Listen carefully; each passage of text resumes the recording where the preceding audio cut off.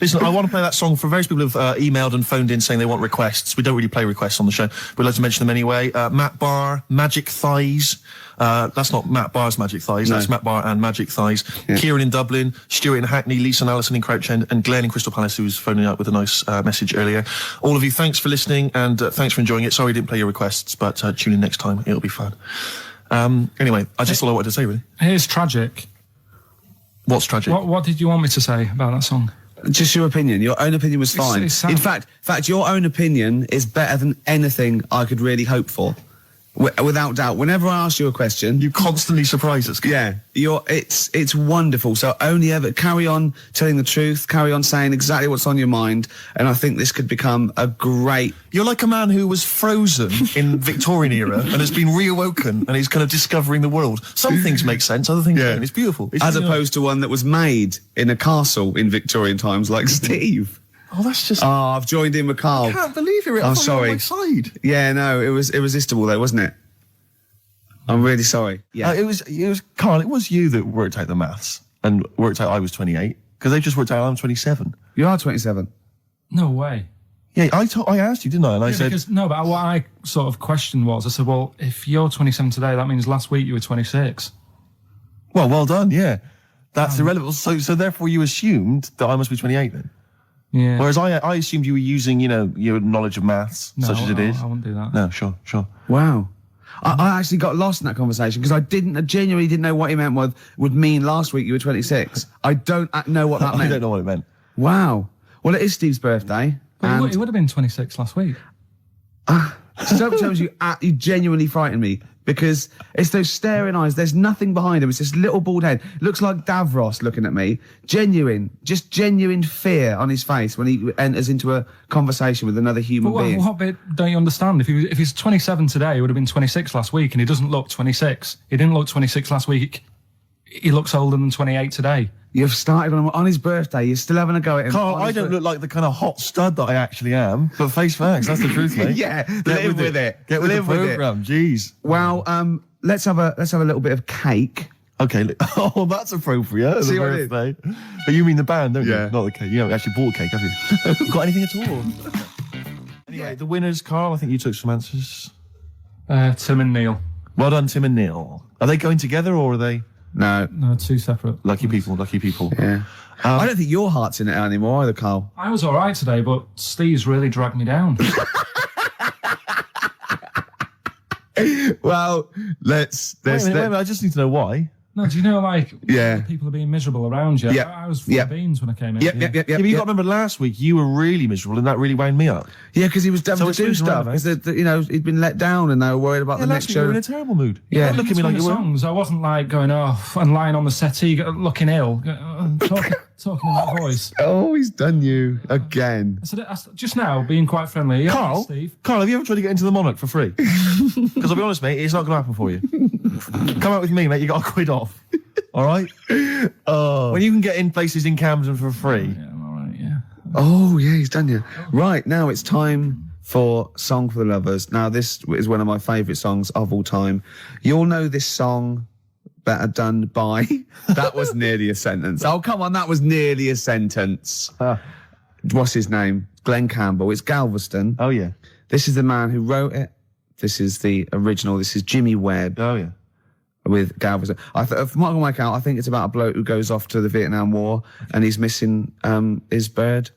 And I've brought it down, haven't I? I've brought it down a tone by saying bird. It's a beautiful song. It was irony. Just play it. Galveston. It's beautiful. All right, look, yeah. This is the reason, because actors are often very... You're talking nonsense, Karl. Well, whatever. I'm a little bit concerned about your toilet discussion. What exactly is your point again? I was just a bit bemused. You see, it's a tricky one. All I'm saying is, right, there was at the pub quiz, I go to the toilet, not thinking about anything. I try to go, right, there's a little gay fella next to me. I love this little gay fella. Now, the weird thing is, there's nothing stopping him having a little glance, right, because he's allowed in the fella's toilet. Yeah. Now, I'm not allowed to go into the woman's toilet and have a little look round. Right. So all I'm saying is, should they have another toilet area? What, for gay people? Yeah. And so this would be gay men and lesbians? Is that going to complicate things? Well, I mean, I can only assume. I mean, to what point? I'll ask you a question, right? If you're intimidated, that's a shame. But you know, most gay men aren't looking at your knob. You know that. What do you mean? I can only say that 99.9% of gay men who use a urinal standing next to what they assume is a heterosexual man aren't looking at his knob. And what they're doing then? They're emptying their bladder. No, but the thing is, I can't talk. you're Carl. saying like, you know, about would you have one toilet for lesbian women and gay fellas, right? What does that mean? Would it be mixed? Would it just be? Well, would it have a man on one? That's heterosexual man. One little picture of a woman on the other, and then what? What would the little icon be? A man and a woman? A man and a woman. Just having a chat? Yeah. In pink and dot But lines. you couldn't mix them, because then what would happen is you'd get people who are going, oh, I'll play up to this a bit. What, pretend to be gay? And yeah, you know, sort of grow a moustache and shave their head. And pretend to be a lesbian. Right. Yeah. So, well, I see. So, you know, people pretending to be gay so they could go in and have a look at the lesbians. Yeah. Right. So that would mean that we need 4 cubicles now, wouldn't we? Yeah, no, this is fine. 4 cubicles. So every pub How now... many toilets do we need at Every the pub's moment? now got 4 toilets. Oh, Carl, bisexuals. Yeah. Now, interesting. Bisexuals. How many toilets do we need now? Call the council. Do you use any? Huh? No. No, because they're interested in everything, aren't they? Because the little bisexual fella will be looking at your knob. Right, with them, Yeah. what you do, you just have a door, you open it, and there's one urinal there, so you can't get a queue. They have to sort of wait. I just thought that, well, why can't there just be a thing between the urinals so no one can look at anyone else's knob? Wait a minute. Just to go back to Ricky's point, what stops, even if we've got the toilet for gay men, what stops the gay men who want to have a look at your willy going in the regular toilet and pretending that they're straight? Most men don't Who is gonna police this? wear gay across their No, head. exactly. They don't have a tattoo. There's no branding yet in the British house where they have to declare. So we're going to have to expand this. What So we've do all you- got to carry identity Do you know cards. you can see a gay, can you? Coming a mile off. No? No, I'll just hold it in next time. No. Can you tell gay men? Do you know a gay man? I'd say probably if you did if you lined some people up Yeah. and said point them out, I reckon I'd get. But hold on, we're not talking about people dressed in leather with the arse cut out and an handlebar moustache. Yeah. We're talking about, the everyday, No, non-seen... of course, no. well, yeah, but I mean, suppose I put you in a room and there was 10 naked men, right? Yeah. And there's 5 gay men and 5 hetero. Could you walk along that line looking at those gay... Am I naked No, you don't have to be naked. Why would you have to be naked? to catch them out? How will you catch them out? Get excited. That's what happened to Henry VIII's various In order. wives. In order. What does it spell out? No, it doesn't spell out spell anything. You just got to remember the rhythm. In order in which he married. Yeah, but it helps. It's like when my mum taught me the alphabet. She taught me as like a song. A, like B, C, constant- D, E, F, G. Yeah, constant. No, not like that. Huh. That's how everyone else could do it, and I couldn't do it that way. Right. What That tune did she do A, it B, C, to? D. It was A, B, C, D, E, F, G, H, I, J, K, L, M, N, O, P, Q, R, S, T, U, V, W, X, Y, Z. Well, should we play a little record and come back to this? Because I can't believe it started with you slagging him off, Rick, and I've ended up I know. as the monster. I know. Bit of R.E.M. Yeah. R.E.M. and Animal. To sing like animals would be R.E.M. and their animals. What are you talking about? Well, no, I'm just thinking. I wonder if there's done a video for animals and the animal What? on a DVD, an animals DVD. Huh? What are you No, I'm talking just about? saying. It's R.E.M. there. It's just a good link. R.E.M. animals on a DVD would be. I've got an animals DVD out. My got an animals yeah, my DVD DVD, my live stand-up's out. Buy it. HMV and I don't think Virgin. you should- Well, no, I don't I'm just think you should saying. plug Animals. your- No, it's I don't funny. think you should 'cause- plug no, your stand-up I'm on not the show. plugging it. It came up in the animals from REM. I don't think you should plug your DVD. Well, buy it now. It's a really good stand-up DVD. If you're going to buy anything, I think I ought to balance this out really. If you're going to buy a DVD, you should probably buy the Office series too, because I get money for that. That's been on telly. Animals.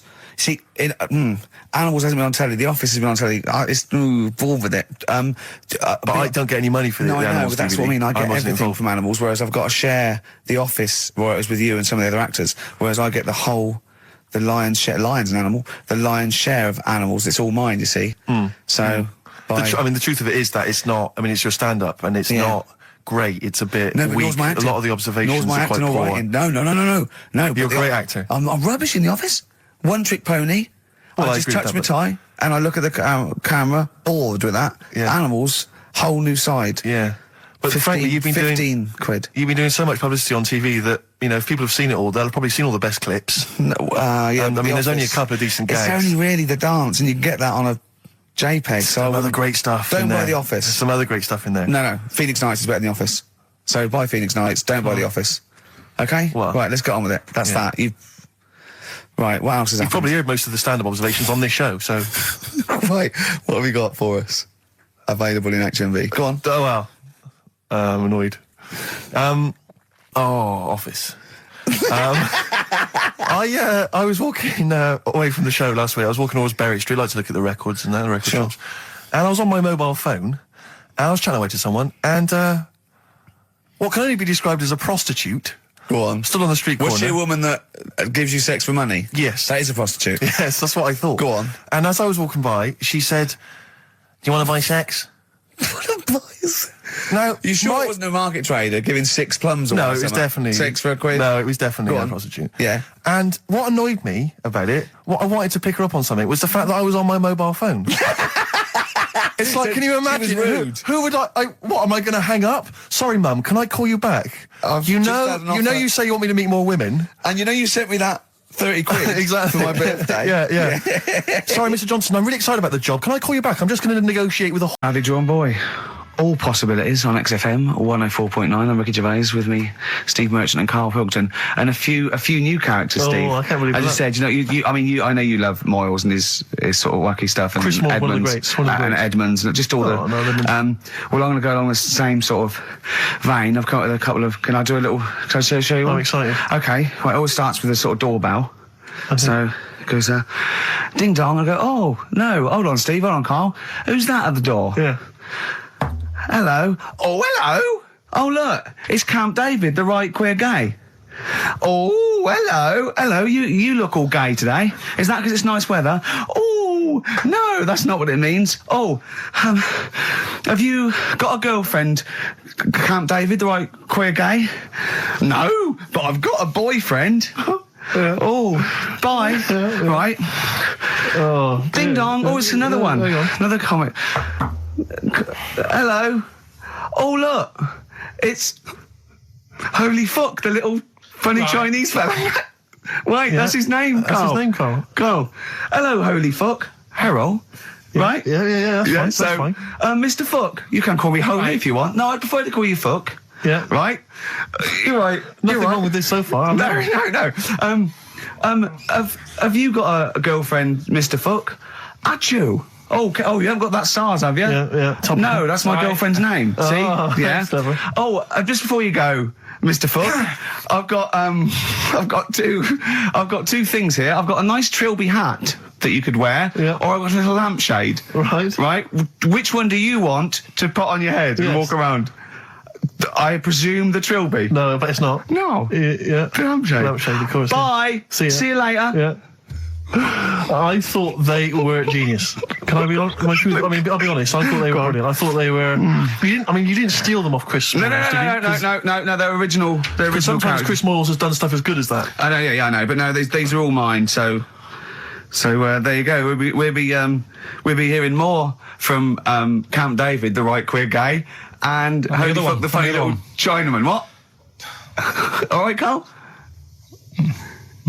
Yeah. Is that your sort of humour? It might not be your sort of humour. You just should have run it past me before you did it. Yeah. What one are you worried about in particular? The not Camp David. Well, say his name. No.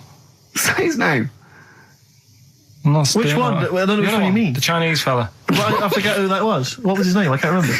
Well, if you can't remember, it can't be that good, so we'll leave it. We won't do it again. Right? I'll tell you what I've got, Steve. Oh, what? I'll tell you what I'm thinking. Go on. Right.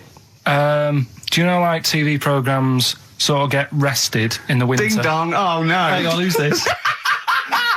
Oh, Go on. hello again. Not now, Mr. Fuck. We're talking. Bye. Is that Holy Fook again? Yeah. Okay, Carl. Look at Carl's face. Right, okay, that's it now. I'm not answering the door anymore. Right, okay, go on. Right. Yeah. Ding dong, ding dong, ding dong, ding dong. He's trying to get in. You've got. Don't be impolite, Rick. Come on, Rick. He wants to come in. No, it's too late. It's too late. He's gone away now. Go on. Right. Anyway, what I'm Nice thinking hat. is, Rockbusters coming back for a bit. What? What are you talking about? He likes my idea. He likes my characters. He doesn't like that idea. If I Go on, what, Carl? no, what? I was going to say if I came up with With what? Name it. with that Chinese fella What was his name for again? a I keep sketch, forgetting. you wouldn't have liked it. Let's do Rockbusters and see how it goes. I know you weren't a fan of it, but Hang on. Yeah, I but thought- to be honest, Carl, he dissed cheap as chimps, and we know that's a brilliant idea. Hang on. Sorry. We all agreed that Rockbusters was a piece of old toss. no, I didn't. I said it needed And that's why resting. we stopped doing it. I said it needed resting for a bit. I don't remember that conversation. What do you mean it needed resting? We abandoned it because it was appalling. You it started off as a nice idea, but you just gone crazy. None of it made any Let's play a sense. record and come back to this, shall we? What do you want to play? Bit of sugar. Oh, Yeah. Brilliant. That'll cheer us all I up. don't know why you were thinking of bringing this back. I'm genuinely worried about this. We've talked about it before. Do you know the little mouse that had an ear on its back? Yeah. Sure. Right. Well, you thought he had a bad time, right? Listen to this one. Mouse walking about with us sort of wearing a monkey's testicle. They're just having a laugh. This is what I mean about a lot of scientists. What are they doing? When's that going to come in handy? I don't know what you mean. Well, they were seeing if, say if a fella loses one, right? Yeah. Hitler or whatever. And they go, well, don't worry about it. We can sort you out. I don't know what the monkey's going to do. I don't know if they keep passing them on or whatever. But the actual monkey testicle was put on the mouse. And it worked. It worked for the mouse. But isn't it? I mean, isn't a monkey's testicle quite large in relation to a mouse? Would it not look like the mouse was on a space hopper or something? Oh, yeah, it didn't look good. Well, they didn't put it where its testicles would be. No, they did. Like, well, how could it walk then? The ear was on his back, so he could just get about. Well, I don't know. But Well, you don't know, do you? You just guessed. Did they grow the monkey's testicles where the mouse Well, it testicles looked would? stupid anywhere else, though, wouldn't it? Oh, whereas a mouse with monkey testicles, that's fine. You'd be showing off. You'd be all right. I prefer that than the ear. When that mouse gets put back in with the other mice, do the other mice go, George, you look different. Have you had anything done? But the weird thing is, as well, apparently it still works as a monkey. What? So, like, what are you talking about? Like the sperm and that was it was still sort of monkey. Of course sperm. it was. What are you talking about? But that's weird. But what, Carl? What? But what? It's only a thing to give it nutrients. That's all the thing they're testing. It's like grafting at that level. Right. What's your question? Because I'm right. What do you think? It would change eventually. It would have changed into a mouse testicle because it had been hanging round a mouse for so long. No, I thought the actual sperm of it though would be a mouse's Why? because it's hanging off a mouse. No, but your sperm is actually created in the testicles. So that's say why this that's why operation- it has to be outside your body. Otherwise, we put them in a nice little cage. But a little bit. I'm guessing then that they've done this operation so that they can do it to humans. Yeah? Why would I want a monkey testicle if my kids are going to be monkeys? What use is it? No, think. That's no. That's going to happen anyway, Carl. Yeah, but think. Think of what you're saying. They've grown a monkey testicle on a mouse to see if it would still function as a monkey's testicle, okay? So they can do that to humans. So think, Carl. What they'd do is they'd grow a human testicle on a mouse and it could still be used as a human testicle. So what? To give you a testicle that you've lost. From a mouse? No, from another person who it was kept alive on a mouse. Because it's kept the nutrients alive, as opposed to keeping it in a deep freeze. Maybe bollocks go off after a week. I don't know. Maybe they get accidents. He had a little a card. Do you donate your testicles? Yeah, I'll tell you what. No one needs testicles yet. Let's keep them on a mouse. You have yours ripped off in some sort of bizarre skiing accident. You go, well, you're in a Battersea dog town. You pick the ones you want. They can grow them on anything. They can grow them on a Dachshund. Bulldogs are growing them usually. That's where you see a bulldog. Usually that's waiting for an operator. What don't you understand, Carl? Hang on a minute. I thought this was knob news, not testicle time. I don't understand what this testicle time's not for another 10 minutes. Yeah. No, it's all sort of linked and that, though, isn't it? Well, sometimes it's linked to a mouse. But what do you think about, like, I don't know, testing stuff out like that? Is it worth it? Could you not just go straight from... But listen, Carl, I'm getting this information from you. No, if this was on Question Time and someone said there were, Dimbleby and Paxman or whoever said it, I'd think about it as a moral dilemma. You've just said you saw a mouse with a monkey testicle. What do you think of that? I don't think anything of it. I don't think anything of it is the answer, Carl, because I can't trust the info. I cannot trust anything that comes out of your mouth. Well, it's true, but it's just all this. It's the same thing, innit? It's the leeches in a blender.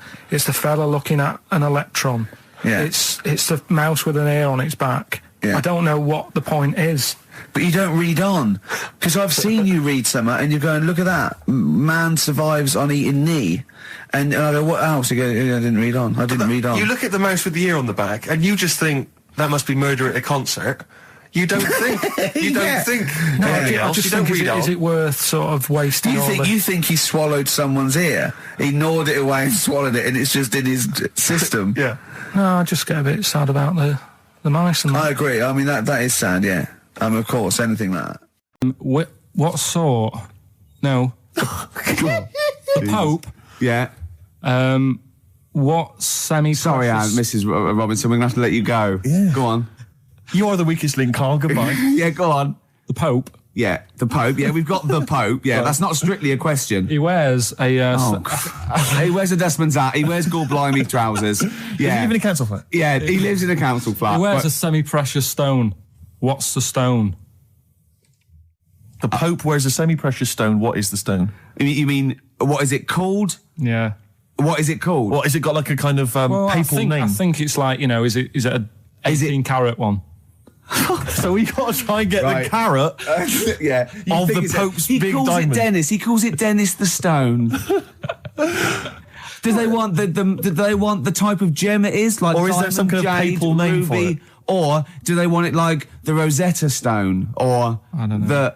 I can't. Play a record. Play 2 record. Let's not. Where's your head at? Basement Jacks. Right, okay, let's get this right. Have we knocked this on the head then? It's just not happening. Oh, here he is. Look. Here he is. Come in. How have you... Oh, God. I don't believe that. Oh, that's pathetic. I do not believe that. That's absolutely pathetic. Now, they won't believe this, will they? No. Right, No. if I say that Jonathan Ross just got his massive member out, and he is a big lad, come and sit down. I've got your tickets, Mr. Gervais. Thank you. What's going on here then? I mean, why are you dropping off tickets? Well, because, in the spirit of the Comedy Awards, we like to have the rising young stars of the British Comedy Awards. That's right, Yeah. and that's me. Well, we couldn't find any this year, so we've asked Ricky whether he would sit in the rising young star seat, and I wanted to deliver the tickets personally, so there's no excuses if he doesn't turn up later. Yeah. I always suspected that you were sort of pretty well endowed. Yeah. And now we've seen, it's on webcam. That was just one of my cocks. That's the one you're wearing today. That, didn't we? Did you? Don't say that. No, we were This is meant to be the happening young station. What's going on? No, you can't say stuff like that. You can't. Just careful what you say. Look after Judy and Clary. Take you to the wilderness and he comes back in a person like. 10 years in the That happened wilderness. to you. That's Jesus you're thinking of, isn't it? Just because you're on everything at the moment. I walked in here and I came in here and I thought this is the young happening place, and what do I see in here? 3 old men sitting. What are you talking about? I'm only 28, 27. You all look, you're wrecked. You all look wrecked. Well, that's because we're always partying. I was looking for some youngsters. Where's the youngsters? I wanted to see some tight leather pants. I wanted to see some foxy chicks hanging on you everywhere. What is it? It's a bunch of old blokes on a block up there washing up in a sink. But look at him. He even dresses for radio. Look This at is him. ludicrous. It's amazing. Looks like I love the fact you were on the phone to Gervais last night, weren't you? Asking his advice on clothes. Look at him. He's going for the man down the DSS. I like that look. That's a nice look. Have you got a single pair of trousers that aren't elasticated at the waist? They're maternity jeans, aren't they? They've got a whole panel that pulls The forward. thing is, what I do at the end of the week, I can pop these in a pan and I can make a nice soup with all the food that's encrusted in As it. his years as a homeless come to the fore there. Look at you, one step away from Lawrence Llewellyn Bowen. I'd like to be that bit closer. But why are you dropping off tickets? Are you a little bit... Because I thought you were married and stuff. Why do you suddenly got this obsession with Gervais? Because I'm a bit rough, ain't I? yeah, it's like when you see Dale Winton out with those rough boys. I'd like to get one of my own. When a top celebrity in a lovely looking suit walks down the corridor with his penis out, Yes. Yeah. I know that I'm still an attractive You know man. you've arrived. I was inaugurating the same way. For me, it was Des O'Connor. It's the passing on of the baton, if I may use that euphemism. and you've been battened. But it's fantastic. Well, it is a pleasure. I don't think I'm complacent just because I'm mixed with you. I still wake up and think, I don't believe it. I'm mates with Jono. Can I just point out? Jono. I was listening to the show last week, and I heard you, as always, revealing a little too much about yourself, if you don't mind me saying so. Yeah. Steve, Not as much as you. No, but that was just for the benefit of the room. Yeah. And talking about when you used to occasionally urinate in the sink. Yeah. When you were around my house last time, and I came in the kitchen, and you looked a bit shifty. No, please reassure me. It was more ownership. That Yeah. I was like, I went to my territory, and then other people that come in that go, has Gervais been round here? It's like just marking my territory. Because my coffee the next morning had a hazelnut tang to it that I don't remember putting in. Can I just say something? Because I mean, I used to, mention to you, Gervais, when we first started getting involved in the business. Yeah. I used to say, if there was one celebrity I'd like to be friends with, it's Jonathan Ross. Yeah. Lo and behold, Ricky's befriended Jonathan Ross. I'm nowhere to be seen. But Not Ricky invited told me- round. Ricky told me that I could be his friend, providing I never extended the arm of friendship. Right. to you. Yeah, if you ever... I thought as much. He tries to keep everyone else down he works with, from the office, all the other shows. He Yeah. tries to keep them down. He said, I didn't even want I'm you to number come in. one. I wanted Yeah. to meet you on the steps. Yeah. I didn't even want to tell you you were around. But you called. He went, who's that? And he saw your name come up and he went, well, can I meet him? Well, you're all coming tonight, aren't you? This isn't Radio 2, by the way. These links are way too long. This is snappy radio. We have to play out... Yeah. You might The be kids have lost interest. But the kids want to hear Coldplay, Catatonia, You know what I like? Faceless. How about some more of that instantly forgettable hip hop you play each week? One of those obscure hip hop hooray. That's the worst feature on British radio. You should be ashamed of yourself. Wait a minute, I've heard your As I was quiz saying on to Radio Bruce 2. Forsyth Having the a other day, I laugh. said, the hip hop's had its day. You should be that one. Put it away. Put it away. I'm Carl. Carl, how you doing? I'm all right. Got a question for you. Quiet man. Got a question. Yeah. The Pope. Yeah. What semi-precious stone does the Pope wear? It's easy. Go on. Topaz. Is that the right answer? I don't know. I might have wrote it down. I'm really sorry, Jonathan. It's not what he publicly admits to, but I have to know because I was hanging out with him at the Groucho one night, and he was saying, "Oh, look at this, look at this, look at that topaz. Go and buy that. Look at that. Vatican City." Look at that. We can make a nice ring out of that, he said. Didn't go anywhere, but thanks for asking. I better go. I've got to go. I've got to go and buy you. some winkle pickers. Thank you very much. Okay. Enjoy Nice to it. meet you, Stephen. Yes. Carl, I wish I could say it'd been a pleasure, but actually it was quite creepy. So we just had a text here that says, and I don't know what truth there is in this, as ever, but John says there is apparently a nude bike ride today in Hyde Park. Now, I can't believe that's the case, because I don't think it's allowed, is it? You can't ride around with your veg, can you? I don't know. Why would you want to? Well, good point. On a bike? On a bike, I like the fact that that's what disgusts him. I want. Do you know what? If we did appeal for a nudist to call in, I'd want a very specific sort. I want a German nudist, a middle-aged man called Helmut. Okay. If there is any, or the closest one to it. So I want a middle-aged man from Germany. If your name is Helmut, you're in. But I'll accept hands. Carl would be good, wouldn't it? All right. Yeah. I think I'm wondering if the age might. Maybe we could we broaden Okay, that just a a German nudist bloke. right. Can he at least be fat? Can I find a fat German fella? If your name's Helmut, we're going to give you a big prize. Yeah. But, any fat German fella who likes to get his sausage out. Sure. Okay? Okay, sauerkraut. Yeah. What's the phone number? 0871 222 1049. It'd be good just to get an email or a text over the contact, wouldn't it? And then I can just call them up in the week. Sure. And 83936 is the text number. I don't know what our audience demographic pans out like, Rick, but I'm suspecting that's probably a fairly small fraction of our listenership. I know, but, the fat there must be German someone out there. If you nudists. know a fat German who likes to get his tackle out, phones are going. Straight away. Just answer it, Carl. Just answer it. Just potluck. it could be anything. Well, just see what it is. To be fair, it could be a nutter. It could be a nutter. But just say hello. Just tell it's If not it's straight away. important, he'll stay there, won't he? He'll stay there. Well, answer it. Let's Answer leave it. Leave it. Answer it. Oh, you see this? It's gone. It's gone. There you go. He bottled it. So, just as well. Well, you took too long to answer it. There's a vicar in Australia who started sort of doing his services and all that in nude. Hot, isn't it, though, out there? Yeah, Where'd you get the churches aren't. Churches are pretty cold. It was on some website. Of course it was. Yep. Just saying about a vicar and that who's there's a lot of nudists and that who want to get married. Do it, you know. Don't mess about with the wedding dress and that. Just snip up. Cheaper, isn't it? Well, I suppose it's so. I suppose if you believe in God, you believe that that's the way to be, innit? Because Adam and Eve and that. Yeah, but then in Adam and Eve, the shame made us dress up, didn't it? Yeah. Eating the apple and things. Yeah, but God didn't want that, did he? No, he wanted to see it all. He was loving it. He was having a whale of time getting a life full of all of that, and then the snake said, cover yourself up. Stitched him right up. No, I stayed up and watched. There was a thing on about Dracula. Right. What, Dracula? And I found a flaw in it. Go on.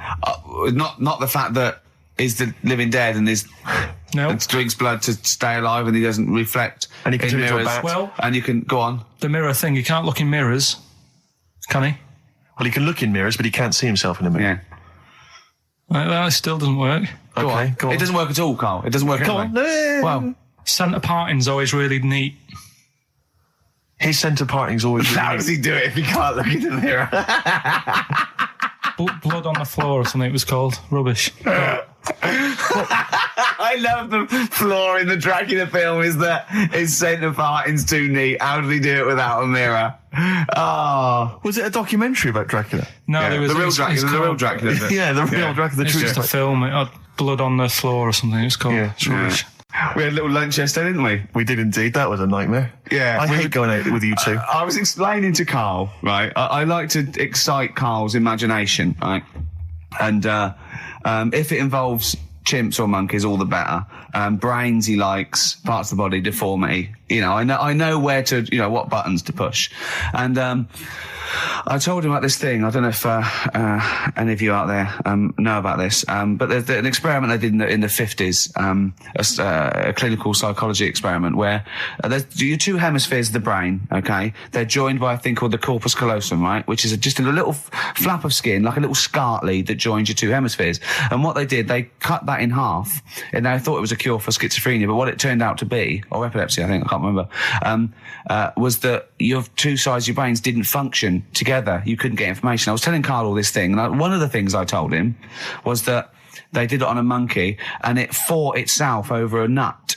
Like its right arm was connected, by its left lobe of the brain, and it was fighting over itself. And Carl went, instead of like thinking this is amazing experiment, he went, would it have been happy if you'd given it two nuts? Yeah, I know. Well, you started off by explaining it, and I remember you mentioned, because I was watching the two of you as you were describing it to me, you said, of course, one side of the brain deals with symbolism, and as you said the word symbolism, I noticed Carl drift away from looking at you, pick up his mobile phone, and start pressing buttons randomly. And I thought it was the word symbolism that got him. And I noticed you took you just a moment longer. And I think the first thing you said was, when did I lose you? Yeah, I knew I'd lost him. It's extraordinary. And he doesn't even try I to think I said disguise it. nomenclature at one point as well. Right, yeah. And I knew I was dicing with death there. Yeah. But Yeah. but I told you tried to look it up, didn't you, on the web? You didn't find anything about Yeah, it, did the you? spelling of it's what is it again? What's the word? Corpus callosum. Yeah, so I couldn't do it. No, it's no point. Don't bother. Give up. Don't bother. Give up. So if anyone knows any interesting facts about that But yours hasn't been cut in half, has it, Carl? That would, again, might explain something. I'll tell you what we will be talking about later. I don't know if you're sort of aware of them, Steve. Go on. Bonobos. Oh, I don't know much about bonobos. I told him about he was looking for stuff. I said put in bonobo. He was having no luck with chimp, and they're a form of chimpanzee, but they're even closer to us, evolutionarily speaking. They've got their social groups are more like ours. They're more intelligent, and he was loving it, weren't you? So Just the look of 'em. is it human bonobo Carl? Is that how it works on the evolutionary No, ladder? chimp, Carl. Yeah. Yeah. Talking about them. So we're talking about bonobos. You're excited about that? Yeah, That's yeah. Coming up in Monkey News? I'm saying let people enjoy the life they've got left. No, you're not. You're saying don't put him in hospital, leave him at home to die. No, I'm not. Give him a Rubik's Cube and let him die. I'll tell That's you what he's something- saying. Yeah, I'll tell you something now, right? Steve, I'll tell you something. I didn't want to do it because it brings the show down, but she did die. Who, the blue-handed lady? Yeah. How do you know? Because I said to my dad, how's the woman next door? She said, right. oh, she went last night. They've got an old fella in there now. God. So, there you go. So, wouldn't it have been better to leave her at home, where her friends and family can call and speak to her, even nip-dap round if they want, you know, with a cat, I imagine. No, it's definitely a cat now. What was that cat's called that you imagine? Probably, I'm seeing like a big ginger one, so I don't know, something like, I don't know, maybe ginger or whatever. Maybe I had a budgie. But that's what I'm saying, just let him enjoy his life, because dying in hospital, I wouldn't like to do it. If I went to the doctors and they said, you haven't got long life left, I'd say, well, I'll stay at home. Yeah. And that's the point I'm getting at. Yeah. Right? If you can't do anything for them, let them enjoy their life. Yeah, a Rubik's Cube. Right, well, I remember, I think all kids go through a phase of shoplifting. Well. And when I was going through it, I used to just little things, just like magic markers and magazines, Mars bars, that sort of thing. Yeah. And one day, right, my mate, Anthony, his mum called up my mum and said, I've got to meet up with you. I've got to have a word with you. And she said, what about? She said, I don't want to talk about it over the phone. So she goes, oh, right. Well, yeah, come round tonight then. So anyway, my mum sees me. She don't want to be in an awkward position and, like, be a bit embarrassed and what have you. So she sees me and she goes, right, Anthony's mum's coming round. What have you been doing? Yeah. So I go, oh, God. I said, I've been nicking stuff. So she goes, like, what? So, not big stuff. I've had a few calculators and Mars bars and stuff. how many? I'll just work it out. Hold on. Works out at 7.2 per day. So, how many calculators do you need? So it was when that phase. You failed maths, didn't you? Everyone wanted a calculator. It was like a trendy thing, wasn't it? Right. Oh, yeah. In Manchester a couple of years ago, yeah. So anyway, so I told her all this and I confessed to, like... Computers will make it there one day. I confessed to... There's magic in the back of battery. Go on. Confessed to nicking all this stuff. She comes round. She only wanted to borrow some money. Brilliant. She said, oh, I don't like asking. I was a bit embarrassed to ask you over the phone, but can I borrow 20 quid? Oh, that's fantastic. And there's me. That's great. And it's similar sort of thing to yours. And did you... And he went, hold on, I'm going to work out the interest on that. I banked 10%. She'll owe you £4.40. Yeah. Oh, dear. So your mum was a loan shark. yeah. And did she mention She went, that you've been nicking stuff with that other... Because what I'm saying is, presumably you got your mate in trouble. No. Right, you didn't. That's great. Anyway, policeman caught photographing. I don't know why it makes me laugh. It's just the phrasing, I suppose. It's the headline. Policeman caught photographing up woman's skirt. No, he wasn't up there taking a picture of Big Ben. He wasn't going, can I just sit up here? I'm just going to take a picture of that seagull over there. No. He was facing the camera up a woman's skirt. He was indeed. Right. A policeman in Japan is facing disciplinary measures after he was caught photographing up a woman's skirt with a hidden camera while on duty. The 42-year-old sergeant, who's not been named, used a digital camera to secretly snap the shots when the woman was reporting a stolen bicycle. So it was actually... He was actually doing his proper job. He'd obviously thought to himself, I'll bring him a digital camera today. On the off chance a beautiful woman comes in to report a crime or robbery, I'll have it ready, I'll have it positioned, in such a way. But this is interesting. This is how he got caught. Okay?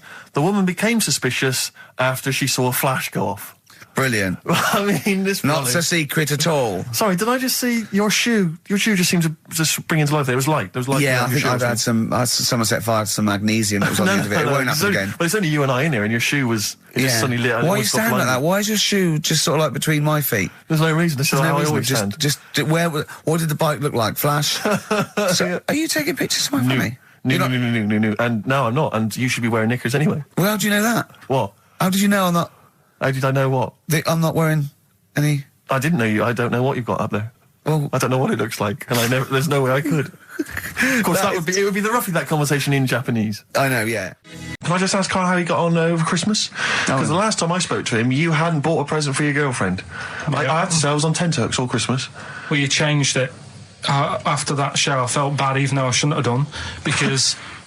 Because you hadn't bought your girlfriend a Christmas present? Yeah, but I said to you, I booked a table at a hotel in Covent Garden, had Christmas dinner there, which was nice, right? It's good food and everything. Didn't feel like enough to me. Well, then I went out and treated some stuff, and then... No. A couple of days before Christmas, he went... I took Suzanne to that hotel we're going to go to for Christmas dinner. We had tea and cakes. And I went, oh, you treated her? He went, no, she paid for it, but I was just showing her what it was going to be like. That was her extra treat. She paid for it. I love that. Brilliant. Yeah. Well, it was a dear. It was like 150 quid for a meal for two, which is pretty dear. So I'm not going to buy her cakes as well. I love that. All right, love, have anything you want. You pay for your own pudding. I'm not mental. Yeah. So you treated her to some other Yeah, stuff. some bits and bobs. What, And then so yesterday, she chose them and you paid for them. what, the presents? Yeah. No, Or no. you chose them and she paid for them, but, you know, it's the thought that counts. I got them on the way home that Saturday. Well done. And what did you Past buy? some shops. Well, just some bits. It might be personal, Steve. Well, I don't care. Just some bits. Yeah, Just but bits and pieces. leave out the personal bits. What bits? Just little things. And then yesterday, right? A monkey wrench and a new washer for the shower. Yeah. Some recordable CDs that you need for your job. Oh, So, dear. now, when you gave those presents to her, did her face light up? Right. I don't want to tell you what they were, right? But she wasn't that impressed. You're going to tell us what they were now, Tell Carl. us what they are. You even know what they are. She told you on Christmas Day. Hold on, wait a minute. But it doesn't matter what they are. It does matter what No, they are. it doesn't. It It doesn't does, Carl. It's you, mate. Of No, course it doesn't matter. Oh, God! Have you just remembered? Yeah! Right, but don't. There's no need. I've got to tell him, Carl. I really want your permission because I don't want to be I know it's not, but we know it's not that embarrassing. It's really quite sweet. Yeah, but in a way, right? The way I look at it is, right? Christmas, even when I was a little kid, right? Is not. Please let me tell him, Carl. Well, let me just tell you first, though. Oh. Let me tell you why I didn't go all out on the old present front. All right. Justify yourself. Right? First of all, I've covered it up since then anyway, right, with that present, because I bought her some shoes yesterday, and she did say, I'll give you the money for them, but when I get home, I said, it's all right. I said, you can have them, right? So not only did I buy her some food on Christmas Day, I got her shoes. She's probably had a And they feel like a horse. Yeah. It's not like, yeah, there you go, there's your shoes, there's your food, right, bed down, see you later. Yeah, but what I'm saying is I she's have done... fed and clothed Yeah, her. did you comb her hair? She's done well this year, right? So the thing She's is, done well this year. It's like you're a single parent living on a council estate with a smack problem, and you still managed to buy them some Lego. when I was a kid, right, it wasn't about what you got. I remember one year when I was about 8, right? Oh, it's going to make me cry, isn't it, this? No, it's not. I'm just saying the way it is, right? I woke up at about 4 in the morning.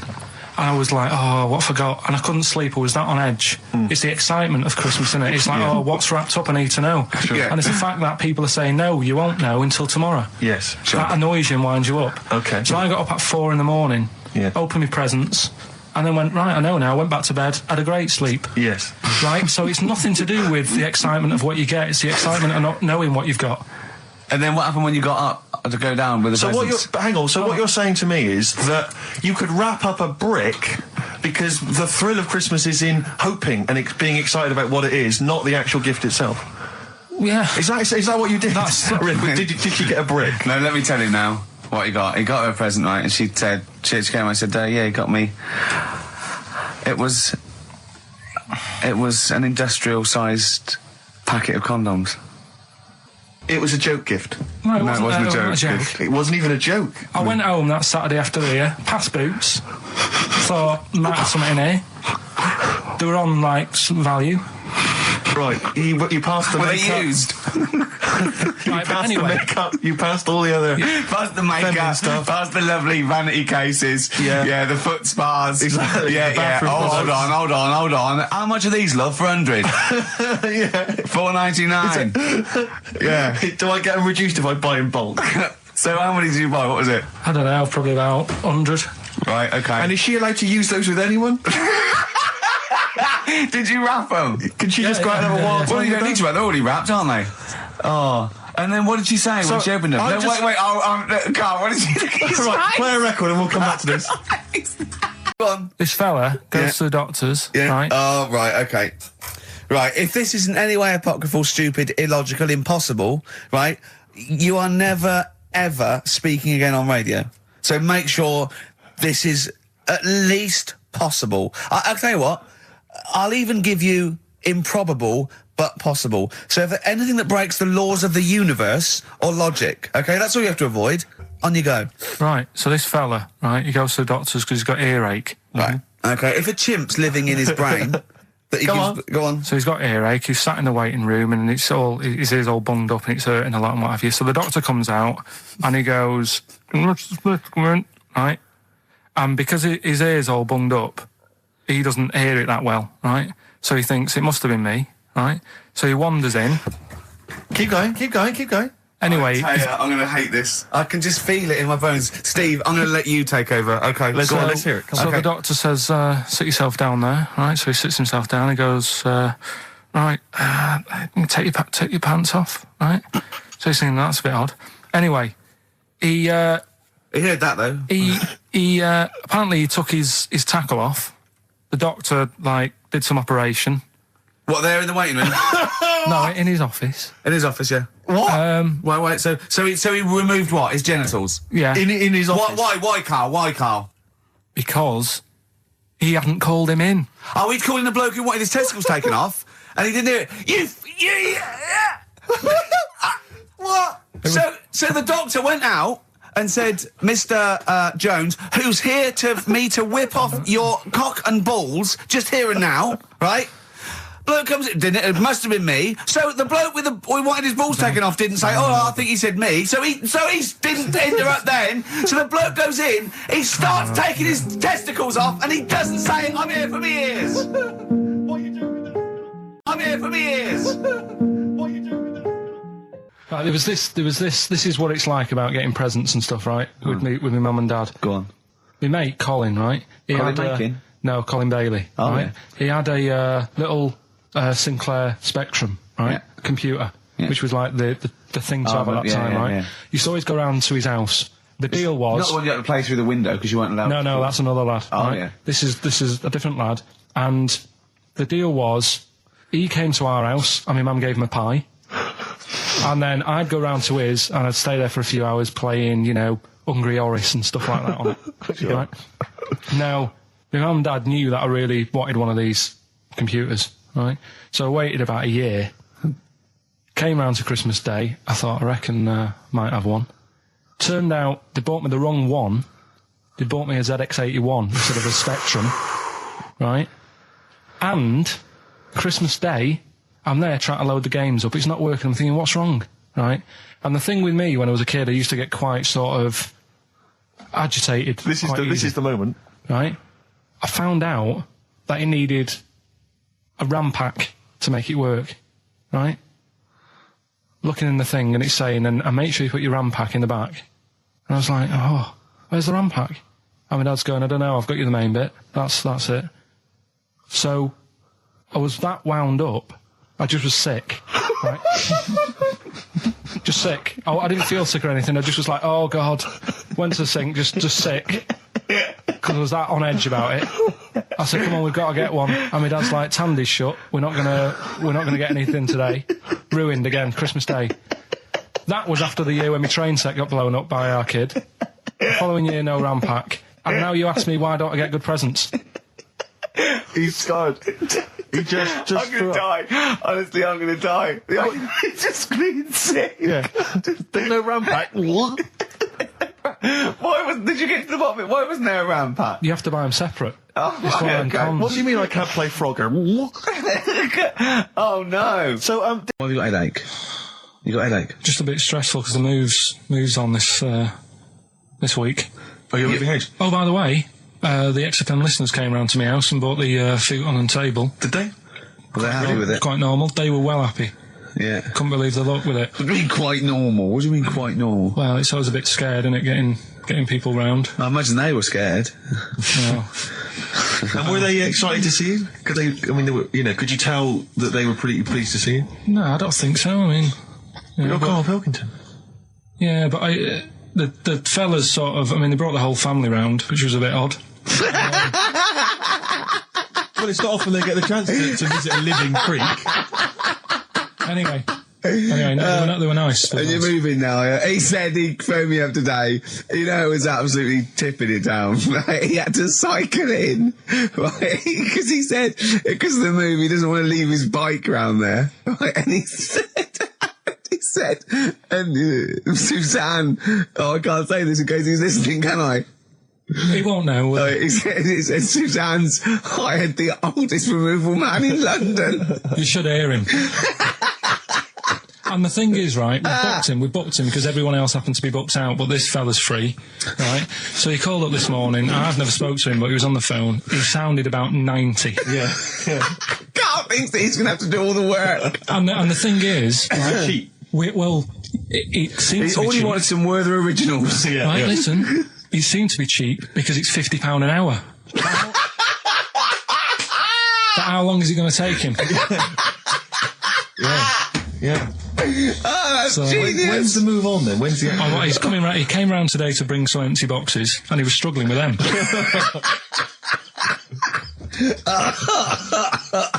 So it actually happens on Wednesday. Oh, God. Anyway, Richard, let me say you were laughing and almost had a heart attack. Doesn't bode well for the boxing match, does it? Cough at the moment, like.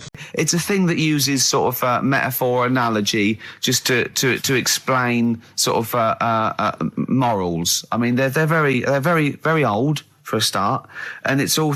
I'll give you an example of one. A quick one. Oh, the one about the dog with two bones. He goes to a dog's got a bone. He sees a reflection in the lake, and he thinks, "Oh, that dog's got a nice bone.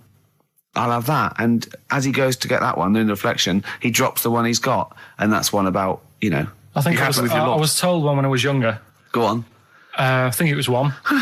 This young lad, he's got a dog, right, and he's about 8 years old, and this dog, he's had it since he was about 4, and it's a bit tired now, and he chucks sticks for it, and it doesn't go for it, and he's saying to his mum, "Oh, I want a new dog because this one's useless. It doesn't do it doesn't have any fun with me." So they say, "Oh no, but Rover's a good little dog. You should look after it." And he's like, "Oh, I don't like it. I want a new one." So they buy him a new puppy, and it's running around, yapping about, and he's loving it, and he's playing around with it in the grass. And then one day he goes to the park and he's messing about and rolling about with it, and he falls into the lake, right? And the little puppy's like yapping at him, and he's going, help me, the little dog's yapping. And then the old dog comes and gets his collar, and it pulls him out of the lake, and he goes, "Oh God, why did I forget about you? You're the better dog."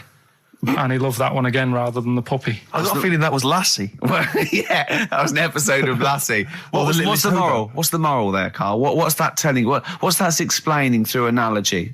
Sort of, don't forget the old. Look after old people. 4.9, I'm Ricky Gervais, with me Steve Merchant and Karl Pilkington. We've had quite a lot of emails, as ever, Rick. I should just say, because we're very lazy. It's a much listened to show. We're very lazy people, and we rarely reply or read out the emails. But I never read the emails. Absolutely so never I rely, if I haven't replied to them, or my mail, Steve opens my mail and reads my emails. So if I haven't replied, it's just because he hasn't passed it on to me. Yeah. Okay. But I haven't passed it on to you because I know you'll never reply. Sure. I'm just cutting out that. But just want to say thanks for the emails. We do read some of them, and we do appreciate the fact people send in jokes. I appreciate it. I love it. But we don't have to do anything towards it. Sure, we had an email from Jack. He just said he missed the last 2 weeks' shows. Has he missed anything? Not really. No, it's the same stuff. Same old I rubbish. think last week Carl was having a go at Chinese people not aging well. He had a go at the gays, and he came up with a ludicrous story about a monkey that was impossible. Yeah, exactly. So I don't think Jack's missed much. Go on. No. We've just had an email from the Pringles people. Oh, right. Good, because it's finally started to happen. I hear these stories about people getting given cars and Armani suits and trips abroad, and we haven't had no. But finally, people are starting to, realise what we're doing, our impact on society, and we've got a whole box of Pringles sent to us. Not on those little tubes, the proper tubes, the foot-long tubes. Yeah. So. And what have they said? Well, the Pringles guys they want have them said, back. No, they've said they like the show, and if you want more Pringles, give them a call and they'll send you more Pringles. Yeah. I bloody love Pringles. Yeah. Pringles are... The thing about Pringles is, they're Moorish, right? Yeah. But how would I put it? The sort of thing when I open them, yeah. And by that when I pop, right? Yeah, I have to eat the. Well, okay, how can I put this? When I pop, I can't stop. What do you mean? I don't. Well, when I pop them open, I can't stop eating them. Right, open. when you pop, you can't stop. Yeah. Yeah. I think that's because of the chemicals. I think that might be the reason. But they're good chemicals. They're good chemicals. They're the best chemicals. Pringle chemicals. They're not bad chemicals. Like Lovely. you're using chemical so warfare. yes, I want some more Pringles. Yes, what else more, do they more do? Pringles. It's interesting actually you were saying that like other people, you know, like Kylie, I imagine, would get given sort of maybe sexy underwear. You got Robbie Williams where he gets the Armani suits. You get sent the crisps. Yeah, Which seems appropriate. Yeah. Oh, but it's nice to be sent. Go on. Talking of Pringles, on the Finchley Road tube station, early on my way in. There's a lot of Pringles there, isn't there? Well, I'll tell you a job I don't like. What? I wouldn't want to be doing. The woman, there's a little woman who sits in the little snack stall on Finchley Road station. Yeah. And I don't know how to describe it really. She is surrounded by snacks. She can't move for snacks. It's Does like, it look like American Beauty, but with different... not dissimilar to that. Yeah. It's a little hut on the station, and it's like if you go to the seaside, you can put your head through one of those cardboard cutouts, and it looks like you're a big fat person or whatever, and you can have your photo taken. It's like an equivalent of that, but it's just snacks everywhere. She's got bananas up to her chin.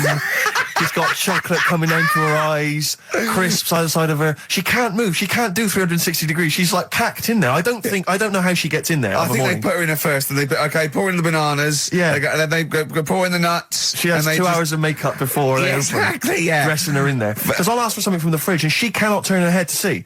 She has to go by feel alone, just to feel the fridge and get stuff out and pass it. And often I'll say, that's not what I wanted, but she can't. You've got to let her off. It's extraordinary. Dear. But there's no music playing. Does she There's have to nothing. sell her way out of it? Exactly. If it's a slow day, she's stuck there till the next day. Yeah, it's like a world-breaking attempt. Yeah.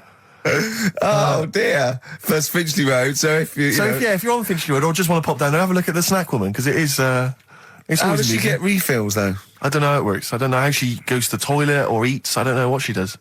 Yeah. But God bless her. That's You know, go and unpack your bags and that. Go and sort yourself out in the room. And tomorrow morning we'll meet up at 10 o'clock. And I'll go through, you know, the best sort of place to go for camel rides and, you know, the best deals I can get you. That sort of thing. Can anyone here walk like an Egyptian? So she says, right, tomorrow morning, meet 10 o'clock in the discotheque. So we get up and we have breakfast, and it wasn't a good breakfast. The kitchen was, like, bit horrible. The food wasn't good. And it was run by sort of midgets. What do you mean it was run? Not there's anything wrong with that. There was little fellas running around, and the annoying thing was one of them sort of started to fancy my girlfriend. How did he manifest his affection for No, her? you're not saying there's anything wrong with midgets, though, are you? Just saying it was not strange. at all. There was Yeah, but even midgets shouldn't be cutting in on Karl Pilkington's No, territory. I know, no. But it's also that thing of, you know, they've got little fingers. And it sort of God, I'm ruins- so sorry. No, I'm not. It is a bit of a phobia of mine. Okay. Do you know what I mean? They are nice people and that. Sure. Oh, God. But the annoying thing is... So what was he doing then? How did he... I don't understand how he was chatting up your girlfriend. Was he crawling under the table so you couldn't see? just kept... Whispering to her from underneath there. stop it. Just sort of, you know... Wait, I don't want to get a complaint on our last show. There's not many midgets. What's going to happen? Can we just finish this and start up again in a couple of months?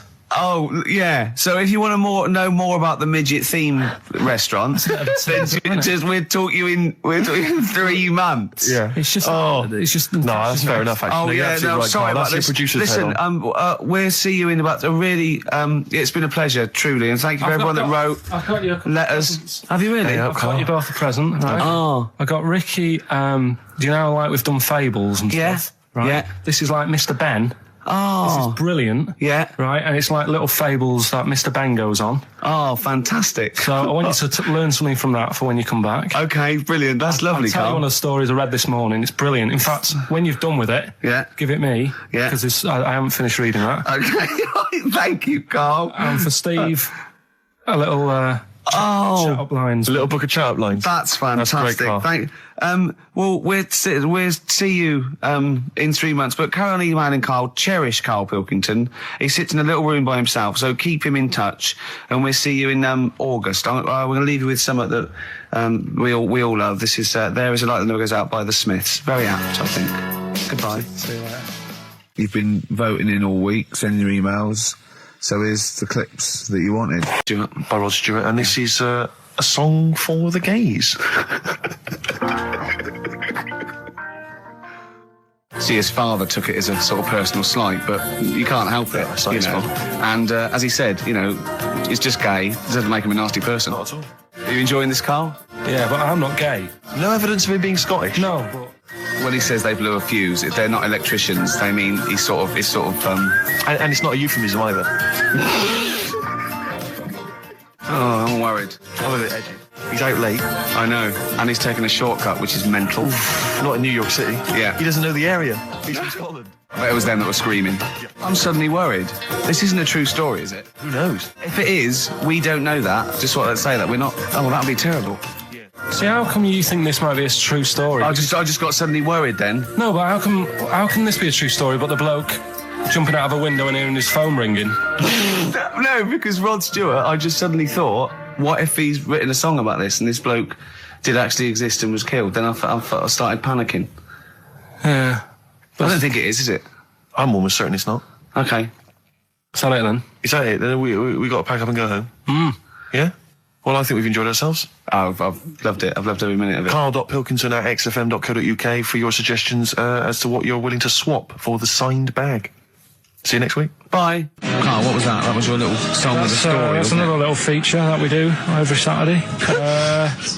Little So song. make sure you tune in. It's a song that's got a good story in it. There's a lot of music about these What's days. that story about then? What's that story you about? don't know what they're going on about. Whereas that classic from the Kinks called Lola. Yeah, what's it about? I'd listened to it for the first time properly this morning. Yeah.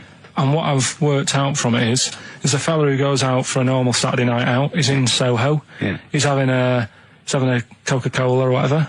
And he sees this woman. He thinks, oh, she's all right. Won't mind a bit of that. So he wanders over, and he sort of gets talking to her. He looks at her. She's got a great figure, nice face, and all that. Lovely knob. And she speaks, and he goes, "Oh God." Got a bit of a bloke's voice. Yeah. Got a bit of a voice like a bloke. But he thought, that's their only down point. Sure. So he dances around with her, and I think he sits on his knee, I think he said. Yeah. Anyway, it turns out it's a fella. Yeah. Right. So, a sobering lesson. Yeah. What do you take from that? look always sort of, if you think you might be talking to a bloke in drag, just look at his sort of Adam's apple. And he'll probably have a hairier arse than a woman. Yeah, I think you've gone too far away then, though. I think you're already getting too close. It's a bit late to pull out. No pun intended, definitely. There was a pun intended. Oh, was it? Alright, was it? Yes. Alright, okay, well, don't be disgusting then. Right, okay, right, the results of, We ain't got a winner for the first time. Yes, we have, we've got loads. We've got loads of winners. No, we haven't. We've done this feature for 3 weeks. This is the first time I've managed to sort of... What? Well, let's go through them then. What have they got wrong? The first one. The first one? What was the first one? Well, hang on, let's do them in reverse order first. So what's the last one? The last one, the clue was, that bloke does sport on the telly and he's got a little kid. What's that? That's Destiny's Child. Des, who does ITV Sport, has got a tiny child, right? No, that's fine, they got that. Okay, Destiny's Child. What's the middle one? Right, the middle one. Right. Child. The second one was, he doesn't like women, yet he's got a couple of kids. That's a bit weird. Yeah. Right? That was PD, that was Puff Daddy. That is offensive. Go on. But it's not Puff Daddy. It's Puff Daddy. And he's not even called that anymore, he's called P. Diddy. Well... Okay, fair enough. But they got that one. Yeah. And if I'm being tight, these lot are as well. Yeah. Yeah. Tight means something in Manchester. Go on. Right. And the first one that they're having problems with, I don't think them birds should be allowed in this area. Got it. Boyzone. It's not Boyzone. What's the clue again?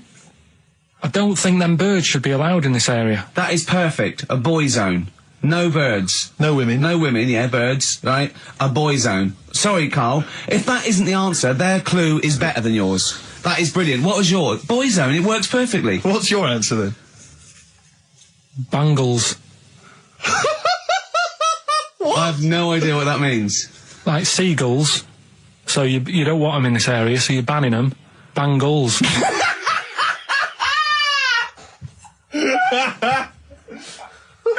Oh, well, give it to Boyzone, because Boyzone's better. Don't use birds being loud in this area, it's a Boyzone. I think we should have a rollover. Carl beat them. Carl beat them. You have to use his logic, surely. But theirs works. You can't do what am I thinking. No, that's not what I'm thinking. It perfectly. It works perfectly. I think you've got to give it to the ones that got the Boyzone. Well, how about, right, because they didn't actually get into my head. And my way of thinking, heaven right? forbid. How about we just keep back the David Attenborough, and they can have. I'll chuck in the Hellraiser, right? Okay. And Blondie album and the Madness Yeah, one. okay, pick a winner at random. Pick a winner, Steve. I'm going to give it to Paul Sloman, who got those answers, and he also says, P.S. Carl, you're a moron. So I'm giving that to Paul, and good luck to him. Right, well, He's got a crazy night tonight. If we can rush these over to him, he's got a cracking Saturday night. well, if I'm a moron, I might get your address wrong when I send them to you. Ooh. Coming right back at you, Paul. Yes. Right.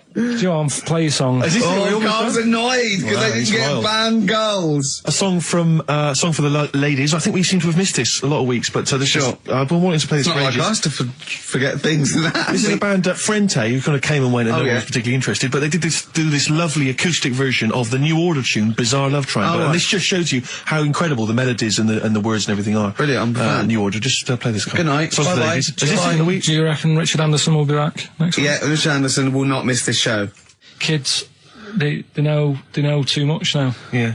You Compared to you, You spare. I know, right? Yeah. Listen to this one, right? Go on. My dad had me niece in the car. R.E.M., Night Swimming, beautiful song, brilliant band. I've got to introduce them, and I'm actually nervous. Yeah. I never get nervous. You never get nervous, do I you? never get nervous, and I get a little adrenaline rush. It just takes, 80% of the world's population to be watching you, and then you get a little bit jittery. And I don't know what to wear. No, this is interesting actually. I don't know. No. I for a moment there, I was thinking maybe Ricky's got to pop home first before he goes down to bring on the band. But if you are watching it, or if you're there, obviously not there. If you were there, you wouldn't be listening to this. But if you're watching it on TV, do check Ricky out, because how do you describe that particular look? Ricky's wearing sweatpants. I assume they're sweatpants. They're not pajama bottoms, are they? They're sweatpants. They're sort of. And you've got just a white t-shirt, cheap and plain white t-shirt. Yeah. And basically Ricky is wearing. It's like he's made so little effort. The only way he could have made less effort was if he wasn't wearing any clothes. If he was just wearing his underpants that he slept in. But he's actually bothered to put on a t-shirt and a pair of sweatpants and some trainers. Yeah, well. Jonathan Ross is going to probably be wearing a suit, one of his, expensive suits, or whatever. And, but he won't be as comfortable as me. Well, true. Did it not occur to you for a moment to maybe make slightly more of an effort? Perhaps put on a jacket? A jacket looks silly with tracksuit bottoms. Well, again, you could have changed the tracksuit bottoms. I mean, they're a mainstay of the outfit, are they? It's like they're not changing for anything. Yeah, I've got very little things that I haven't got a drawstring or elasticated waistband. No, sure. I don't want to be bothering with buttons and zips and hooks. There's going to come a point, isn't there, where you're just going to wear, I don't know, smocks. Baby grow. Baby grow. A baby grow with a flap. Yeah. That'd be great, wouldn't it? Those little mittens.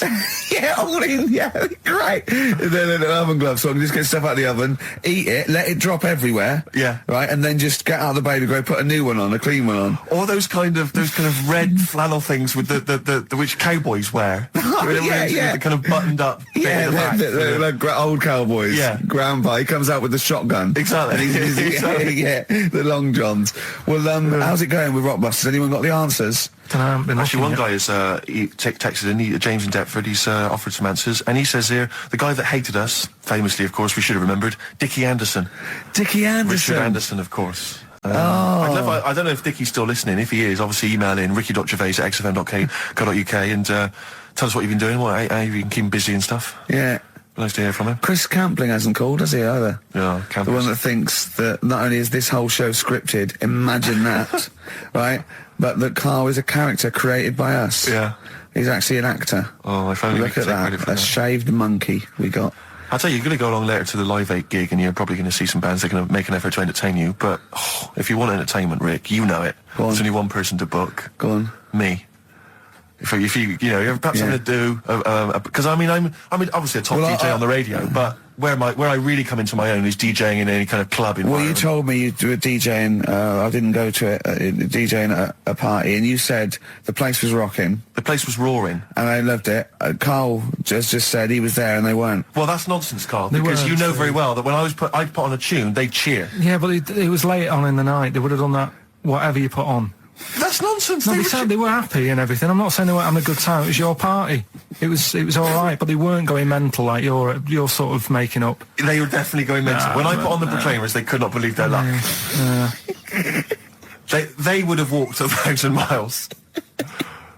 Was it good though? Were they really? What were they doing? Were they They were dancing, were they? Dancing and that, but they weren't sort of cheering, going, more and all that at the end. What are you talking about? Oh, Take On wow. Me came on, the big cheer went up. Oh, I don't know who to believe. I've been there, done it, Steve. I've been the DJ as well. I don't Oh, it might be jealousy. It I might think be there's like professional jealousy there. yeah. I think it's because my fortunes are on the up and his are on the down. You know, we all know famously that he had Pilkington making music. his Didn't DJ happen. outfit. Didn't happen. I did enough. I just wanted to do enough to pay for the equipment. And I did. And that was that. But I don't like crowds, do I? But you're safe, aren't you? You're behind the little thing with the flashing But lights. there's still a lot of people and that. Forced fun.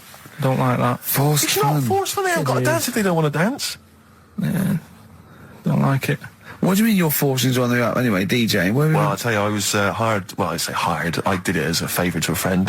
His wedding the other week, and I got there. I was thinking, because everyone had their little role to play, and then people were doing a good job. I love you taking it seriously. And I did. going I to a spent wedding. ages putting together some CDs, special selection CDs. love that. Because what I did was I burned them on iTunes. Did you turn up with your own headphones round your neck? Own headphones, wearing a suit, but headphones. Metal case. Didn't need it. Just had them all in one small box. Brilliant. Boom. I thought this is good stuff. I got some classics here. Give me an example. Give me an example of that, like the first hour, the warm-up hour. Rick, I'm coming straight in with Frankie Valli, Oh What a Night. Brilliant track. I mean, when those beats start at the beginning, who's not getting on the dance floor? Wait a minute, what's this following it up? Go on. It's the Jacksons. What, I Want You Back? I Want You Back. Brilliant. It sounds good at the moment, Carl. Yeah. So I'm thinking, at least I'm gonna roar this, because they laid on a good spread. The ceremony was nice, food was nice. I'm thinking this is going to be the piece de resistance. Yeah. Alarm bell started ringing. Why? When I realised there was a marquee outside. Of course, it's a balmy summer evening. I'm stuck inside on the dance floor, so I'm thinking I'm going to be struggling here to get them in.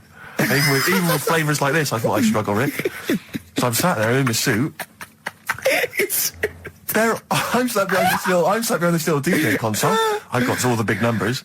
There's one or two people making some token effort, but frankly, most people are outside everywhere. no. I was livid. Of course, they couldn't hear it out there.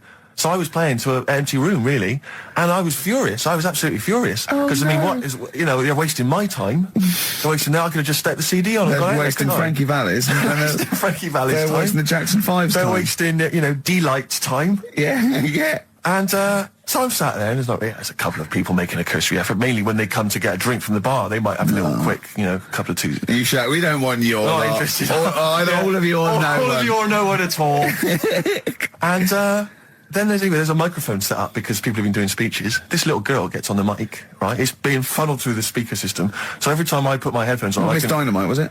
It wasn't sadly Miss Dynamite, although she decided to have a little go at MCing. She was screeching a little head How off. old is she? Oh, I don't know, 8 or 9. At their most annoying. when children are their most annoying, because they got a bit of confidence there. They're a bit cocky. They're not shy anymore. They're a bit arrogant. Yeah. She's screeching her head off, so I'm playing, and she doesn't know it. your face! I'm playing into the groove. No one's getting into the groove because she's going mental. She's just going, what's this? What's this? I don't know what this is. Play something I know. I'm thinking I haven't got any bloody DJ Otsu or Crazy Frog. I'm not going to play what you... So she's just screeching along, ruining it for everyone. And I say everyone, there was no one there. So me, she was ruining it for me. I bet you were really I was angry. furious. But of course as well, every time she screeched, it went through my headphones. So of course and then her dad comes along, right? And I'm thinking, all right, he's seen I what's just happening. imagine you in your suit, sweating, getting annoyed at someone Livid. ruining your set that no one's listening that no to. one's listening to. I think, her dad's coming over. He's going to put pay to this. He's realised that, she's causing a disturbance. He comes over there, joins in. No. Sits her on his lap. He's just saying, she's having a well of a time. I'm thinking I'm furious. I'm thinking it's his responsibility to shut her up. He's not Yeah, going to do anything. I What can I agree. do? I can't step in. No. And I know very well that if I interfere, he's going to say, oh, well, she's enjoying herself and no one's dancing anyway, and we'd have just gone into a fracas. Yeah. I didn't want to start a fight. No. Because So, I don't know, but he'd have knocked you out, wouldn't he? Someone would have got knocked out. And I'm not saying who it would have been, but, but to bear in mind, Rick, there would have been 2 of them. And so I didn't want to get into a fight with him. And anyway, so I'm playing. Anyway, so my friend came along. He realised what was happening, and I didn't have the guts to unplug the microphone because he'd have known. You see. Yeah. So I got my friend to do it when she had her back to me. So he pulled the plug out. The microphone went dead. She went, "What's going on?" I went, "I don't know what you're talking about." I said, "I don't know." She said, "Where's the microphone?" I said, "You must have broken it." I don't know what's going on. Someone will probably make you pay for that. And anyway, at least we shut her up. That is great. But it really went from bad from worse. And you know, there's that thing when you panic, you start panicking, so you're putting on a lot of flavours that you would have saved till the last hour. What are we talking? Boom, boom, shake, shake. Exactly, you're throwing him in early. Love Shack's coming on way too soon. Really? Oh, Love Shack before 11. It's heresy, but I had to do it. But anyway, in the end, I made the bride go and get some people in. I said, look, it's your special night, all right, and they're going to enjoy this. I'll be honest, love, this is a washout, and it's up to you Exactly. to turn this wedding around, or I'm walking. I'm walking, and I tell you, they're going to have a sour memory of this evening unless you bring some go people and in. get everyone in dancing. So she got him in at the end. And, Brilliant. And I'll tell you this, Carl. I mean, I don't know what you say, but they were loving it. They were absolutely loving it. A bloke came over and said, have you got Amarillo? I said, no, but I put on something even better, Delilah. Wedding crowds always go for Delilah. A song, of course, about old man killing his wife. It always goes down very well, strangely, at weddings. They get into a sort of hokey-cokey thing. They went berserk for it. And I was following it up with, I had the monkeys, I had all sorts going on. Brilliant. Of course, you know what happens. I'm going great guns. People are absolutely loving it. They're rocking it. I throw in, I had something cracking on at the end. Come On Eileen, of course, was on. People were going berserk for it. Which is unfortunate because the bride's name was Eileen. Yeah. And then the bride pipes up. I'm throwing the bouquet. So they all traipse off outside again. I was furious. Oh, no. I plugged the microphone back in. I said, what are you doing? We got, but they went out there. And, of course, you can't get them back once they've done that because all the women are running around. I got the thing. And then they got to wave everyone off, throw the confetti. They ruined your day. I was having a great time and they ruined it. She ruined your special day. She ruined my special night. Oh, no. It's on her head. What would you put on about now, Carl? What if it was DJing? Yeah. Probably a bit of world party. Go on. Interesting. Put the message in the box, put the message in the car, drive the car around the world, and I'm imagining that message is make poverty history.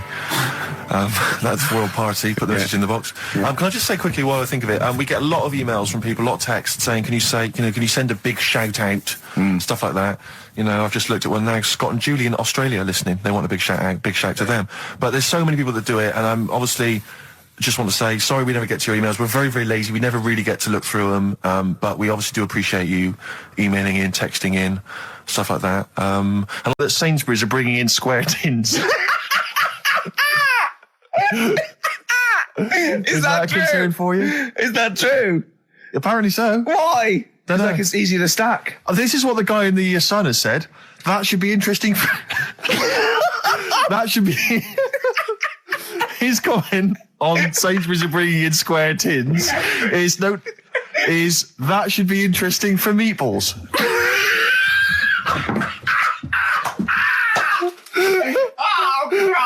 Ricky's just collapsed on the floor. Let's just play a song, Carl. I don't think even you can top that. Cooper Temple Claws. Who needs enemies? Good question, lads. Nobody. This is XFM 104.9. I'm Ricky Gervais. Oh, they should print a little book of those. They're great. Oh, how you can relate any song or artist to anything else. Easy. Joyful. Easy. Well, yeah, so me and Carl went out for a beer, and it was great, wasn't it? Yeah, We enjoyed myself. started Yeah, off, it's good. and you met my mate Robin, didn't you? Yeah. And some of the stories. Do you want to tell Steve some things about Robin that you Robin, learned? do you know him well? Yes.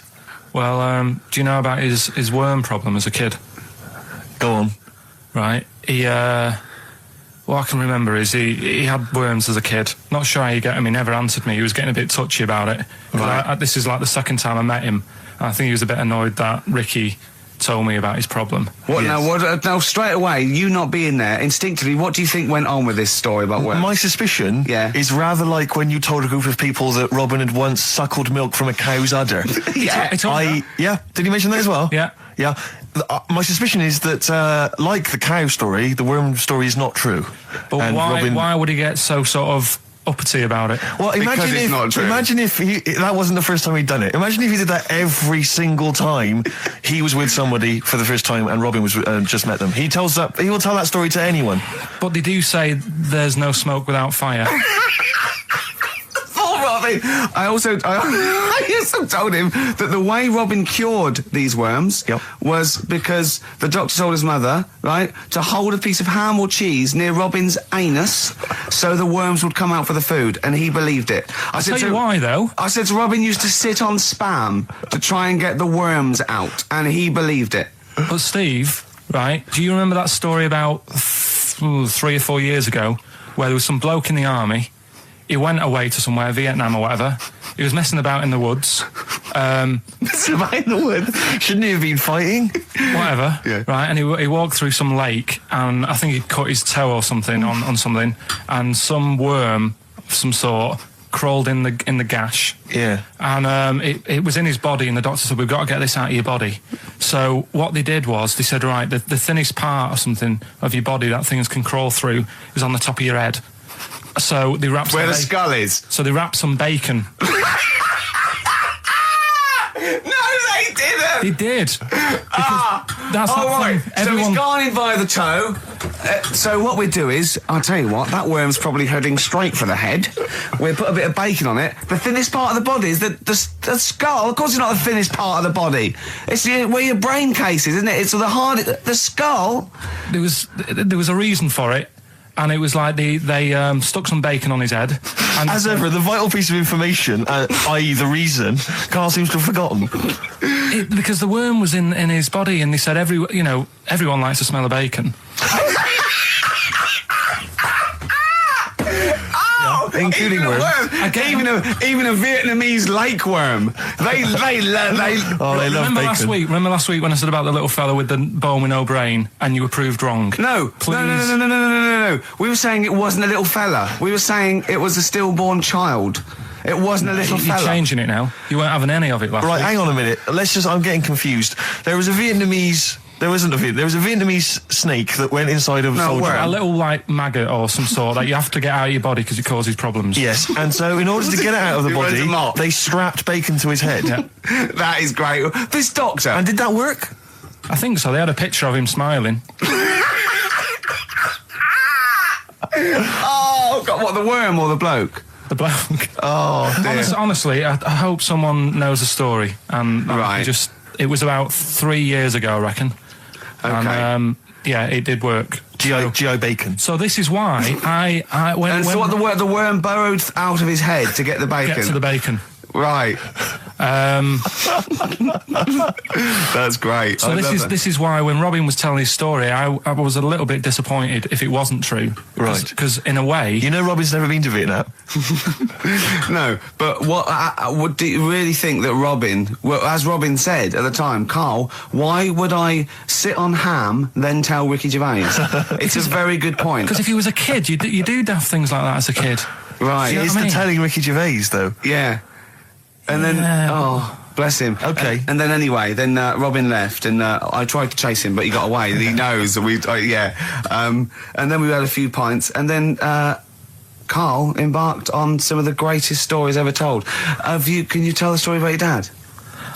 Let me run it by. I haven't spoke to him all week, so let me run it by him. Okay, play records. Because, what we got? We've got one of Steve's... Yeah, well, bizarrely enough, this comes from the Teachers 2 soundtrack, the soundtrack to the current TV series. There's a slight whiff of nepotism in the air. Yeah. Rick, would you like to explain why? Well, that's why you're doing it. No, my girlfriend worked on it. But Yeah. You were going to play this anyway, weren't you? Well, I was, actually. Bizarrely enough, I was going to play some I Am Clute, and this is from, as I say, the Teachers soundtrack. This is called To You. It's a good track. That's I Am Clute, a track called To You from the Teachers soundtrack. That's also got, I noticed the Electric Soft Parade, The Hives, Star Sailor, Feeder, Turin Breaks, Mercury Rev on there. It's a good little collection. Lovely.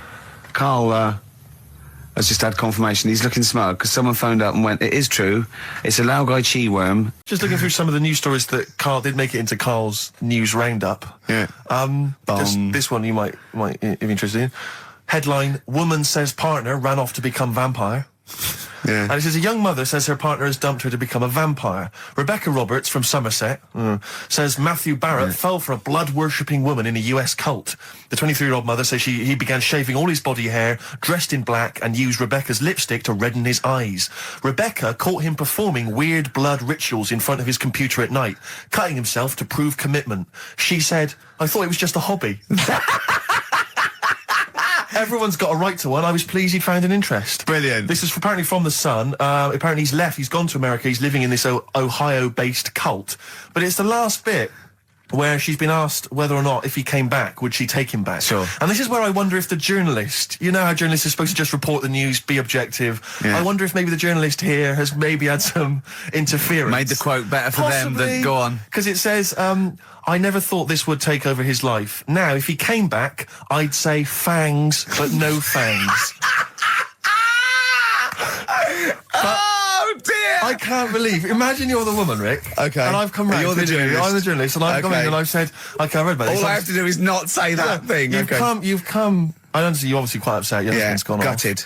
off. If he came back, would you take him back? Definitely not. Right. What would you say to him then if he came Just back? get lost. Right, but I I'm know- really pissed off with you. Would you perhaps say something a bit more pithy?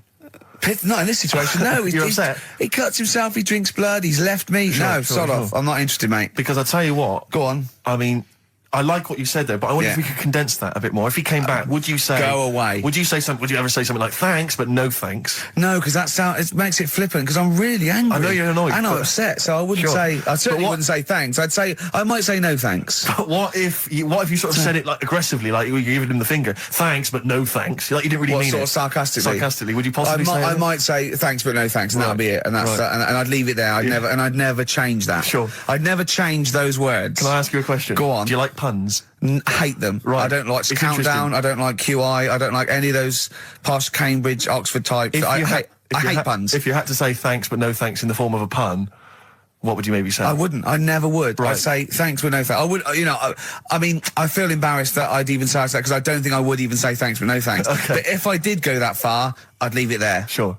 So- have you ever noticed, as I have, Go on. the similarity between the word thanks and fangs? Not really. It's very similar. Not Thanks, really. fangs, FTH. There's a K. Fangs very much. G. It's A and S. Well, the A, the N, and the S, but that's about Would it. you agree it sounds marginally similar? Yeah. Is it possible you might one day say fangs but no fangs? I wouldn't know. Right.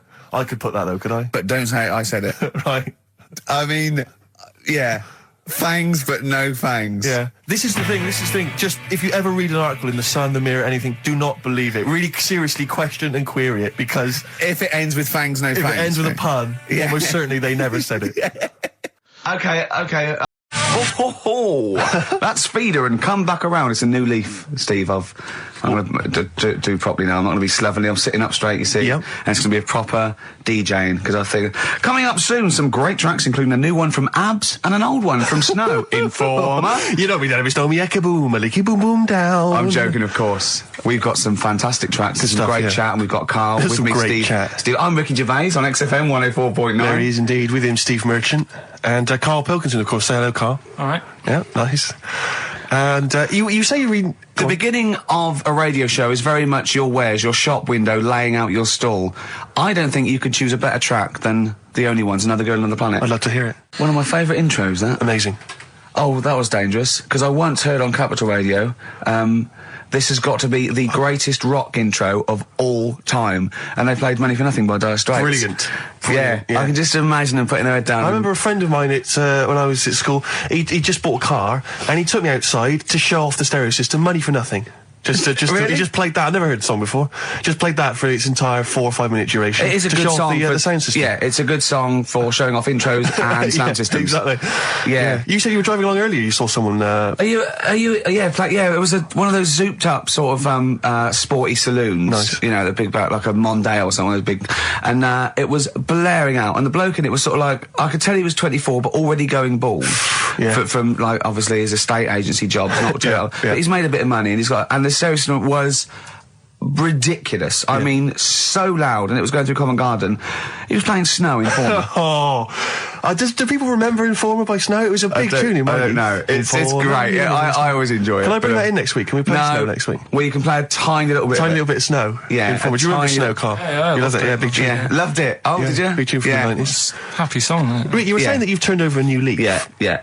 Is that in all aspects of your life, or is that just in your broadcasting career? Because the reason I bring that up is because, do you want to describe what you were eating just now when we came in? Because you're a 40-year-old man. You've put on a little bit of weight, so presumably you're watching what you eat. Well, no, but it sounded exotic. I went into a go on. cafe and they didn't have a cheese sandwich. Right. And Can I describe what it looked like to me? Right, it looked to me like a big slab of cheese. You've just got them to just cut off a big block of cheese, like the size of a CD case, or one of those double albums, right, of cheese, right, and just lightly melt that for me so it drips over my hand and it gets really greasy in the bag. But just lay some strips of bacon on the top. yeah, but listen, you've embarrassed Is that yourself. what it was? No, it's a croque monsieur, so it's French. what? A croque monsieur. A croque monsieur. Yeah, and so I thought, I've never heard of a croque You're having a monsieur. see, you've embarrassed Is yourself. that how it's pronounced, or is Yeah. it croque monsieur?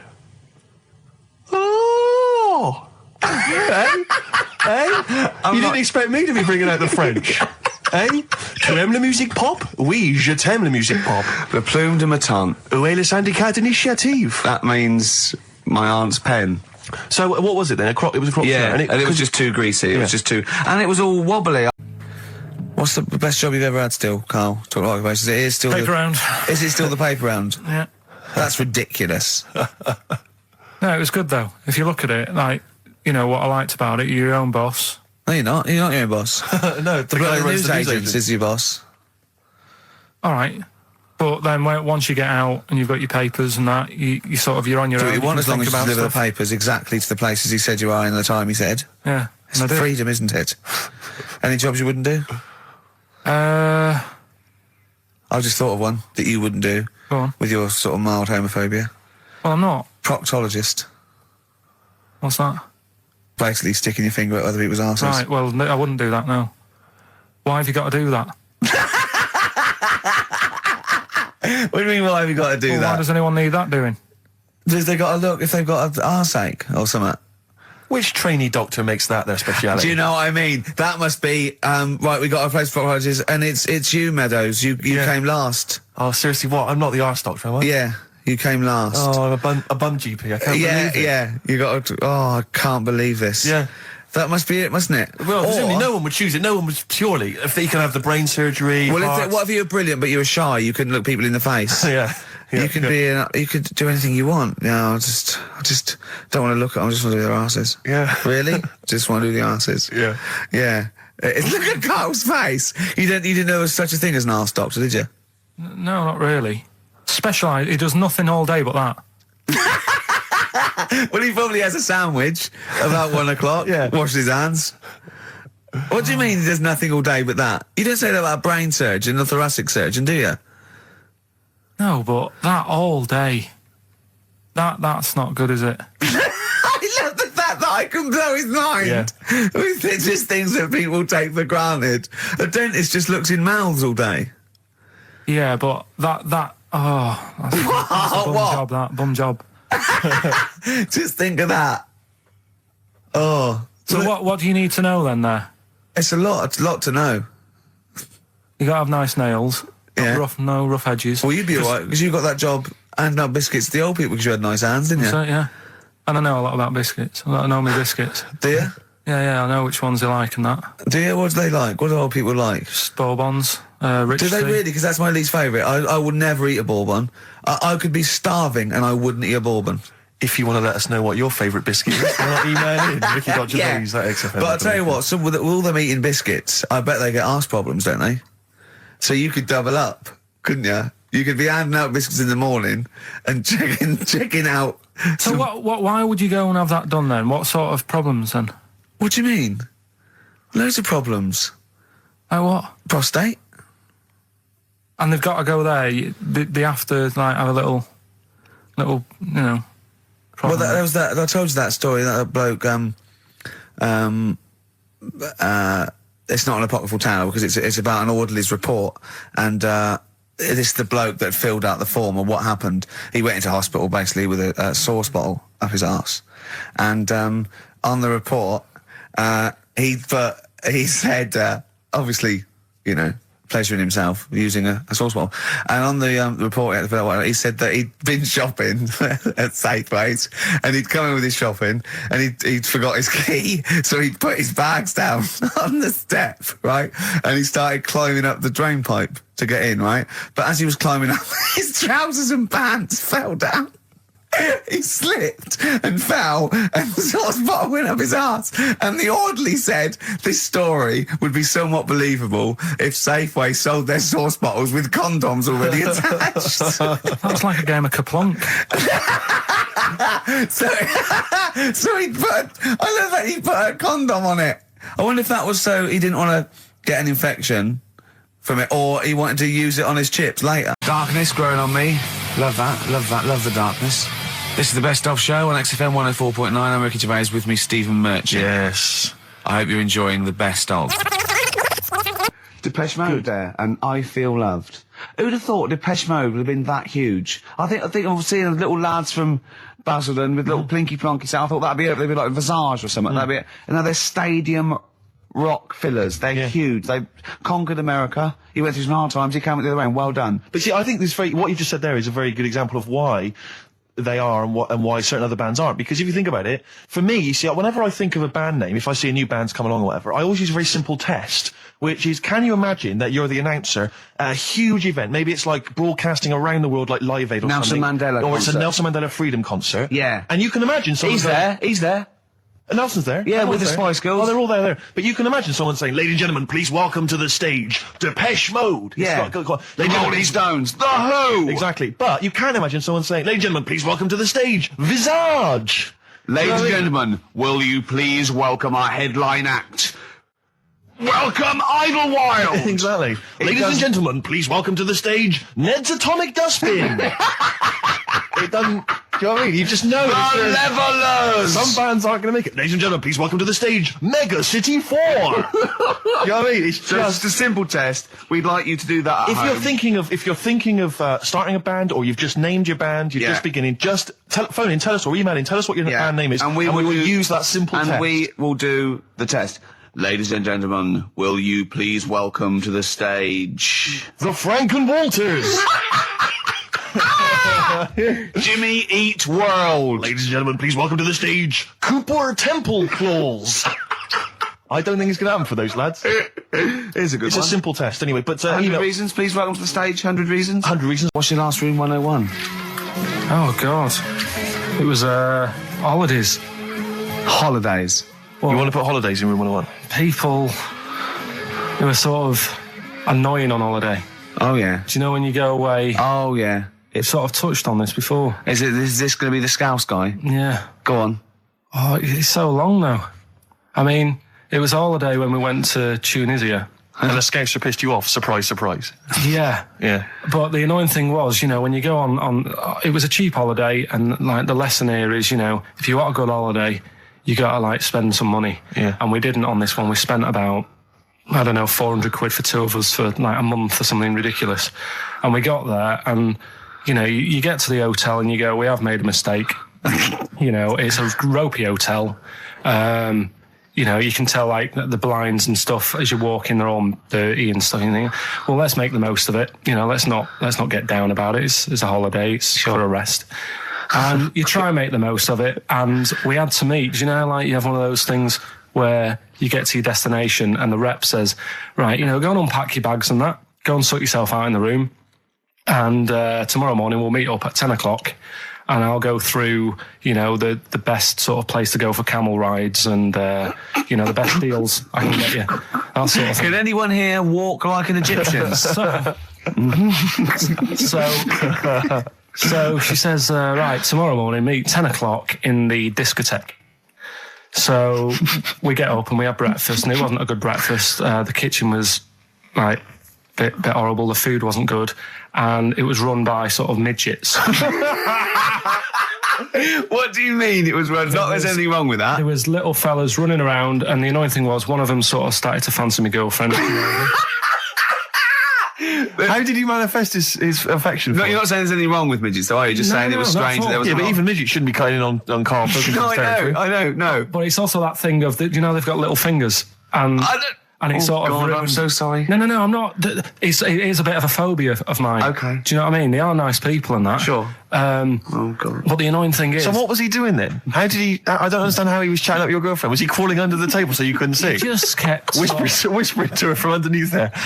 Stop it. Just sort of, you know... Wait, I don't want to get a complaint on our last show. There's not many midgets What's listening. going to happen? Can we just finish this and start up again in a couple of months? Oh, yeah. So if you want to know more about the midget theme restaurant, then we'll talk you in... I mean, I was watching athletics, right, the other week. Yeah. Right? And I was watching it because there's a lad who I went to school with. He's, like, winning gold medals and everything now in the Olympics and stuff, right? So I was looking out for him. Now, if you went to school with him, I'm assuming he's got 3 legs or something?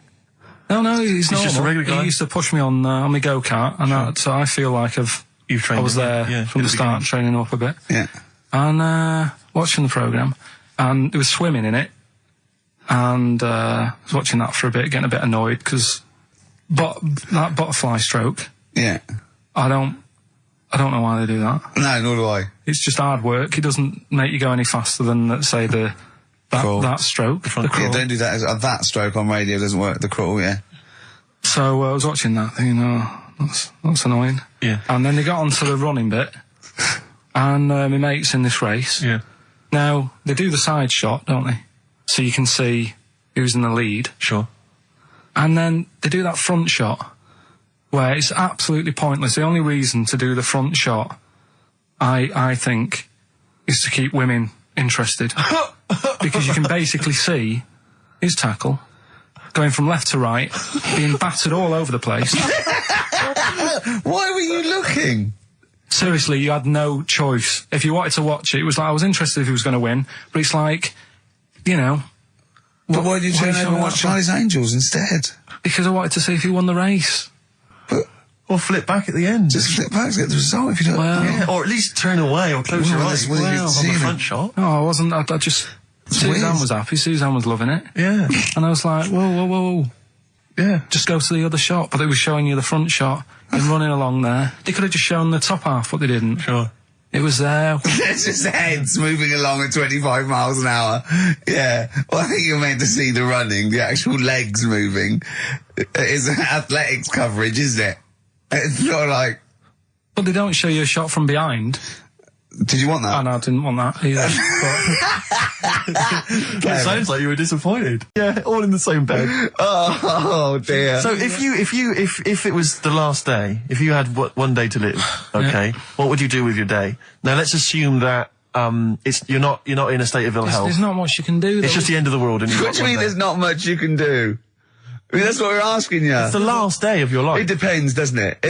If we're all in the same boat, if someone says, oh, unlucky, without bitterness, like, oh, we accidentally exposed you to some radiation poison, you got a day, or if it was like, there's a meteor coming this way, we're all in the same boat, I think it would be different. It depends whether it's you It would make no and the difference rest to of the me. world. No? I'd do the same thing. I'd steal a car and go joyriding. But like go mental. I'd be smashing stuff. I'd be knocking people over for a laugh. I'd be going crazy. It'd be like Grand Theft Auto. Right, It would be extraordinary. Brilliant. Driving through parks. That's what I I did in the getaway. Yeah. I tried to play it seriously. Within about 10 minutes, I was just going around areas I knew, trying to knock people over. Yeah. Yeah, I don't think I'd want to do that much. Seriously. You can watch telly, because you might not know how the thing ends. Sure. Yeah, be a waste of time. You could watch 24, couldn't you? If you had a day. Yeah. On DVD. Do that then, do that. Do that, yeah? Well, but I mean, let's be honest. Let's say you can take all the money out of your bank account. You can fly anywhere in the world. You can do whatever you want. Well, not a long flight. You could. Well, no, but you've got your girlfriend. Australia, you wouldn't make it, would you? No. Why wouldn't you go to the monkey sanctuary down in Cornwall and just go around cuddling as many monkeys as you can? I'm going to tell you something now. Go on. Go in there next week. Are you? Yeah. Taking my mum and dad away, because like Suzanne's mum and dad. What, you're donating them? Most people put them in a home. What you gonna say? How you a monkey sanctuary is cheaper. Taking them down. Taking them down to Cornwall. Hold on, I thought you said you'd never go away with parents again. No, but that was Suzanne's mum and dad. Oh, is this to get even or something? So we'll do that, and then we'll can it then. That was your outing. Your phone and both sets of parents. It goes, right, you won't be seeing us ever again on holiday. We've taken you away. Be careful that the monkey people don't buy you off your parents. Yeah. And don't make sure they don't leave any of the monkeys' food in the telephone box, because your dad will have that away. Yeah. No. I was talking to him about that the other day. About the nicking in phone boxes. And he Should we just explain that to Well, people? they live in a small village in Wales, and it's like one sort of utility store, and when it's shut, they leave you shopping in the telephone box across the road. And Carl's dad found out about this and goes and helps himself. Yeah, to other people shopping. That's terrible. Yeah, go on. And I was talking to him about that, saying, have you picked up any surprises in the phone box? And he said, no. We were talking about other stuff he used to do. One of them used to be going in this supermarket, right, in Manchester. Yeah. Needs a new pair of shoes. Yeah. Go in, take a new pair off the shelf, pop them on, leave his old ones there. Really? And walk out again. Yeah, brilliant. Flaw. And then you go in after and buy his old ones back like an idiot. Yeah. You'd go in the next day. They look nice. My dad's got a pair just like that. I've always wanted some. Can I have those? I had some exciting news this week, Carl. You'll be pleased to find out. I'm worried that you might get a little bit jealous because it's obviously going to impact on your world quite strongly. Because I know you think you like things to be quite samey. You like the status quo to be maintained. You like the fact that in the past, we've had some crosswords. Because I remember. What did you think of me when I first walked in? When I first came in on the first day of XFM? I don't know why you're making a big deal out of it, because I'm just being honest, though. I'm just being honest about a lot of people who see you for the first time sort of go, well, he's a bit weird. I know that, Steve, that you brought it up, and then you're again. But I'm sure that wasn't what he said before. No, did he say before? Yeah, well, he was a bit weird. Yeah, well, he looked at you, and I knew. I could see by the look on his face. You know when your kid, and your kid's sort of scared of something, and they go, "Why's your kid?" He goes, "Oh, he doesn't like pigeons or spiders." Right. It was like that when I saw Carl, and I brought you in, and I went, "What do you think of that, Carl?" I could see the look on his face that he was disturbed. Sure. And then, as he said, you get used to it, don't you? Yeah, you get used to it. And you have changed a little bit. Your hair's a bit smarter now, and you got some nicer glasses and that, I think. Or I might have just got used to it. Whoa! Don't bring it up, Steve. Don't look at me like that. So you say that you think some other people in the office thought the same? Do you know that for sure? Carl. Did you discuss it? Carl. Yeah, I think they do, yeah. Okay, leave it there then. But not just in the office, as you walk through the building. It's worse than you ever thought. Well, no, it's not worse than I ever thought, because as you well know, Ricky Gervais. Yeah. What did I do on Thursday morning? Oh, is this the thing, For those that perhaps are not of the female persuasion listening, there's a magazine. Apparently it sells quite well. It's one of the sort of female, kind of issues magazines. I think it's called Company Magazine. It's like your sort of, I guess it's a bit like your Moore or your Vanity Fair or whatever. Anyway, they run every year the 50 most eligible bachelors in Great Britain section. Ding dong, hello. Who's in there this year? In the top 50 of the entire country. And then they vote, and they put them in order and see who's the most eligible bachelor. But that's 50 people, right? It always annoys me slightly because bachelor, it kind of seems like a more sophisticated word for loser. Yeah, no. Which always sort of unnerves me slightly. And also they try and do a different 50 every year, so they're getting pretty desperate to get different ones. No, because also a lot of people who are sort of like successful, are married, so there's very little to... No. There's a huge... I don't know if this is international. It could even be international. I'm not sure, actually. So I could be up there with the likes of Justin Timberlake, etc. So, Fred Durst... Yeah. That sort of person, So anyway, this is what's exciting, right? Although I'm slightly frustrated because they were telling me that last year, because what happens is the readers of the magazine, they vote for who they think is number one most eligible bachelor, right? Last year, the prize was a 2-week trip in the Bahamas, okay? This year, I'm rather annoyed because all I'm going to win is a moped. That's the prize this year. That's the prize this year, a moped. Whoa, backtrack. What? Sorry? Last year was a 2-week trip to Bahamas, and this year just a moped. All I'm going to get is a moped. All you're going to win is a moped. So could we bring back just for one night only, educating Ricky? Oh, I'm excited. Yeah. Do you think it warrants that? I don't know enough about it. You know what I mean? About what? It sounds perfect. Play the jingle.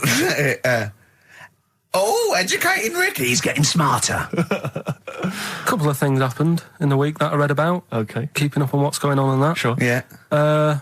One was about that Galileo fella. Okay. Was it about 1636? Was it? I think it might have been earlier. Bad. Go on. Did some stuff with light and that. He did lots of physical experiments, yeah. Is that it then, Carl, is it? He did some stuff with light and that. What did he do with light? What was that? Well, I think he invented the first... Telescope. Telescope. So I think it's a particular lens though and he did experiments where he dropped famously two different weighted balls from Pisa, and they hit the ground at the same time, showing that it doesn't matter, the weight doesn't matter, but air resistance does and stuff like that. I think he probably explained it a bit better than that. Yeah, but I'm talking to Carl. Sure. Did they need to know He's stuff? just thinking about pizza. Yeah. Did they need to know stuff like that back then? What do you mean, did they need to know stuff like that? It's just... There weren't people going around going, I've got to drop these two things off the bleeding tower of pizza. I just don't know which one's going to land first. Yeah, I need to know. What do you need to know about? Bring me Galileo. Yeah. It's for a bet. Yeah. No, but if I was knocking about then, I'd be like, stop messing with that. We need a telly. Or, do you know what I mean? I bet he thinks the Flintstones is real. I know. That'd be brilliant. That's what I'd do if I was a caveman. I'd make a telly out of rock. Yeah. And a pelican And a as car a that I cement just mixer. ran along the road with. Yeah, exactly. Yeah, we need a car. Yeah. Well, we haven't really got the internal combustion engine. Can you stick your feet through the bottom? Yeah, just get me a car, for Christ's sake. Anyway, here's another dilemma for you, a quick one from Kate. She says that she's a single woman, she's 6 foot tall. Recently, she's found herself being approached by men of, let's say, restricted height. And she's not desperate, but is it ever acceptable in her, she wants to know now, is it ever acceptable for a taller lady to go out with a person of restricted growth? What do you think about that? If you see that on the street, do you think it looks bizarre? Do you think it looks odd? Or So should a she just go 6 with foot it? woman with, Someone of a dwarfish persuasion. we can't say sort of that or the midget word, but You I can't mean, say that, no, that's a little fella. Yeah. Is that, so there's a noticeable difference in their height. Is that ever a problem, do you feel? She's 6 foot, he's 3'4". Yeah. If I saw it, I'd just think she's doing it. You know, Okay, let's not do this now. No, come on, she's doing it what? No, for attention in a way. Because there's loads of other See, people. I told you, Steve. Yeah, Okay. I know, but I'm just. I mean, is that serious? I think so. Well, I mean, if whatever God, makes you happy. Please don't ask Carl No, these but sort do you know of what I mean? questions. If it makes her happy, then do it. But in a way, you're not going to have a normal life. Oh, God. No, but you're not, because they're going to get sick. I'm There's no so point bringing sorry. trouble onto yourself. Carl does not necessarily reflect the opinions Of the anybody management. else in the world. Hold on. This woman, she doesn't live in a forest in a little cottage, does she? She hasn't got long black hair and wears a sort of... She says the guy she's going out with is a miner. In Really? a crystal mine, yeah. And he just sings all day on his Has way he to got work. 6 mates? Apparently so. Okay. I've said in the past to you, Rick, that my grandparents, so I love them dearly, but it's like for the last 30 years they've been waiting to die. I know, It's yeah. like they just sort of, it's like, the novelty wore off of like... just- Life in the 50s. Yeah, they got kind of bored of it. Life, in the 40s, it was brilliant. All sat around the old Joannas, the bombs Yeah. fell, singing. They loved that. The 50s, that was great as well, because that was the post-war years. It was, it was a bit tight in the pocket, but it was all right. Everyone pulled together. And then the 60s came along, all the crazy music, the funny hair. Let's stay in bed. Exactly. They basically stayed in bed.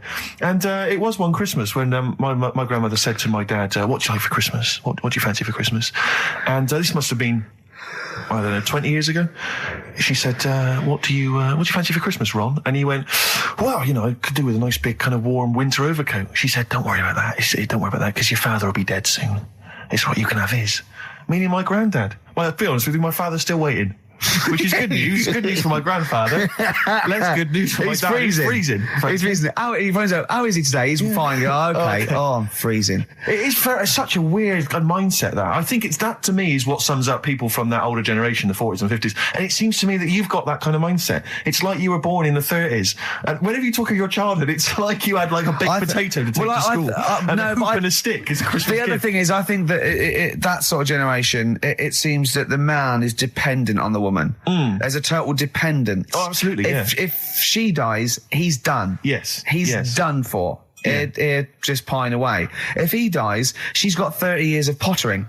Absolutely, yeah. Do you know what I mean? Yeah, And yeah, going yeah. to the youth club and the Yeah, I know church. what you mean, yeah. It's sort of like that. It's sad. Of course, it's sad for them, but it's not the end of their life. No, sure. And it sort of is the other way around. I don't know what why you that mean. is. Yeah. It's terrible. That's a little melancholy thought for I this know, I've Christmas really time. brought it. You brought it down. You've brought it down. I've brought it. This isn't a nice show at all. This is terrible. Well, I We're didn't going to have really people wanna make just it- killing themselves. What? He's back on his campaign to get rid of jellyfish. Why is that, Carl? Oh, did you see the paper yesterday? Go on. There's a jellyfish, right? It's about 15 foot long, about 5 foot wide, and there's a fella swimming next to it, and the paper's going, oh, look at this we've found. There's loads of them in Japan. Yeah. And it's because the water's getting hot, so it's making jellyfish really big. Oh dear. How's the campaign going to get jellyfish get rid of them? What was your point about jellyfish? They don't do anything. There's no point. They get in the way. Jellyfish, yeah. It ruined me holiday because I got stung by one. Yeah. But you think the same thing about Liverpudlians, and we can't just go around, wiping out things that ruin Well, your let's do holiday. the jellyfish first, and then we'll move on to the scousers. Yeah. But yeah, I don't know what they do, and I'm trying to look on the internet. I've been busy this week, You're Jellyfish now, not Scousers. Yeah. You know what you I don't know what they do either. To sort of try and work out what would happen with the C if it didn't work. Because they say, like, if there's What? no... Wait, slow See, down. this is what we're talking about. Let's do it. People who listen for the first time, they've got to listen to every word you say. You want to find out what would happen with the C if it didn't work? If Jellyfish weren't in there, do you know what I mean? Because stuff like coral, apparently the sea would be in a right state if you didn't have any coral in it. Fish, do you know what I mean? I always worry about how many fish we're sort of eating. Because you go past... Sorry? No, do you know, like, you go in Marks and Spencer's or Selfridges... There's loads of fish in there. And there's really fancy stuff that you think they've killed that, and it looks good on the counter, pretty impressive. Yeah. But is anyone going to buy it? Yeah. Do you know what I mean? It's a big, like, a shark sat in ice. Yeah. And you go, they've got like, a lot of fish... For sure you won't go around the Tate Gallery? Do you know what I mean? I've never seen a big shark sat in ice in Selfridges. They do it. And it's like... You go in the morning and you can go back at night and the same shark sat there and it's So you know it's the same shark, do you? It's the same one. So what, same face? Are you sure he just hasn't lost his mum? And he's just like, he went shopping with her Christmas shopping and he's just like, he's drowned, he doesn't know where, he's just waiting. You know I'm right. I've never seen a shark in Selfridges. Well, all right, then say maybe that's one day a week, but on other days they'll have like... Shark Monday. I think, Sandwiches. Today at Sandwiches is Shark Monday. Yeah. No, it's just that... So your point is that there's all these fish not being eaten. Yeah. So and they're being killed. They're taking them out of the sea, no one's eating them. And you're worried, that the sea's going to rise because the more things you take out? Well, we're just going to run out. Because the fish drink it, don't they? And that keeps the water level down. Yeah. No, well, you know what I mean. There's stuff that worries me. You're worried that... Was it you who said that you were worried that... Because, there's sponge in the sea. Yeah. But if they took it all away... No. Was that him? That's a Stephen Wright joke. Is that Stephen Wright? What was the joke? Sponges grow in the sea. That kills me. How deep would it be if they didn't? Let me explain why. Go on. Steve, and to you, the listeners. Well, we came in to a big bunch of stuff. Dropped off, was it Becky from Marks and Spencer? Just like lovely stuff. Food, presents for the cat, books, just, to Ricky and Steve. Ricky and Steve who do the show, right? Ricky Gervais and Steve Merchant. GQ presenters of the year. Creators of The Office, right? Award winning. Carl's looking over. I go, maybe, it's not for you, no. And then he told me why he's grumpy anyway. Go on. Do you know what XFM are giving everyone? How long have you been here? About 6 years. What are you getting for Christmas from XFM? 2 CDs.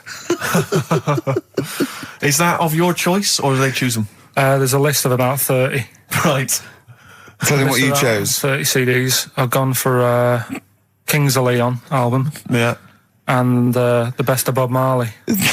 Haven't we given them away in the past or something? Or you could have burnt them off, couldn't you? You could have done copies. Illegal, but you could have done that anytime you wanted. I don't think Bob Marley minds if you bootleg his CDs. It's out of order though, isn't it? It is bad. Although is that always the case? Has it always been the truth all the time you've been here? No, it has been better than this. Yeah, although you do get paid quite well and you do have an easier time. Yeah, but don't give me the CDs then. If it was a milkman, you don't go, I have 2 bottles of semi-skimmed. Happy Christmas. Yeah. That is a valid point. Do you know what I mean? Have you complained? Who is it who made this decision? There's no point. No point, is there? Why? Just no point. I don't like moaning anyway, just... Has it come from up top? Is it from the capital people? Just everyone. That's what everyone gets. Yeah. Yeah, but will Christian get 2 CDs for getting up at 4:30 every day for about 5 years? And keeping this station afloat. Probably. Yeah. So that's why I'm a bit fed up. What do you listen to first, Marley or Leon? Well, you have a bit of Marley. I'll tell you what Marley's good for as well. You'll go have a little beach holiday, aren't you, over Christmas, going to Lanzarote? Listening to that on the beach, you'll realise how wise XFM are in the long run. You go, well, look, they could have given me 400 quid, right? I'd have spent that. But this is, the legend lives the gift on. that keeps on giving. So you're probably, you know what I mean? Think how much what you got to think of is how much all his great songs took, not only from the depth of his soul and, all his sort of angst and knowledge and love, and then all the studio time, the marketing, and they're just giving you one like that. They go, don't worry about that, Carl, just have it. And you go, what? All the time we spent with Bob Marley and everything. You have it, Carl, have it, Carl. And then- Gratis. Yeah, have that. Thanks, well done. Carry on. We're still going to pay you for the work. Yeah. That's just some on top. Here's a little piece of bob, free. Yeah, so don't moan, it's extra. So, they didn't have to give you it at all. Play a record, you ungrateful little swine. Some people, like the homeless, aren't getting anything this Christmas. Put aside for the monkey sanctuary. How did it go, Monkey World? We were on our way, right? I found like a little in a little cottage that we had, right? It's like a little folder, you know, with little leaflets in saying if you're into mountains, you want to go here. Yeah. If you're into castles and that. Here's a Little castle monkey world. on the leaflet, right? So I thought I'll be needing that. Took that out, made sure that's safe and that, right? We get in the car, getting ready to go. My dad says, "Where is it?" I look on the back. It's in a place called Low or something like that, right? Yeah. So we're on our way. Can't believe me luck. It's going to be a great day and all that. Yeah. And then start looking at the leaflet, right? And noticed didn't have any chimps there. Yeah, it's not Monkey World. It wasn't a monkey world. Well, what was it called then? Something like, Monkey Town. yeah, it was just, it had like woolly monkeys in it. That's what They had what? Woolly monkeys. What are woolly monkeys? Those things, Johnny Vegas off the advert. Right. Loads of them. They're dumped now since ITV Digital Yeah. went under, so they just put them in a cage.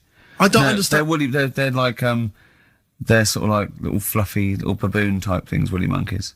I mean, it's not your chimp. Right. It's not your classic chimpanzee. So did the car screech to a halt? it was like, Yeah. it was like the mission in Armageddon. I just said abort. We're on the way back. Do you know why people tink the glasses before they have a drink? Why they tink? The verb to tink. I do know that, Carl. Is it about poison? It is. Here we are. What, would it make a different noise? No. Brilliant. Go on, explain Why? it. You explain it, Steve. No, don't Steve. You explain it, Carl. Go on. Oh, I've you- started, so I'll finish. Go on, Carl. Explain why they tink the glasses. Ages ago, Yeah. only people with money had drinking or something. That's like one of my film reviews. Years ago. Welcome to History Now. Now, ages ago, only people with money had drinking or something. Keep going, Carl. Keep going. Like spirit and stuff. So they'd it's like businessmen. It's easy for you to say. This is getting to be cruel, isn't it? This is amazing. Yeah, go on. Why Go did you on. open your mouth, Carl? What were you hoping was the best that could happen? Because you were trying to make me look stupid before with the planet, so I'm not. Whereas you know. Yeah, go on, no, come on. Businessmen with money have got to drink and ching. Okay, so then, with all the drinks... So they'd nip round to have a chat about the whatever they're earning money with, and they'd say, "Right, do you want a drink then?" And they'd go, "Oh yeah, that'd be all right." So yeah. rather than like just pouring it out of a bottle into a glass and saying, "There you go," it could be going, "Hang on a minute," it could be poisoning me head and trying to like nick my business idea. Yeah. So what they'd do, it sort of pour a bit of his drink into the other person's glass, and you get that tink noise, and that's like cheers, you know. No, Carl, I've just a slight amendment there. I think what it was you're absolutely right that they would then test each other's drinks to show that it wasn't poison. But over the years, that was reduced to just chinking the glasses by way of saying, let's not actually bother going through the whole rigmarole. They just did the Yeah. chinking of the glasses. Yeah, as a well, kind of symbolic way of saying it. Yeah, that's good. It was exhausting though, wasn't it? I know. Was it worth it, do you think? Well, I like that, because people carry that with them now. When they do that, they'll think, oh, that bloke's definitely not trying to poison me. Yeah. So the horrible thing is that now, when I do the glasses, I can laugh and go, they don't know I've poisoned them. Exactly. You should always do the pouring back and forth. It's a shortcut, it's a slippery slope. You know, just be careful. Mostly. The problem with those adverts, like when I was growing up, they'd sort of give you ideas, because remember the Charlie's one, right? And we were on holiday, right? And I met these two lads who are knocking about with like mates and that.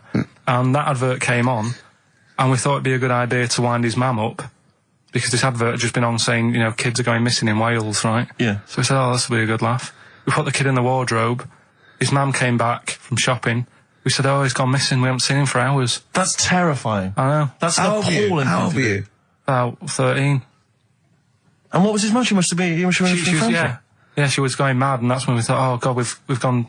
Will we say anything? Will we pretend we don't know where he is? Open the wardrobe, Yeah. he'd suffocated. Yeah.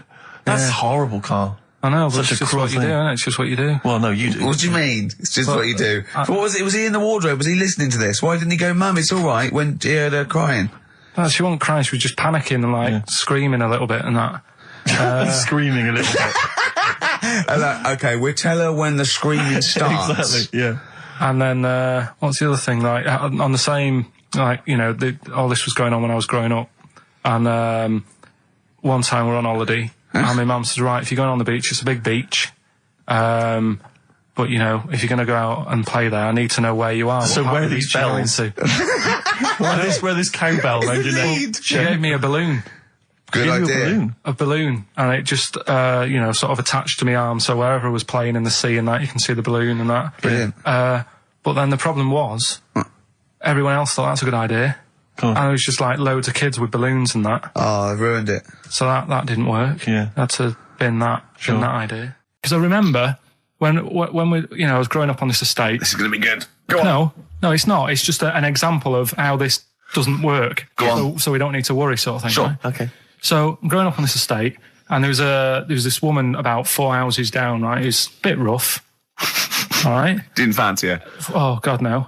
Right? But she had a baby. Well, tell me about her first. I'm interested in this woman. Why was she? It was a very... So like being a man in a dress. I mean, I didn't grow up in a posh house or anything. And I'm not saying that if you live in a bit of a rough house, you're a bad person. What did she look like? But anyone can Tattoos? clean up. Looked like Tony Green with a fag on. They didn't clean up much, right? Oh.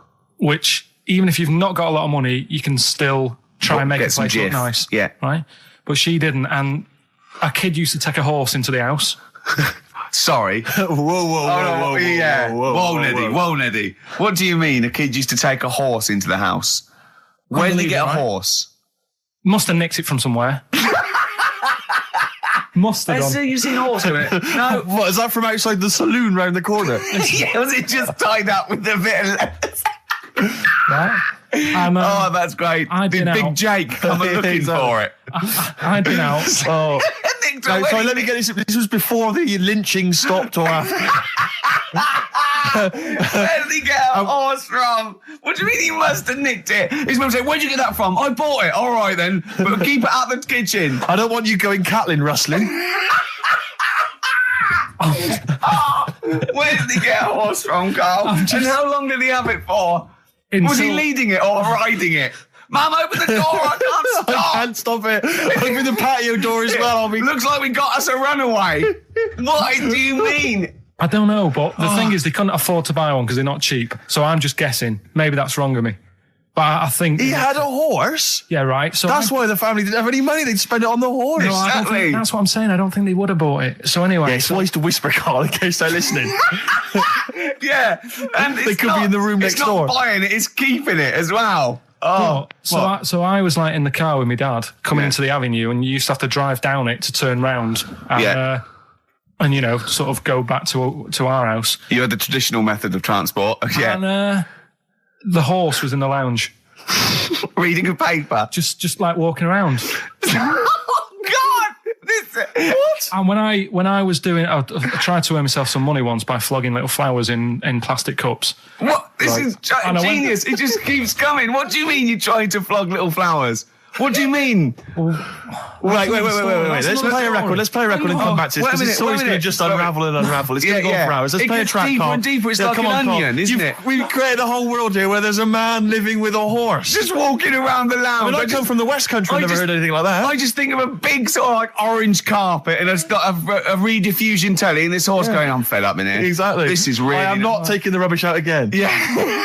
I just wish we could maybe tape the bits we're not on air, just because that's when Carl comes into his own. Yeah. He just said to me, I don't know what I was doing, I was sort of like pottering around, dancing around, doing something annoying probably, and he just looked at me, I don't know, and he was looking at me, and I looked back, and he went, have you ever used a Y-front properly? Genius. It's a great question, because the answer is definitely no. Definitely no. Does anyone use their Y-front properly? And by that, I mean, get your winky out of the little sort of slot provided, as opposed to like put it to one side or pull them down or whatever.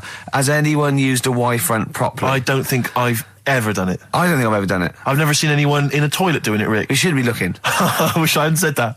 I caught you. Really? Yeah. That's actually how you prove people are gay.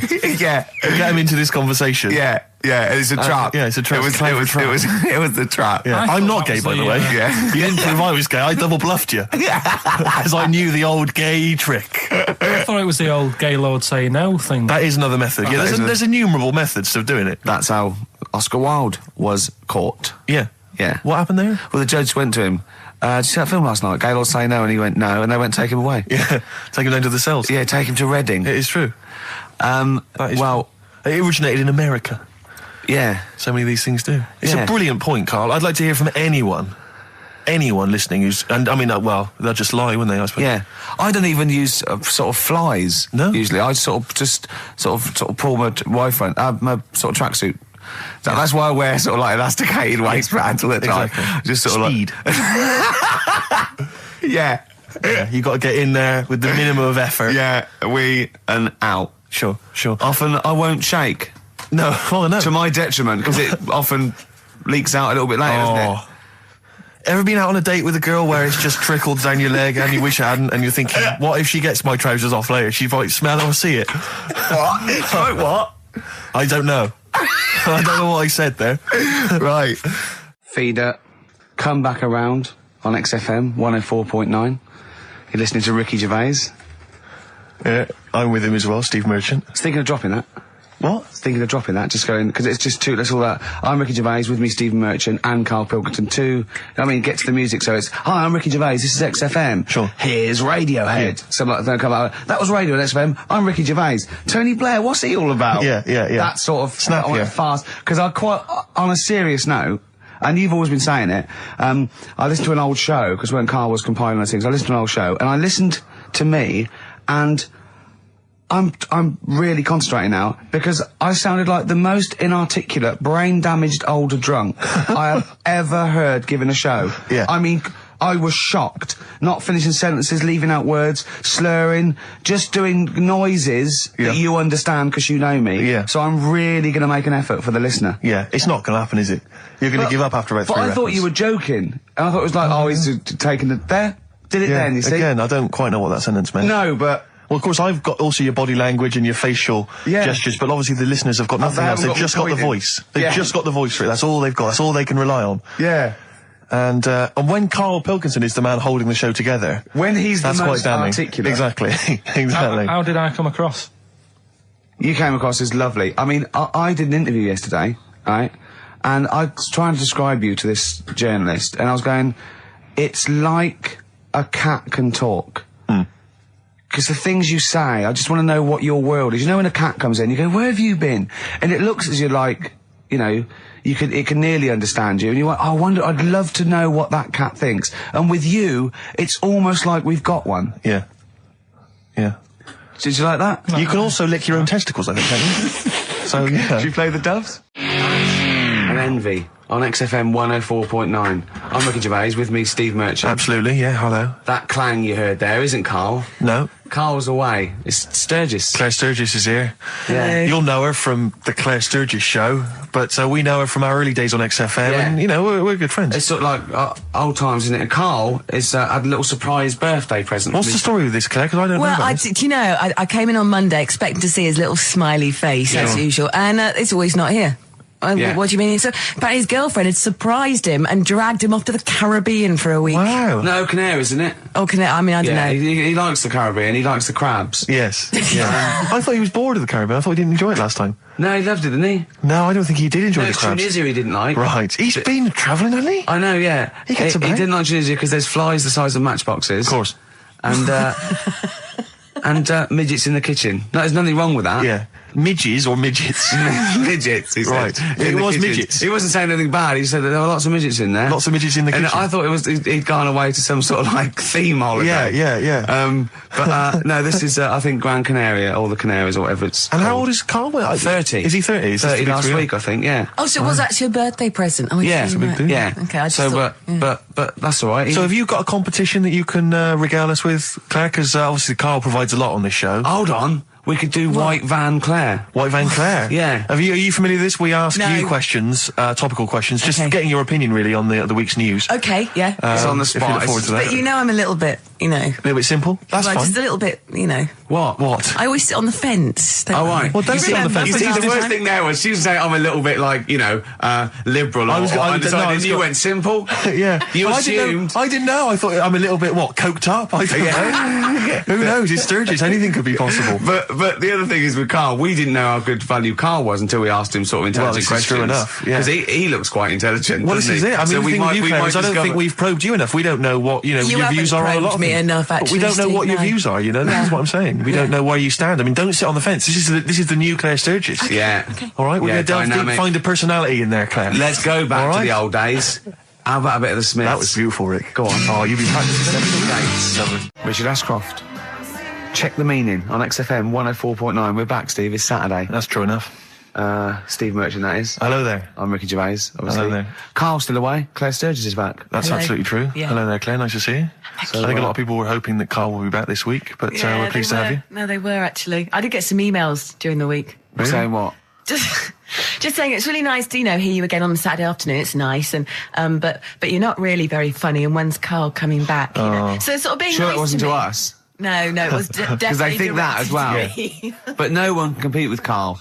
They can't. Well, we used to sort of like come in and when we discovered Carl early on, we just thought this is comedy gold. Just let him speak his mind. But then we started thinking, we can't follow him now. So I remember Steve going, look, we've got to come up with some stuff. We need to chat. If anything we've got to say to each other, we've got to say that in the first 20 minutes, and then you just unleash Carl. Yeah, And he's because like it's just you can't follow him, and he's off on one. And they have stories of upbringings with bizarre creatures that lived in Manchester that were half human, half bat and frog and things. I'd love to take him back to Manchester in some kind of TV documentary.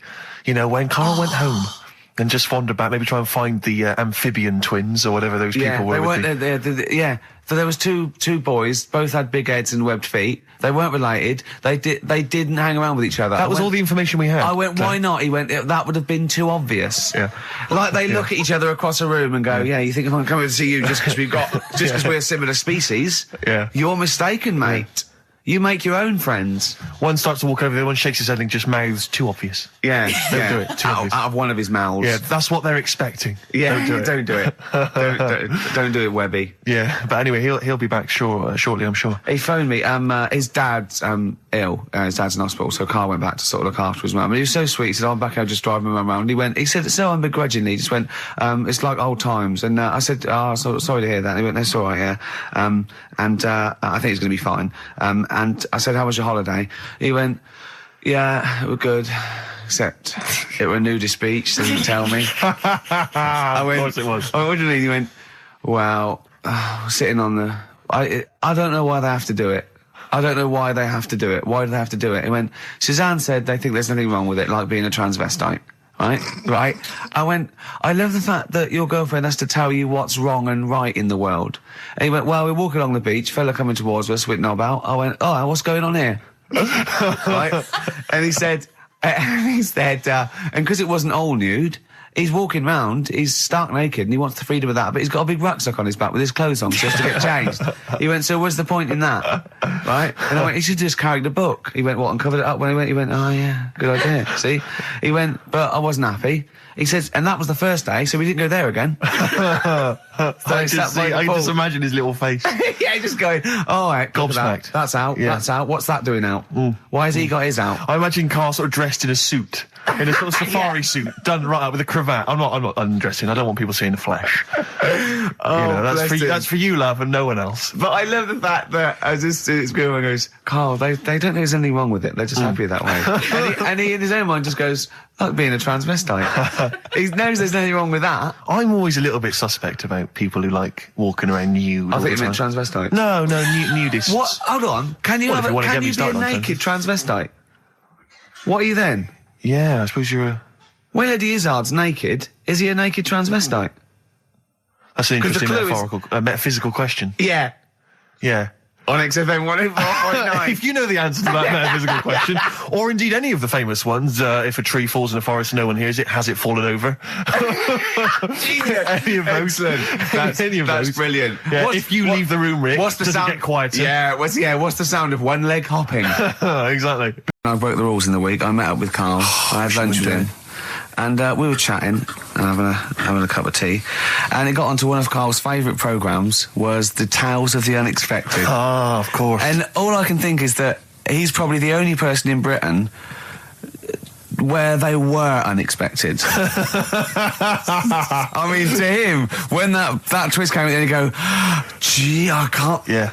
Oh, God. Can't believe So it was the tree that did it. I mean, he was probably the only... And we were telling all these stories of horror, and he liked horror stories. And I told him this story, and I don't know if this will come across in the way, but I told him this story.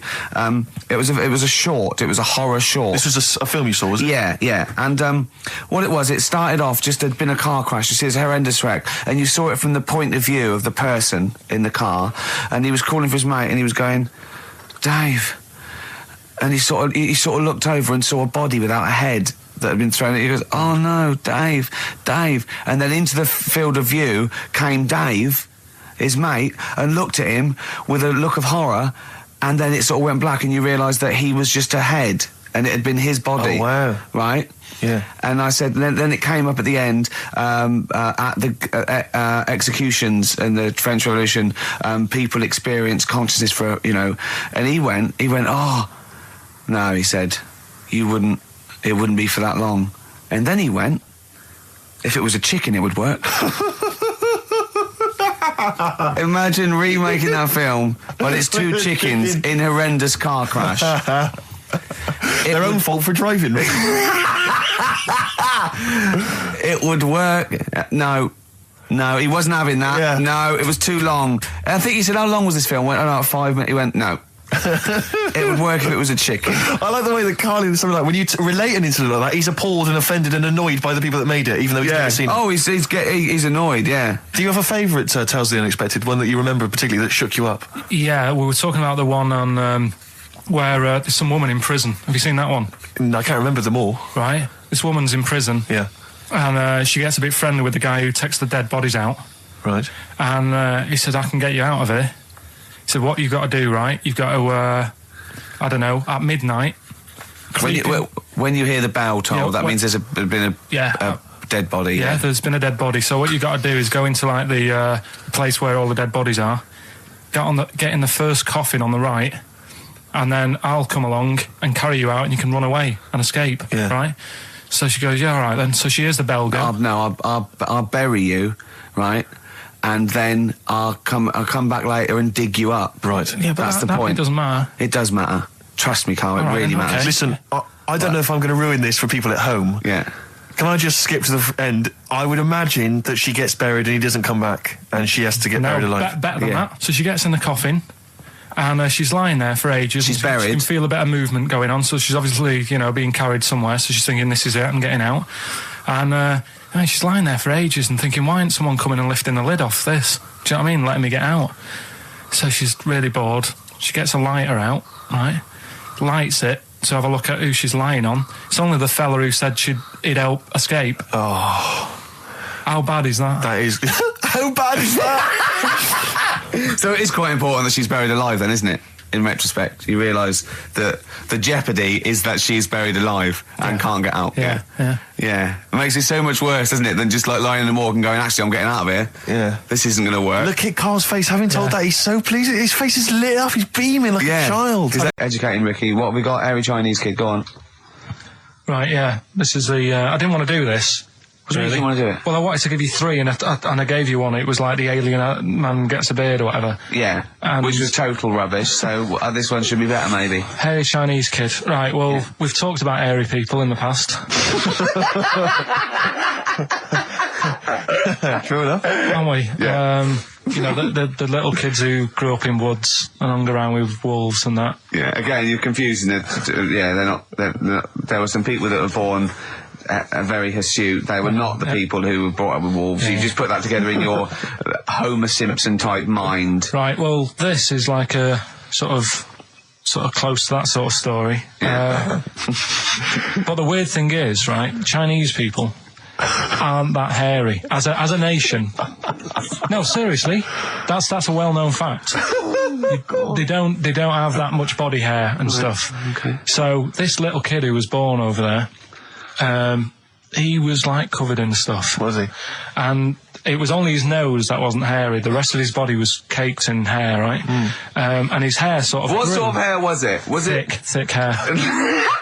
No, what I mean is, was it sort of like a pony's mane, so he just looked like an Ewok? You know what I mean? Just like hanging down sort of straight, dark hair. In the picture, it looked like it grows from his eyebrow. It grows from his eyebrows quite thick, and then it just goes all the way over his head. You don't think it was just really long eyebrows that he'd done a comb over? No, it was all over his body. It had a picture of like his back and that. Yeah. And Had he styled it? Had he styled it at all? Did he have it in a quiff or? no, it was just Hanging everywhere. all over him. Yeah. And they were like, this is a bit weird happening in China, where we're not normally that hairy. That was the scientist speaking there. And the local press and that were getting him down, calling him monkey boy and all this. Oh. And Thinking Chinese press. but the doctor, Yeah. Oh. They're cruel, aren't they? the Like doctor, those game shows. That's Japanese, isn't it? Yeah. That's what. Yeah. and the doctor said, I was talking through all that time while we were just like talking to each other then. Because I turned round and I still saw he was talking. Go So on. anyway, the local press came in to see the hairy boy, the monkey yeah, boy. and they were like being tight, taking the mickey out of him, and the doctor said, Showing him nuts. he's only hairy. Said he's a healthy young kid. The only faults he's got is he's got a little bit of eczema and a boil. And he said everybody should just treat him the same, and I think he grew up a healthy kid. Yeah, so that's the That's the end of the story. That's not a story. why. But I've got nothing. I don't know what to say to that. So someone in China was born slightly hairier than the rest, and he was normal apart from eczema and a boil. That to me isn't a story. But if it is, I've got a million. I mean, it's sort of like bloke from Manchester went a bit bolder than the rest, got a job on radio. He was normal. I mean, that's not a story, is it? The big moment here. We've had Rockbusters. Now we're going to have Carl's film quiz thing, isn't it? Yeah, it's a film quiz thing. I've done Planet of the Apes, right? Because one of the things we did in Lanzarote went on this tour with sort of 3 northern blokes, and they didn't really know what they were talking about. Joking. You're joking. What? Northerners not knowing what they're talking about. You're having a laugh. No, they'd obviously sort of not had much luck here, right? And thought, let's go over to Lanzarote, buy some vans, right? Get people in it. We'll do a tour of the island. And whenever someone asks the question, like, what year did the volcano happen? They go, we'll take you to the visitor centres. You can read about it there. So they never actually answered anything, right? So they were useless. But one of the things that they told us was that Planet of the Apes was filmed in Lanzarote. Right, okay. Right? That makes sense. A bit of it. Well, does it? Does it make sense? Well, what do you All right, mean? well, maybe does it was, maybe it wasn't. Okay, anyway. No. I mean, if they wanted to show sort of an Aaron, sort of barren, sort of post-apocalyptic sort of subject, choose where you went on holiday. Yeah. Obviously.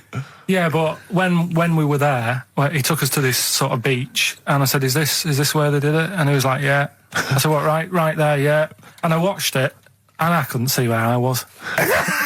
Yeah, you know that if you watch a film from 1968 and you've been to the same place, you're not going to feature. You're not going to see you in the back walking along the beach. It's a new one, new Planet of the Apes. Oh, the recent Planet of the Apes. Yeah, that's what they said. Yeah, right. So I thought I'd sort of. Now that sounds a little bit more far-fetched. I'd have thought that was probably a lot in Hollywood. Yeah. Well, anyway, is this the current Planet of the Apes or the old one you've done? Current Planet of the Apes. This is the recent one. All right, there'll be a question at the end of it, so listen on that. Is this entertaining to anyone, this? I mean, just take the last 4 minutes of conversation. But seriously, Rick, who cares? I don't. Do you? No. I don't. DVD's selling well. Exactly, what do I care? All right, come on then. All right, so Planet of the Apes, question at the end of it, listen and win some stuff, all right? Hey, where am I? What is this place? Hang on a minute, I'll have a look. According to the Lanzarote guide, we've been dropped off at the volcano bit.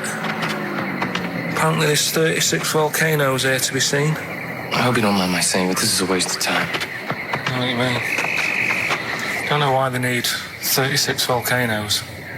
Just keep one. Fill the rest in. Like a car park or something. Excuse me, guide. Why's the bus dropped us off here? What's so special about this place? Well, according to our holy writings, that is where creation began. Where the Almighty breathed life in the time before time. Wow, it's amazing that, isn't it? All this has been stood here for years and years. What about the coffee shop there? Is that old, is it?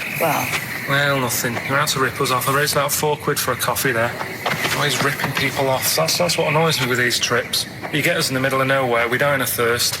I'm not able to do without. The reason I've come here, I believe this is where they did Planet of the Apes, innit? Love monkeys. Especially the ones in Planet of the Apes, because they talk and that. Talking monkeys can't exist.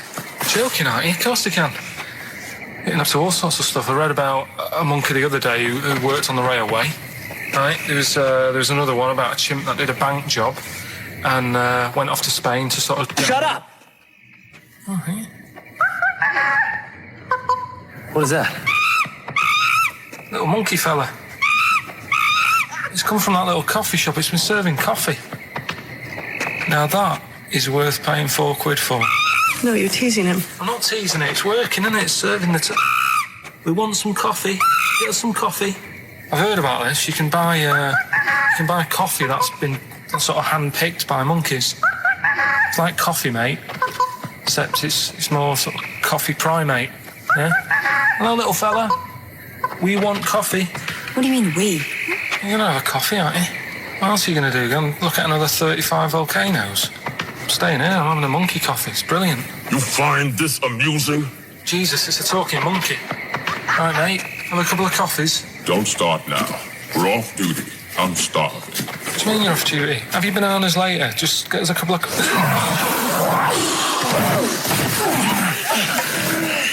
Right. I understand that you're tired and you've probably been on your hands all day. Just forget the coffee. You go and get some lunch. After you've got some coach, you lazy ass. You damn human!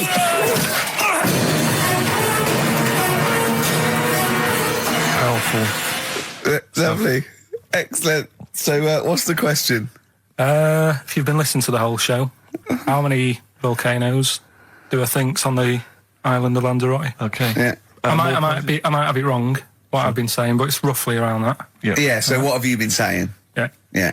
Brilliant. Ricky.gervais@xfm.co.uk. You're more likely to win the prize if you leave your address on the email. Yeah. Because otherwise we can't really be bothered to phone people or email them back. So, Good point. Put your address on there and you could win some crap. In a jiffy bag. Carl's theme tune there by Placebo. Special Needs on XFM 104.9. Alright. New Year's resolution, Carl? I don't know. I don't do it. Really. It's more like something like, I don't know, start smoking. Do you know, there must be something. No, it's a waste of time, isn't it? Don't bother with that. Right. You, Steve? Yeah. Me, no, I've never really made any New Year's resolutions. I just be good to people. Just treat everyone as you want to be treated yourself. Give to charity. Hate crime, racism, famine, sexism. I know you're going to keep to all those, except the give to charity. That's... Me and Carl find that a little bit hard to believe. Never going to happen. Well, you've always got to break at least one of your New Year's resolutions. Exactly. Yeah, well, I think I'll be nicer to Carl. What about learn more? I was thinking that. I want to learn more. I'm always teaching you stuff. I've got... I watched... I'll tell you what, Christmas telly was dreadful this year. I don't know if I've hit that age where I think... But I think consciously I thought this is worse than usual. Yeah. And I ended up watching Discovery Channel and History Channel again, and I watched 4 episodes in a row of this fantastic documentary, 1418 War, narrated by Dame Judi Dench, and it's brilliant. I just can't get enough of it. I hated history at school, and now I want to know everything. Yeah. And I think that's mine. Learn all the stuff about stuff. I like learning though. I always say that to you. I'm always looking up stuff. When I was on holiday, even though it was sunny outside and they had big holes to look at if I wanted to, I stayed in and watched Discovery there and was watching stuff about scorpions and that. Yeah, what did you learn? Well, nothing, 'cause it was all in Spanish. But I just watched it. What I found odd, right? What I found... Scorpions, I get it. It's only about poison you get with. What I don't understand is with scorpions, right? They have like this sort of weapons, don't they? They have the poison and stuff, right? Yeah. Which can kill a man. Yeah. But there was a couple of little animals and that were its sort of enemy, and it stung them, and it didn't kill them. So what's the point? Well, firstly, not all scorpions kill a man. Some of them, This one did, they said. Yeah, well, they range from like bee stings to so much venom it can take down a horse on things like spiders and snakes and scorpions. So it depends. But a scorpion that will kill a man would kill a rabbit. So I don't know what you're talking about. No, there was a snake that it stuck its thing into, and some sort of beaver, and they were just like running about. There's nothing funny about that, so why are we laughing? Well, the snake wasn't running about, was it? Well, it was slithering about a bit. Yeah. What was the beaver doing when the snake... Just sort of, I think it ate it in the end. What? Ate what? Ate the scorpion. Just wandered off. Well, it wasn't a beaver. There you go. There's no learned that. way it was a beaver. All right, an otter. It was This is what you pieced together from a show in Spanish. well, I'm just saying, though, how come it can't kill something that small, yet there's someone on holiday that's no sort of danger to that scorpion. We're not going to harm it, right? And yet it can kill a man. So you say, but I don't believe it. Shut up, mate. Seriously, this is gobbledygook. Taught you something again, though. That's what I'm saying. No, what have you I'm taught us, though? What is that? What is the fact that's come out of that? A scorpion can kill a man, but the beaver was dancing with a snake, then it ate it. You do that That's all the not time, a fact. though. You That's put not a everything fact. down. New Year's Eve, I taught him something, right, about dead people. No. You know, the things that taught me, I was saying you're talking shite. He says they found out your soul weighs an ounce. Your soul? Yeah. Your soul weighs an ounce. Right, who found this out? I read it. Your arsehole weighs an ounce. Yeah. There's no such thing. A soul weighs an ounce. You're talking drivel. All right. Have you got any monkey news? So what did they do? They weighed someone who was alive, and they will wait for you to die, then weigh you again. There was someone You've lost an ounce. Yeah, it must be your soul shooting off to heaven. It was someone who was really ill, and they said, we can't do anything for you here, but we've got a bit of an idea that we want to do. We've been wanting to do this. Stuck him on some scales. He said, right, you weigh 9 pounds an ounce or whatever, because he was wasting away. He died, 9 pounds. Right? Fine, well, that's proof if proof be needed. Nearly got to wrap it up. I think we've got to do the Rockbusters winner and give someone those lovely prizes. Monkey news, then we're out of here. We'll maybe come back, maybe do some Christmas specials. I don't want to make any promises. Right then, first one. Chewing breaks. Fishing for a dream. That's what we're fishing for, isn't it? We're fishing for a dream today. What's that mean? Poverty. I don't know what I was talking about. I don't know. It doesn't matter what you're saying, Rick. No one's listening. No one's listening. Well, we've got to finish anyway. Think about the fact that think how small our percentage of listeners is anyway. Anyway. And then you two are on stage at the moment. This is like broadcasting during Christmas dinner. This is the same. It's just on hospital radio. Yeah. Yeah, exactly. Where everyone's got an iPod for Christmas. Yeah. On the ward. yeah. Well, we've just got. We're going to go through. We're going to go through now till 5:30, and I've got to rush off. I'm afraid to Live 8. Don't apologise, mate. When people see the glam that you're bringing to that event, they don't even care about the people introducing it. Comedians going, ladies and gentlemen, just get on with it. No, I agree. No, I've got a good joint here. 2 blokes will get on with it. Bring on Madonna. But we're going to give it to them, Carl. We're going to go through to the end. We've done everything we have to do. Monkey news. The final monkey news of the year, possibly. It's been a joy. I'd like to say, on behalf of myself, Steve Merchant, and this little bald mank. It's been a pleasure. Yeah, speak for yourself. Yeah. I feel drained today. Do you? Go on. This is the strangest radio show in the world. Yeah. Isn't it? Yeah. Because when we can do that, we can talk about this and go, I feel drained today. Just like he's not, like no one's listening. Because that's the sort of thing you say socially and no one listens. Like just when you're watching up, I feel drained today. It's rhetorical. Yeah. You're not expecting anyone, not even your loved ones, to go, oh really? They just go, that. But to do it live on air, no one's listening. What I mean is just give us a jingle. But the Exactly. But the truth is, the contempt we have for our poor listeners but is the truth is, the unbelievable. listeners aren't listening, and we don't want to be here. So it really is one of the most pointless things ever. No, would have been quite happy to do a full show. But you know what? The flow of it's just. I would love to listen to this back in 10 years. This actual show, let's keep this forever. Let's keep this show forever. The show, we went early, we were bored. It was a day we're trying to save Africa, but we're a little bit annoyed that no one's listening. Yeah, right. Right, once and for all, the final monkey news of the year. Oh, go on. What were you going to say? No, I was just going to say, if you're not into the Live 8 and you're gay, you're not listening because you're on a walk. Game went on for hours, right? No one's listening. The terrible thing is that not even we're listening to Carl now. I know. Literally no one is listening to Carl. Insulting. There was a lot of smoking going on. It's going on. A lot of eating and nuts going on. That was a bit weird because they don't normally get through as many, but for this night. So, come on, let's just play Bruce. Goodbye, everybody. See you maybe at Christmas time. Goodbye. Yeah.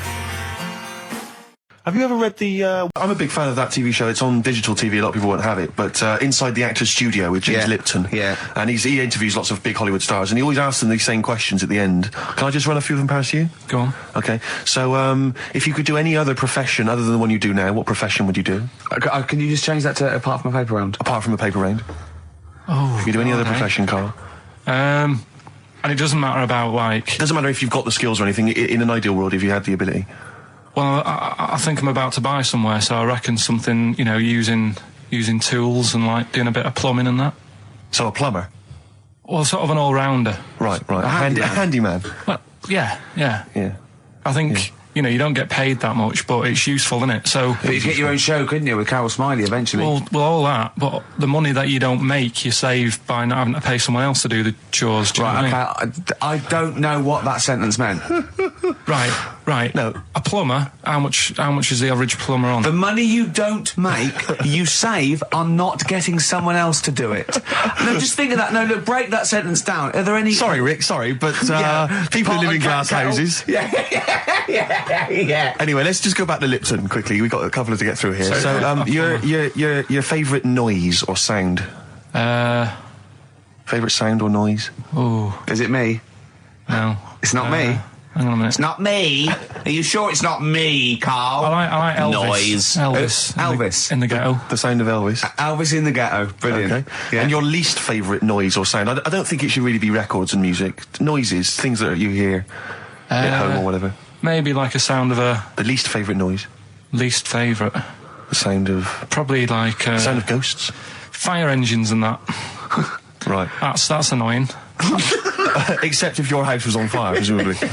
I think it's a bit unnecessary. You think they're just doing it to wind people up?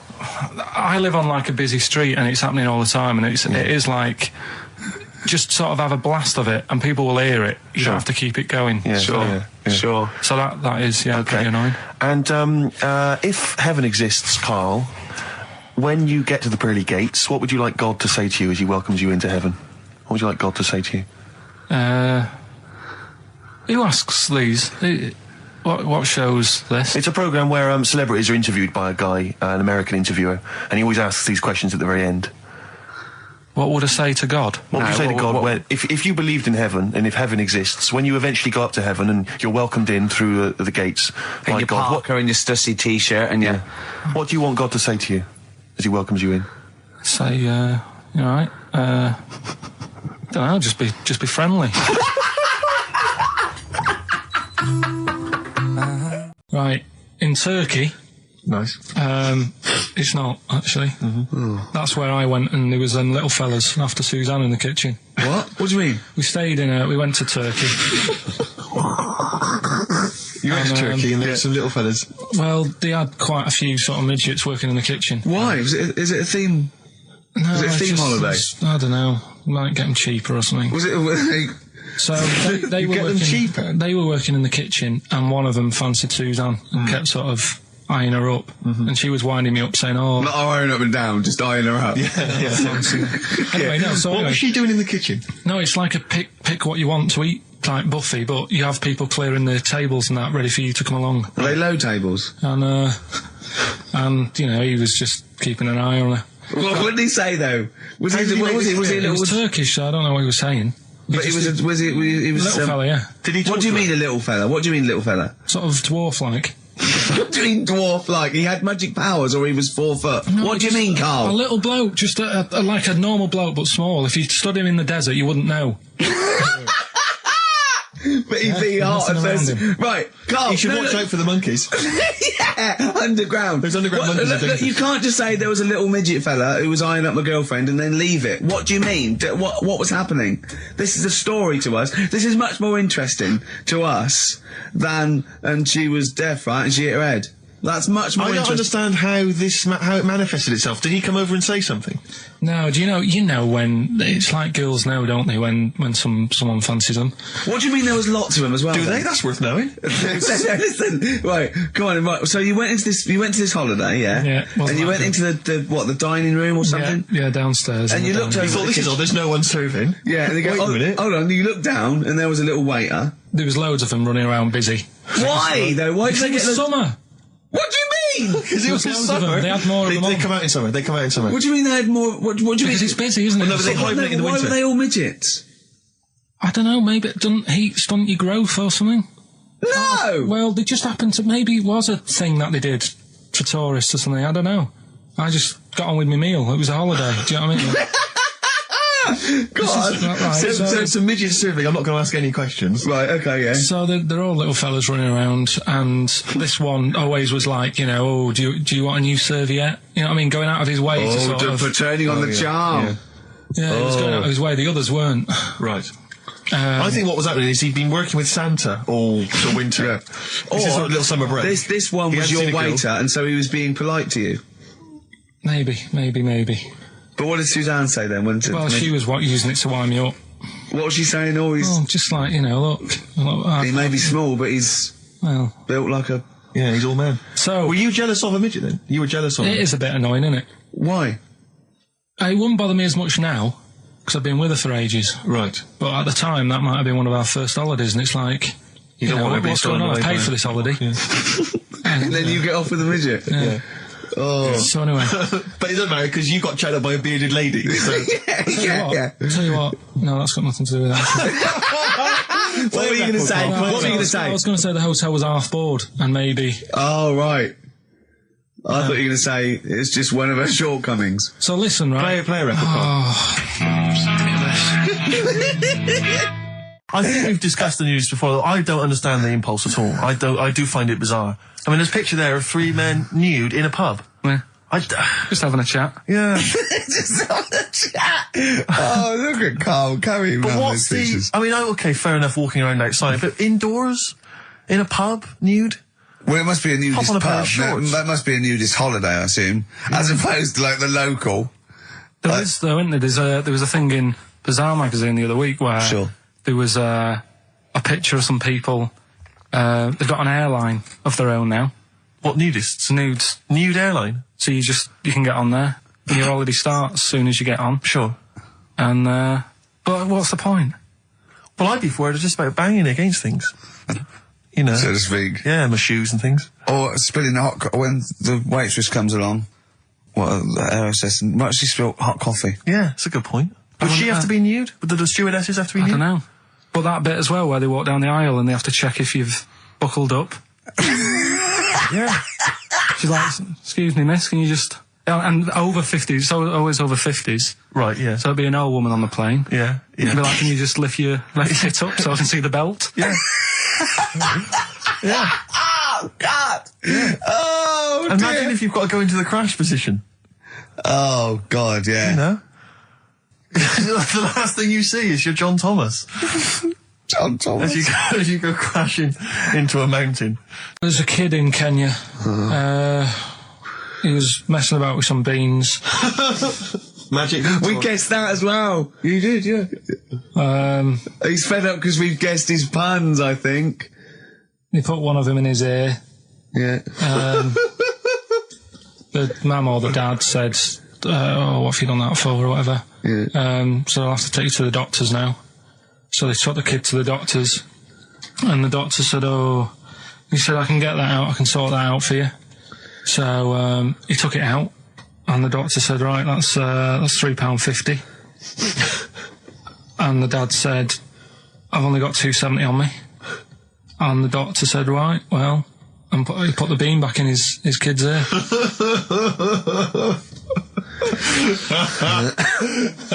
I don't know what to say. I don't know what to say. I mean, a couple of questions from me very quickly. Are you sure that those were definitely the sums involved, were they? Well, the equivalent of whatever the deal with in Kenya. Yeah. It was the equivalent of so what currency was it, Carl, that you translated into sterling? I don't know. No, it was saying in the thing. It said the equivalent of £3.15, £2.7. Did it say that? Yeah. So did it say that? Yeah. Carl, look at me. Did it say that? Yeah, it said that was the. Did it say that? Yeah. Yeah, it did. It definitely said that. Definitely. Yeah. So it's just like, I suppose, I don't know. I mean, all these things. The idea is, it's not like a lesson. It's like, I'll tell you this. See what you can get from it. Sure. So you look at what I've told you already. The knights who said shut your face. That's amazing. That explains itself. Yeah. Turkey with the circumcisions in a restaurant. Yeah. That'll hold me in good stead. Yeah. Don't go there. Whatever. This one. If you're in Kenya, don't put beans in your ears or something. Doctors or carry £3.50 or the equivalent of. It's just the idea that the doctor put it back in his ear. He forced it back in his ear. So is it still there to this day? I mean, is there any update on that stuff? Or does he go back with the £3.50? Now, again, I broke the rules in the week. I met up with Carl. I had lunch with him. And we were chatting and having a cup of tea. And it got onto one of Carl's favourite programmes, was the Tales of the Unexpected. Ah, of course. And all I can think is that he's probably the only person in Britain where they were unexpected. I mean, to him, when that twist came in, he'd go, gee, I can't... Yeah. Oh, God. Can't believe So it was the tree that did it. I mean, he was probably the only... And we were telling all these stories of horror, and he liked horror stories. And I told him this story. And I don't know if this had come across the way, but I told him this story. It was a short. It was a horror short. This was a film you saw, was it? Yeah. And what it was, it started off, just had been a car crash. You see, it's a horrendous wreck. And you saw it from the point of view of the person in the car. And he was calling for his mate, and he was going, Dave. And he sort of looked over and saw a body without a head that had been thrown at. He goes, oh no, Dave. And then into the field of view came Dave, his mate, and looked at him with a look of horror. And then it sort of went black, and you realised that he was just a head, and it had been his body. Oh, wow. Right? Yeah. And I said, then it came up at the end, at the executions and the French Revolution, people experience consciousness for, and he went, oh, no, he said, it wouldn't be for that long. And then he went, if it was a chicken, it would work. Imagine remaking that film, but it's two chickens in horrendous car crash. Their own fault for driving. It would work. No, he wasn't having that. Yeah. No, it was too long. And I think he said, how long was this film? I went, 5 minutes. He went, no. It would work if it was a chicken. I like the way that Carl in something like, when you relate an incident like that, he's appalled and offended and annoyed by the people that made it, even though he's never seen it. Oh, he's annoyed, yeah. Like I want to see it. I think it's a good idea. Yeah. But they should have thought it through a bit more. Yeah. Do you have a favourite Tales of the Unexpected, one that you remember particularly that shook you up? Yeah, we were talking about the one on where there's some woman in prison. Have you seen that one? No, I can't remember them all. Right. This woman's in prison. Yeah. And she gets a bit friendly with the guy who takes the dead bodies out. Right. And he said, I can get you out of here. He said, what you've got to do, right? You've got to, at midnight. When you hear the bell toll, that means there's been a dead body. Yeah, there's been a dead body. So what you've got to do is go into like the place where all the dead bodies are, get in the first coffin on the right, and then I'll come along and carry you out, and you can run away and escape. Yeah. Right. So she goes, yeah, all right then. So she hears the bell go. I'll bury you, right? And then I'll come back later and dig you up. Right. Yeah, but that's the point. It doesn't matter. It does matter. Trust me, Carl. It really matters. Listen, I don't know if I'm going to ruin this for people at home. Yeah. Can I just skip to the end? I would imagine that she gets buried and he doesn't come back, and she has to get buried alive. Better than that. Okay. Yeah, she does it. She gets into the coffin. Yeah, Go on. Right. So she gets in the coffin, and she's lying there for ages. She's buried. She can feel a bit of movement going on, so she's obviously, being carried somewhere. So she's thinking, this is it, I'm getting out. And she's lying there for ages and thinking, why isn't someone coming and lifting the lid off this? Do you know what I mean? Letting me get out. So she's really bored. She gets a lighter out, right? Lights it to have a look at who she's lying on. It's only the fella who said he'd help escape. Oh. How bad is that? That is... How bad is that? So it is quite important that she's buried alive then, isn't it? In retrospect, you realise that the jeopardy is that she's buried alive and can't get out. Yeah. It makes it so much worse, doesn't it, than just like lying in the morgue and going, actually, I'm getting out of here. Yeah. This isn't going to work. Look at Carl's face. Having told that, he's so pleased. His face is lit up. He's beaming like a child. Have you seen any? Is that your favourite horror thing ever? That's a good one. And let's see if anyone knows what the finger is. When that bloke was under the ground, wiggling his finger. We're talking about one with some fella who's stuck in the ground or something. This is a motif I noticed in your particular favourite ones. Yeah, right. People stuck in the ground. Go on. Right. So it's a fella, is it? Yeah, a fella stuck. Now, I seem to remember it just being his foot, to be honest, being stuck in a hole. No, he was under the ground and he got a little thing out of the pavement and he put his finger up and wiggled it to try and attract attention. Then you see a woman come along and her stiletto heel just knocks his finger off. You see, I'm wondering whether it's the same one as I saw. Yeah, it could be two like that, couldn't there? It's a. They were running out of ideas by the last series. It's a big theme in Hollywood. Or what was that one you told me about with the porn? That was a good one. Oh, this was fantastic, right? Right. There was this. Sorry, can I just check now? We're just remembering classic episodes of the Tales of No, this is important. Well, I saw one, right? I saw one on Tales of the Inspector, right? And it was these two gents. What they used to do, they look down the obituaries and they'd blackmail the wife or the son of a dead eminent person, like might be a priest or a doctor, something like that. And they'd go and they'd say, he bought some erotic stuff from us before he died, and he owes 100 guineas and all this sort of stuff. And they'd pay up because it'd be so embarrassing. They just didn't want them to say, just pay him, right? And this one bloke said, who are these people? I'll meet with them. And he goes round there, and he goes round, and they go, your father. He goes, my father could not have bought any erotic material from you. They did it. He goes, he couldn't have. He's blind. Right? And that was the twist. And Carl went, so it was magazines, not videos then. Yeah. Now think about it, Steve. Is that so stupid? Well, presumably it was set in olden times because people... professional pornographers don't tend to call it, erotic material. Yeah. They tend to call it, juicy jugs or whatever. But more than that, I don't understand how a video is going to be any use to a blind person either. I know that you can hear the sound, Carl. Look at him nodding like he's caught me out. Yeah, what sound will you hear? Do. Your meter needs looking at? Yes. Cut. What's then? What's that? Then it's just noises. Occasional groans. Yeah. Right. You could listen through the wall at your neighbours. He does. I mean, that's why I save a lot of money. But I thought you were going to point out, Carl, that they could have had a Braille porno. Now, have you thought of that? Look, feel the lumps on that. Exactly. Think about it, Carl. Think about it. You're excited now. Yeah. Your girlfriend's away, Carl. Yeah, the cheese grate has only entered the cupboard. No, she's a good-looking lady. Yeah. Right, there's a little midget.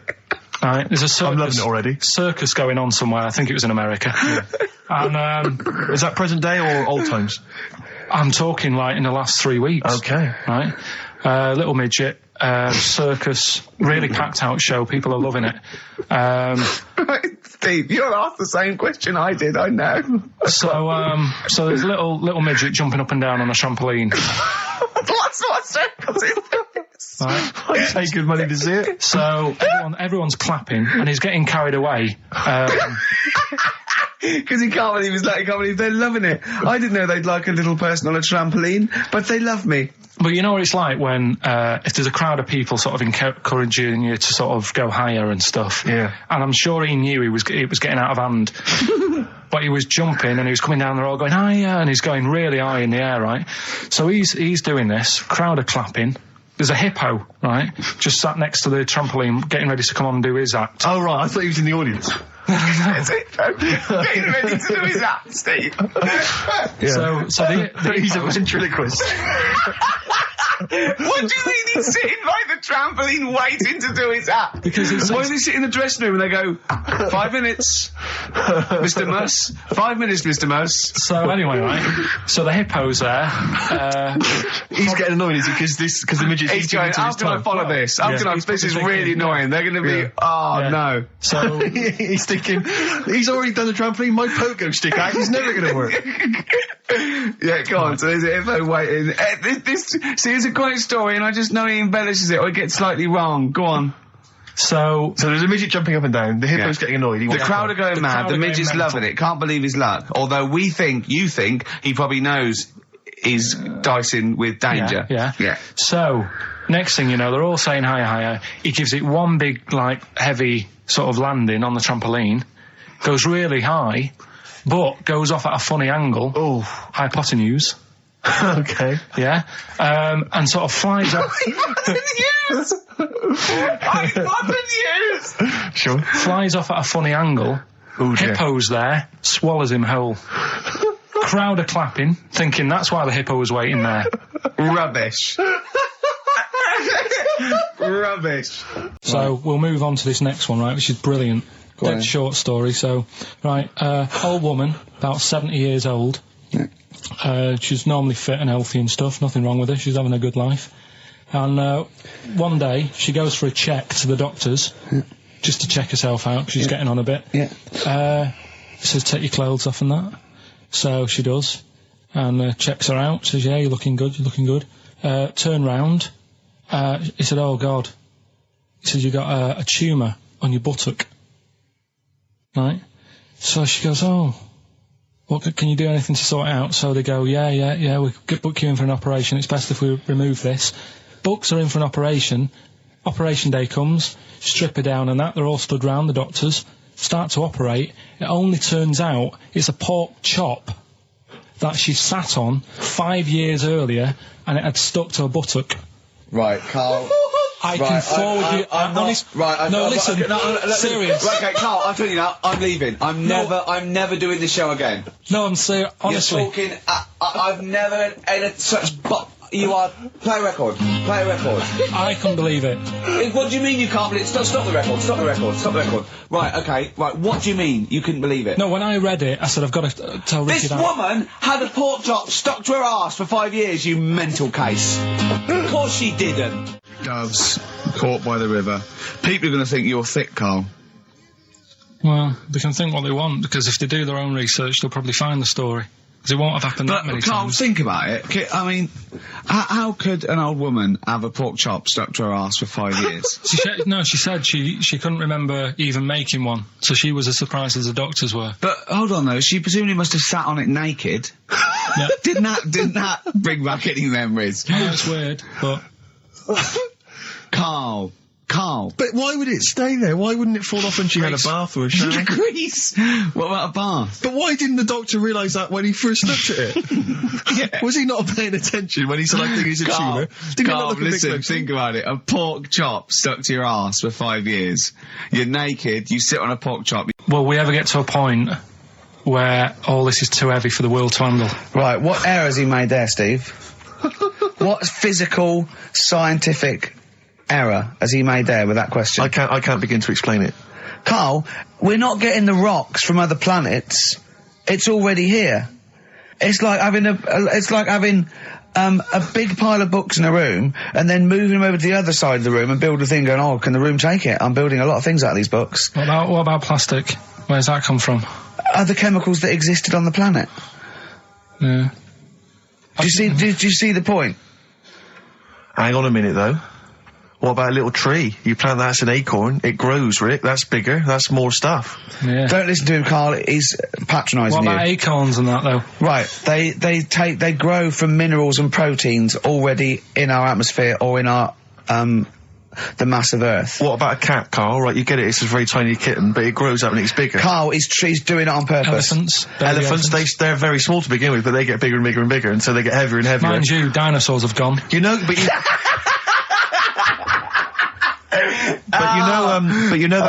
famously that's how Atlantis disappeared. You know, you've heard of the legend of Atlantis. Have you heard of the legend of Atlantis? I think so. This was a city that existed, is proven, right? And what happened was they just kept buying stuff in mail order. They just kept ordering stuff, like the king and stuff, just kept ordering stuff in mail order. He brought girls across, carpets, lot of carpets. He kept buying TVs, big screen TVs and stuff like that. And eventually, he bought up all the myrrh that the wise men didn't want. Yeah, because he's from like olden times, and he just kept buying stuff, crazy. Like he was just a shopaholic, basically. Mental it was, and he was ludicrous. It was like, and in the end, it just sunk. It just sunk. Too heavy, and it just sunk. He was one of my best mates. Was he really? Yeah. Seriously? Yeah. What do you reckon he's doing now? Do you still keep in touch? When my mum and dad were still in Manchester and they had a butty shop, he used to go in because the bookies was next door. I love the way you paint a picture. If you did this in your history exam, Carl, you will walk it. Go on. So your parents had a butty shop. There was a bookies next door. Yeah, and he liked having a bit of a gamble, so he used to.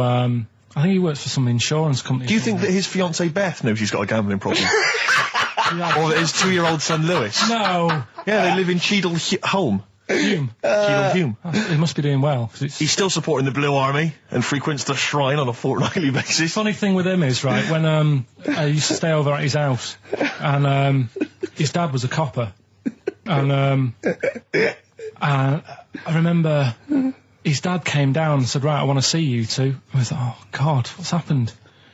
And got us round the table. And he said, do you know much about drugs? So we were like, what's all this about? So he goes, you know, they're not good for anyone, you know, they're stupid thing to get into. And we're like, yeah, we know. And he went, you know, do you? We said, yeah. He said, what's this then? And he'd found something in his bedroom, and it was a Skittle. What, the sweet? Do you know little sweets with the S on it?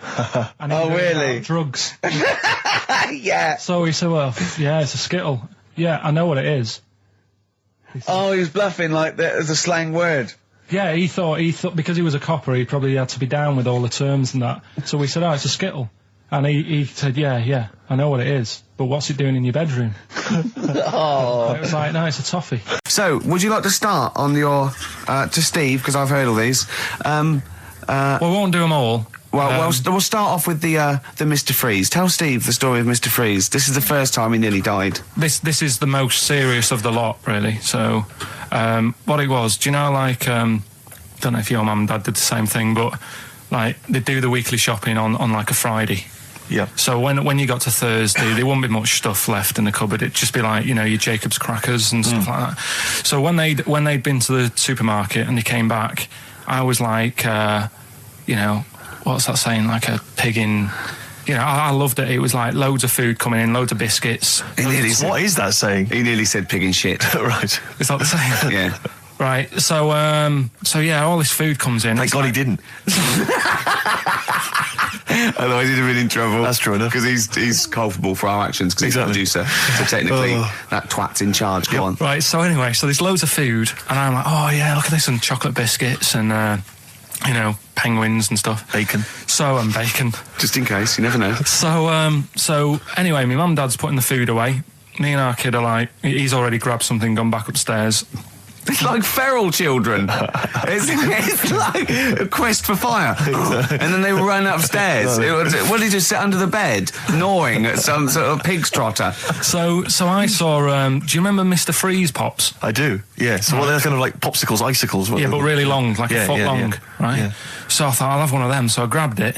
Went for the nutritious stuff first. Absolutely. And like my mum and dad are putting this stuff away and what have you. And I rip it open and knock it back. Right, straight away, just right back like Swallow that. Swallow it, yeah. But it went down the wrong way, right? So what's down your shirt? So I was like, oh God, I can't breathe. And my mum and dad didn't even know what I'd ate. Do you know what I mean? I ate it so quick. Yeah. And I'm sort of tapping my mum on the back, going, and she's going, oh God, you know, he's choking again, because I was always choking. If it was one thing, I don't know if I've got like a small throat, but I mean, even Ricky knows I can't drink that much, can I? Yeah. Do you know, or eat pebbles. I'm not a quick drinker. I'd always, I think I'm scared of like swallowing stuff. Yeah. And it was like bottle tops and mint imperials and stuff. I was always choking on stuff. Oh, jeez. So anyway, she's going, oh God, what's he picked up on it now? Drop it. So- And hit his nose with a stick. So I was going, I'm choking. At this point, my dad had I think he'd put his share away, his food away, and he'd gone. His share, I love it. He'd gone to watch Winner Takes All or whatever in a lounge, and I was in the kitchen, and I was starting to I didn't care anymore. Do you know what I mean? I just got to that point where I wasn't struggling anymore. You just thought, I'm done for. I just was falling to the ground. And my mum's going, get in here, I think it's serious. And my dad comes in and sort of starts shouting at me, saying that's what you get for being greedy. He didn't even know what I'd eaten. Well, it was the moment to teach you a lesson, certainly. So he's there like that, and my mum's going, oh, look at him, and my lips were going purple, and my eyes were rolling into the back of my head. You look like Marilyn Manson. And so anyway, she grabbed me from behind and did that fireman thing. The Heimlich manoeuvre. Yeah. And, winded me. And it came up, and I was all right. What, the whole popsicle came flying back out?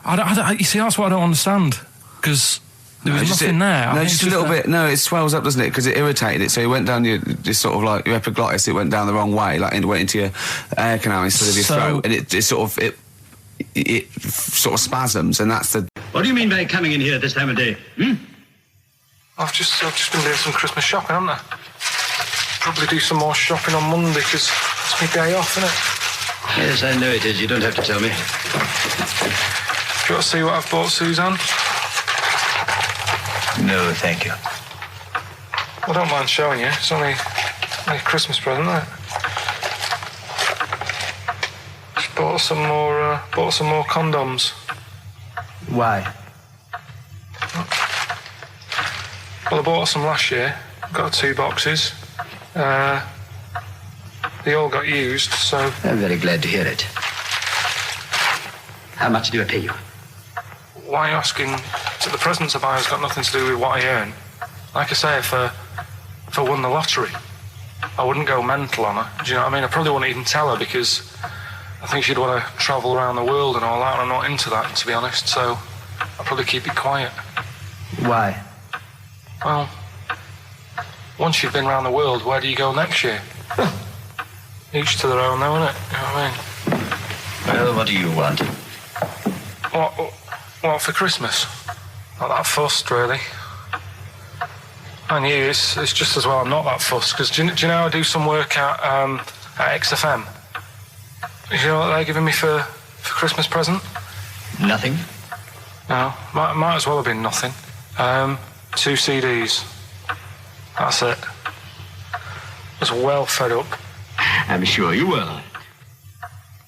They give you a list of about 30 albums, and you get to pick 2 off the list. So I've gone for Kings of Leon album and the Best of Bob Marley. Mr. Marley has been dead these 7 years. In fact, he died 7 years ago this very day. Did he? Do you know what sort of donuts Bob Marley likes? It's not my business. No, it's not a proper question. It's an old Peter Kay joke. He likes the ones with jam in. Do you get it? All right, Carl? Yeah. Bit miserable today, Carl. Let me explain why. Go on. Steve, and to you, the listeners. Well, we came in to a big bunch of stuff. Dropped off, was it Becky from Marks and Spencer? Just lovely stuff. Food, presents for the cat, books, just, to Ricky and Steve. Ricky and Steve who do the show, right? Ricky Gervais and Steve Merchant. GQ presenters of the year. Creators of The Office, right? Award winning. Carl's looking over. I go, well, maybe, it's not for you, no.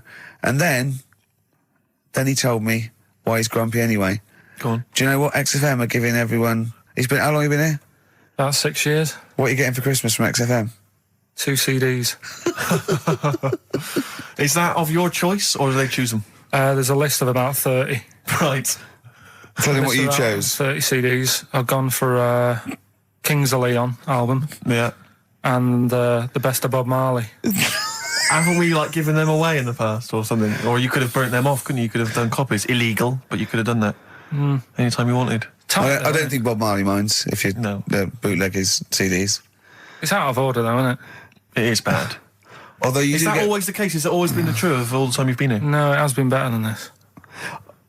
Yeah, although you do get paid quite well and you do have an easier time. Yeah, but don't give me the CDs then. If it was a milkman, you don't go, oh, have 2 bottles of semi-skimmed. Happy Christmas. Yeah. That is a valid point. Do you know what I mean? You complain. Who is it who made this decision? There's no point. No point, is there? Why? Just no point. I don't like moaning anyway, just... Has it come from up top? Is it like from the capital people? Just everyone. That's what everyone gets. Yeah. Yeah, but will Christian get 2 CDs for getting up at 4:30 every day for about 5 years? And keeping this station afloat. Probably. Yeah. So that's why I'm a bit fed up. What do you listen to first, Marley or Leon?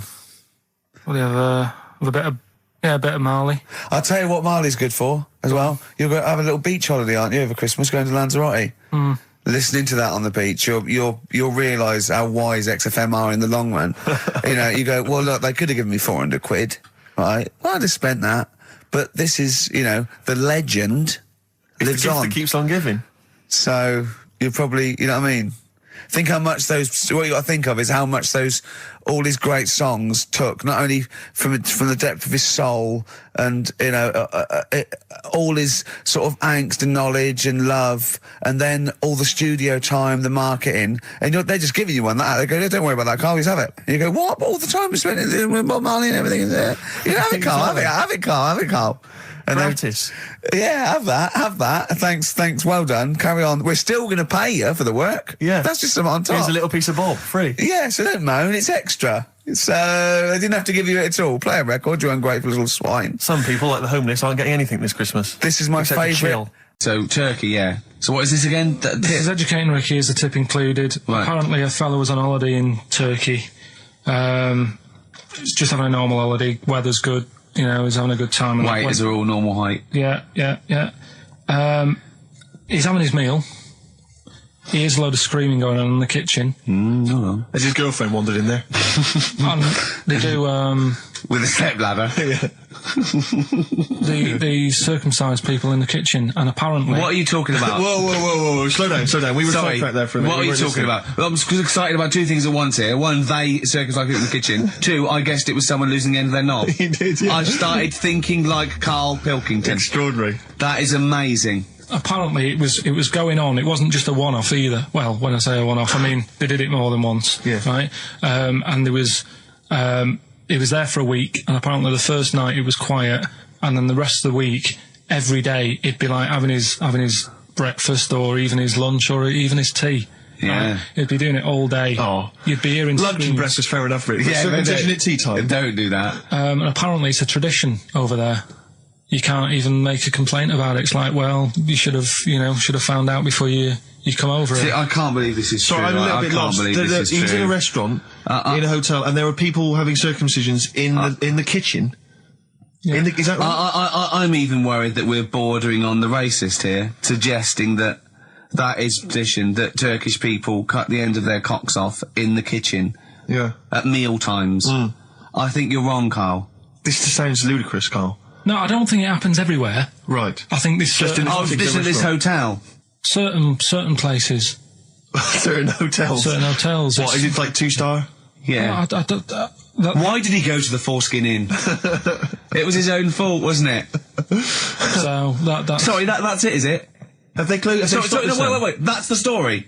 You educated me, right? Once a fella saw some Turkish people cutting the tip of their knob off in the kitchen.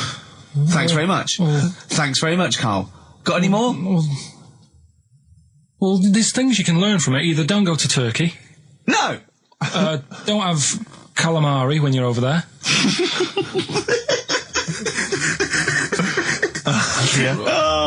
Science of Silence on XFM 104.9. I'm Ricky Gervais. Joined me is Steve Merchant and Karl Pilkington.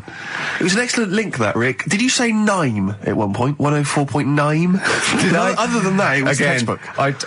Yeah, a desperate attempt at being articulate. Sure. But let myself down. With your See, this is the good thing understanding. about the boxing thing, because there's no chance of me, slurring fool the of words. yourself? No. I already slurred my words. Yeah, so no one, any damage will be totally fine. Yeah. Oh, the doctor's rushing in. I think there might be some kind of concussion. Jane just going, no, that's just the way he talks normally. because I'm thinking maybe, did you start the show with that particular kind of manner? Just because obviously a lot of new listeners, I imagine, thanks to the massive poster campaign, and you obviously want to impress them and charm them. There's a few examples today of irony coming back and biting you. Yeah. That seemed like a funny idea at the time, me posing that up. But Jonathan Ross phoned me up when they first went up and he just said, I've just seen a big poster of a predatory gay. Yeah, you do look a little bit... Hello, and what's your name? Would you like to sit down here? And then you're in the background. And also, I think the funny thing about having you as a partner, I mean, the only good thing is that, you look weird and tall, like too freakishly tall and lanky. But in that one, no, because your background and you're smiling, you don't look as weird as you do in real life, or as freakishly tall. So it sort of ruins it a little bit for me. Look at Pilkington. Look. Pilkington, what are you doing? He's not listening. He's just opening a packet. What are they? McVitie's.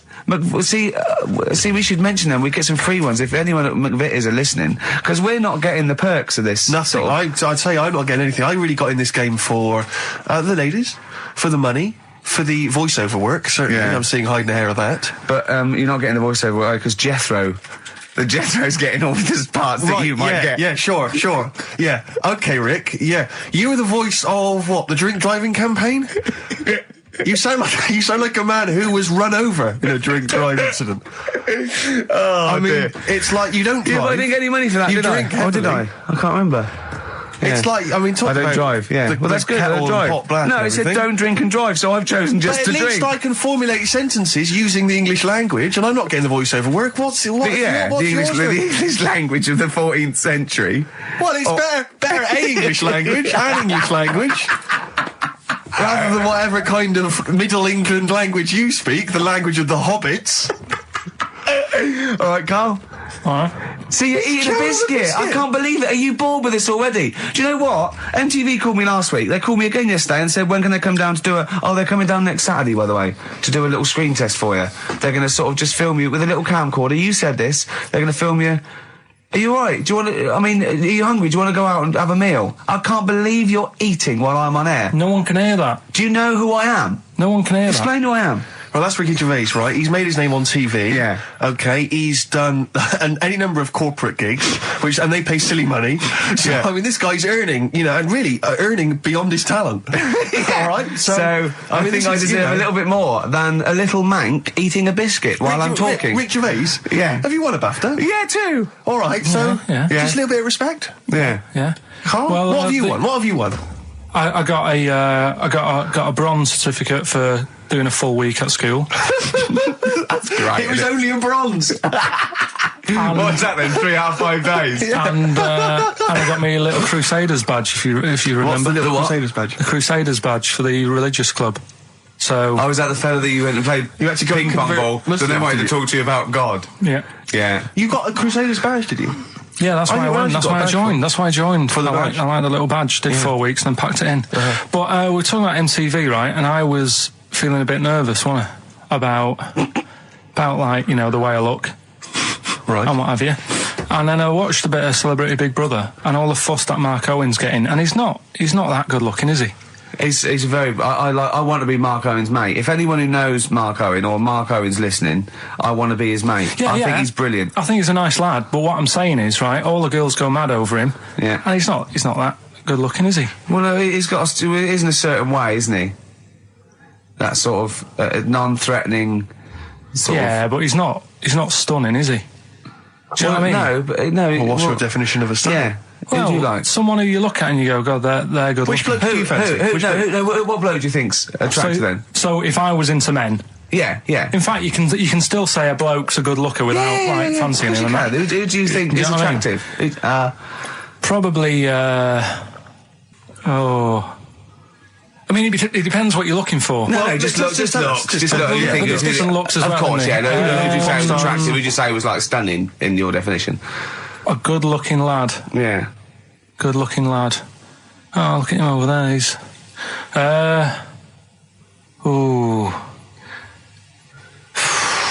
Do you find, Robbie Williams? Do you find him attractive? Boy Next Door. Look. No. Who do you? Carl, hurry up, because it's we've only got 2 hours. Probably.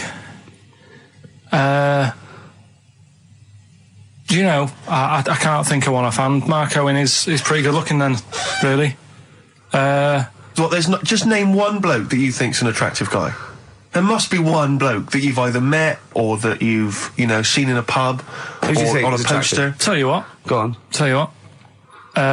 Works here. Young Alex Zane. Alex! Well, we know Alex, maybe we can fix you up. Oh, I love you, Alex. You've got so Carl's got a theory that Chinese people don't age well. This man was a Chinaman, right? And he was 120 or something. Yeah. Did you see a picture of him? Yeah, he's still alive.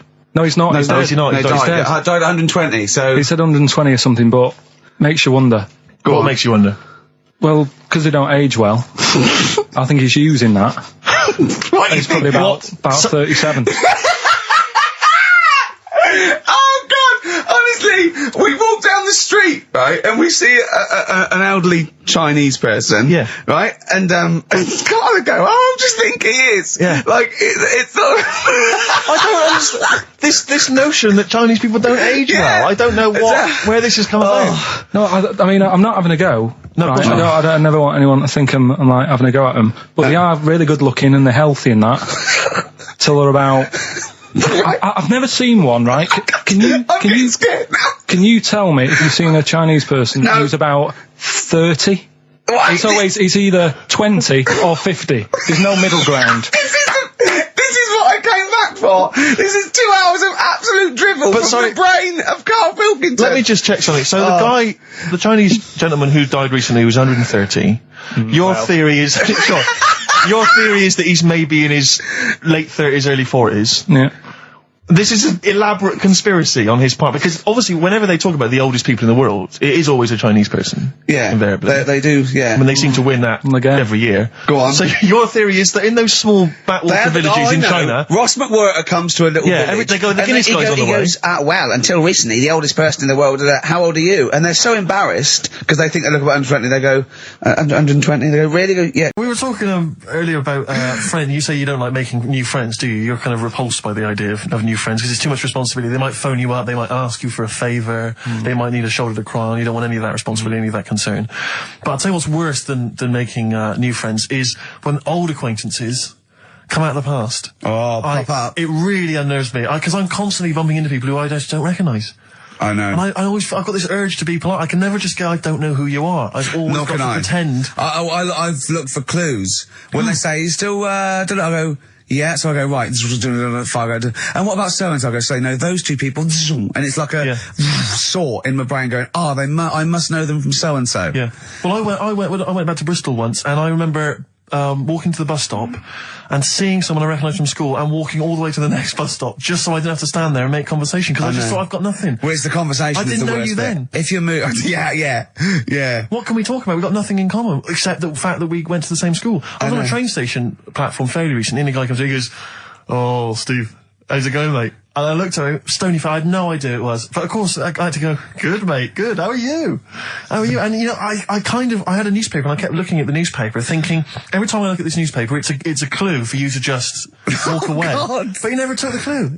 So it was kind of, I'd say, "Oh, yeah, not bad. Read the paper, and he'd go, "Oh, where are you living at the moment?" So I'd tell him, and he'd say, "Yeah." And I'd look at the paper again. "Oh, do you still know, But that's what, when you know they are, it's just as bad, because they go, "Oh, we should have a drink sometime," and you want to go, "I'll be honest, look, if I'd wanted to get in touch with you, I had loads of opportunities." Exactly. I've had every day from now right back to the last 15 years, I could have made contact. I didn't. Exactly. It's easy. Take that as a clue.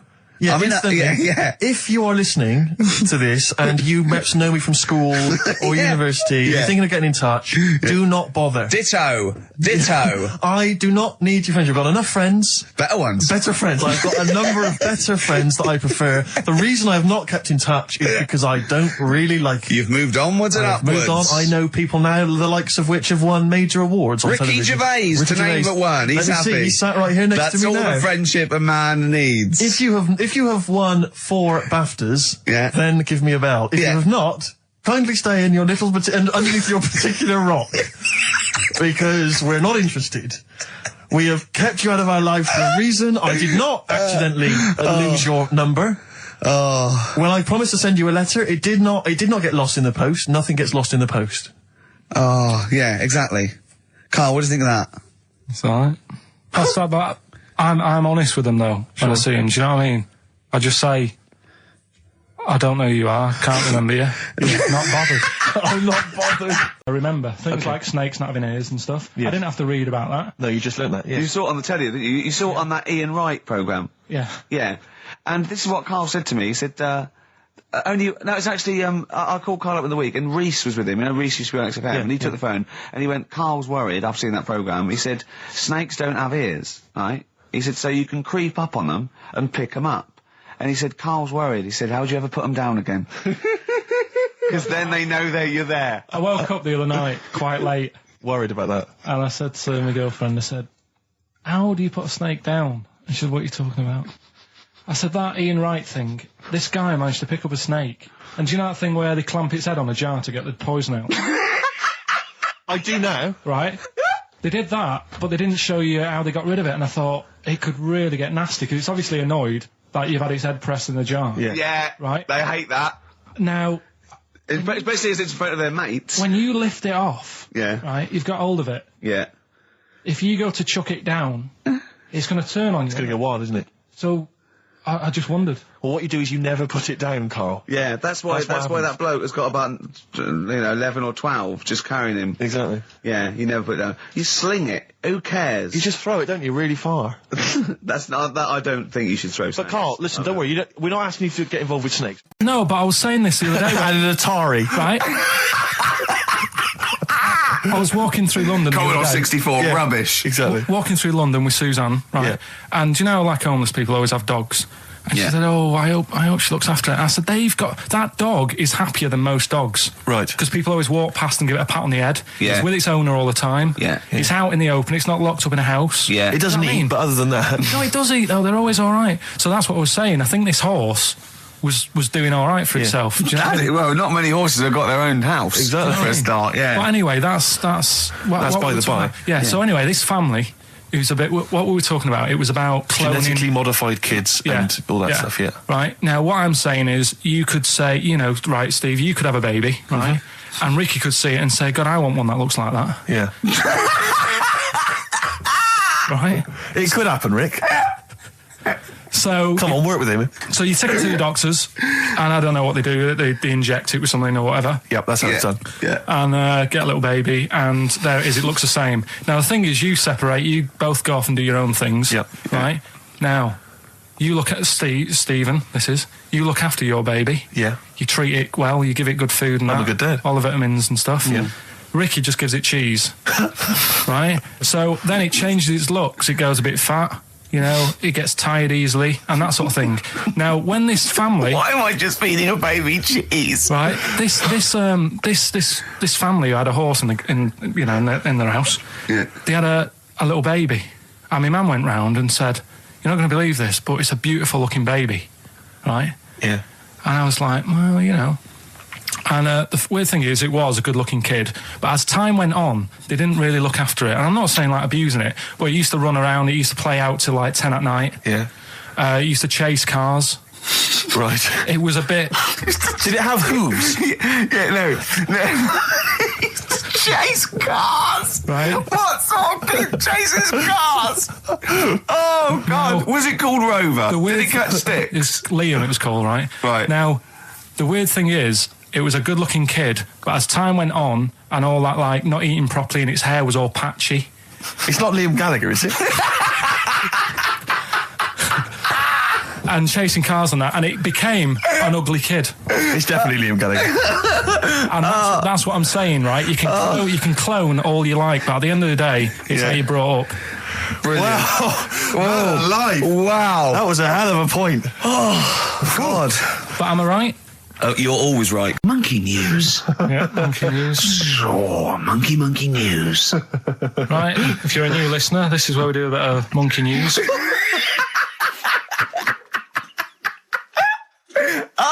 Imagine him giving these charts on a news programme, like News Night Review or News at 10. Over to Karl Pilkington. Yeah, all right. This monkey's gone mad again. Go on. Right, we've done quite a lot of good stuff. The one that sort of kicked up most of the fuss was probably Ollie the monkey. I love the fact that they're all monkeys. He's a chimpanzee. Well, right. It's an ape. Well, today, right, we're looking at one that's it's called Coco. Oh yeah, the sign language one. Well, what I've read about him is he speaks, right? Oh God. Highly educated. Yeah. Photographer. Carl! Right. I love the fact that when he gets a gifted ape, he has to look up to him. He realises that he is superior. I love that. Right. Oh.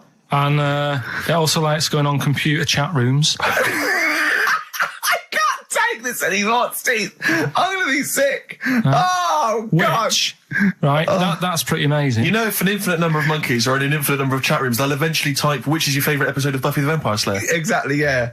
Karl Pilkington, you're an idiot. But the thing is, right, you're saying about the infinite thing again, about monkeys, if you put them in a room with a typewriter, they'll come up with Shakespeare. Yeah.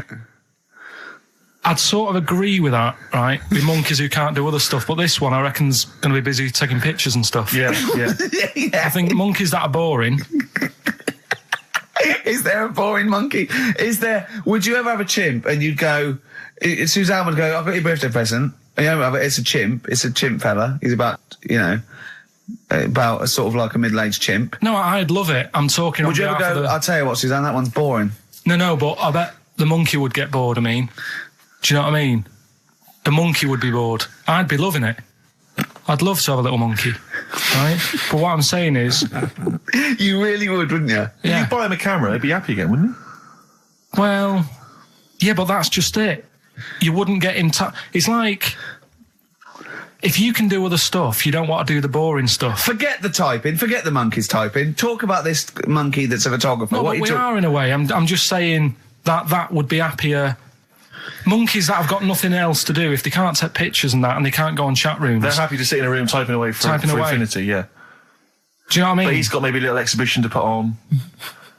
Do you think... Do you know that most chimps and apes and monkeys still actually just live in trees? These are in laboratories and zoos and things. You know, that's not the norm. These monkeys walking around sort of chatting and riding bikes. Yeah. You know, that's not natural.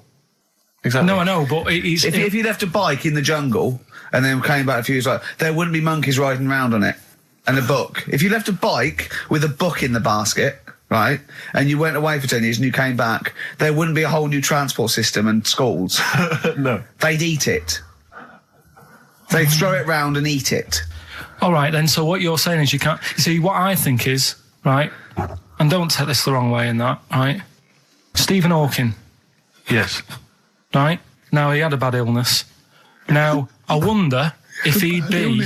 I wonder if he'd be as bright as he is if he didn't have that. Right. Because he's had time to sit down, he's like, well, what can I do? Yeah. They've gone give him a book. And he read it. I like that. Give us another one. Yes. He's got a lot of time on his hands. Yes. Now, what I'm saying is monkeys... Right. This one here, Coco, which I think was a gorilla. Right. Right? That wouldn't have been happy on a little keyboard, just doing that all day, because it'd be going, well, I could be out taking pictures. Sure. Play a record! Yeah. Do you know what I mean? Play a record! Yeah. Done.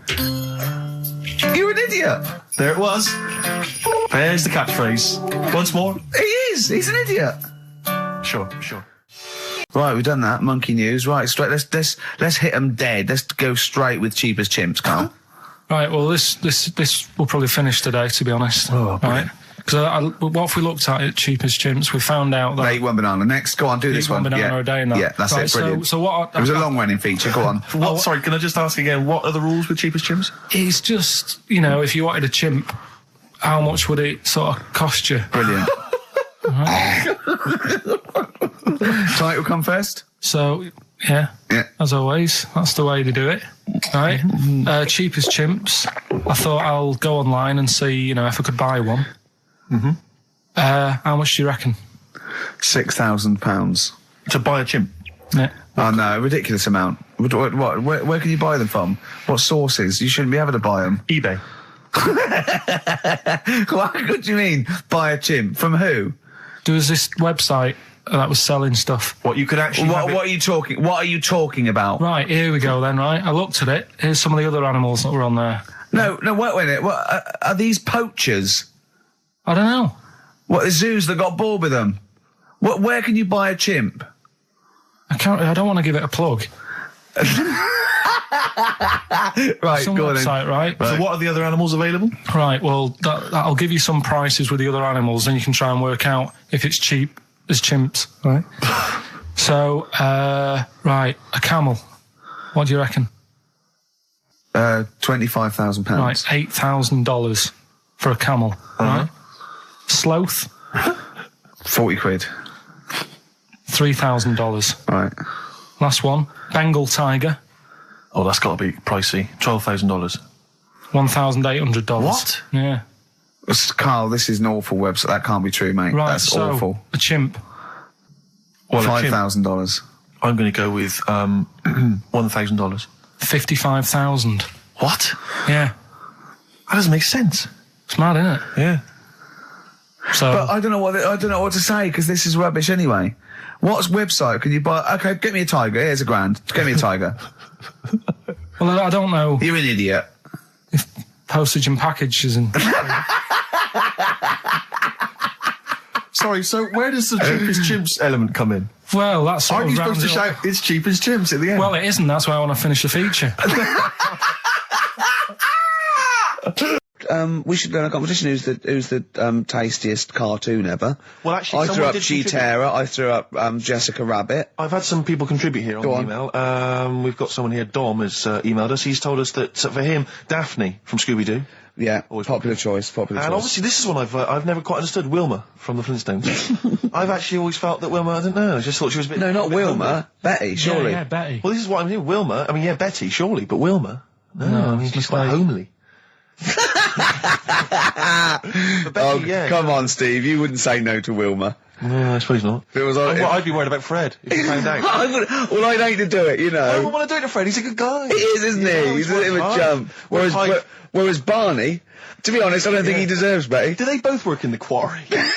Because, I mean, let's be honest, Fred, not a smart man. I mean, he obviously didn't come out of rock school with anything other than a couple of basic O-levels. I know, but he's a hard-working, sound sort of guy. They got a big house, they got like a TV, they got that bird thing. Yeah.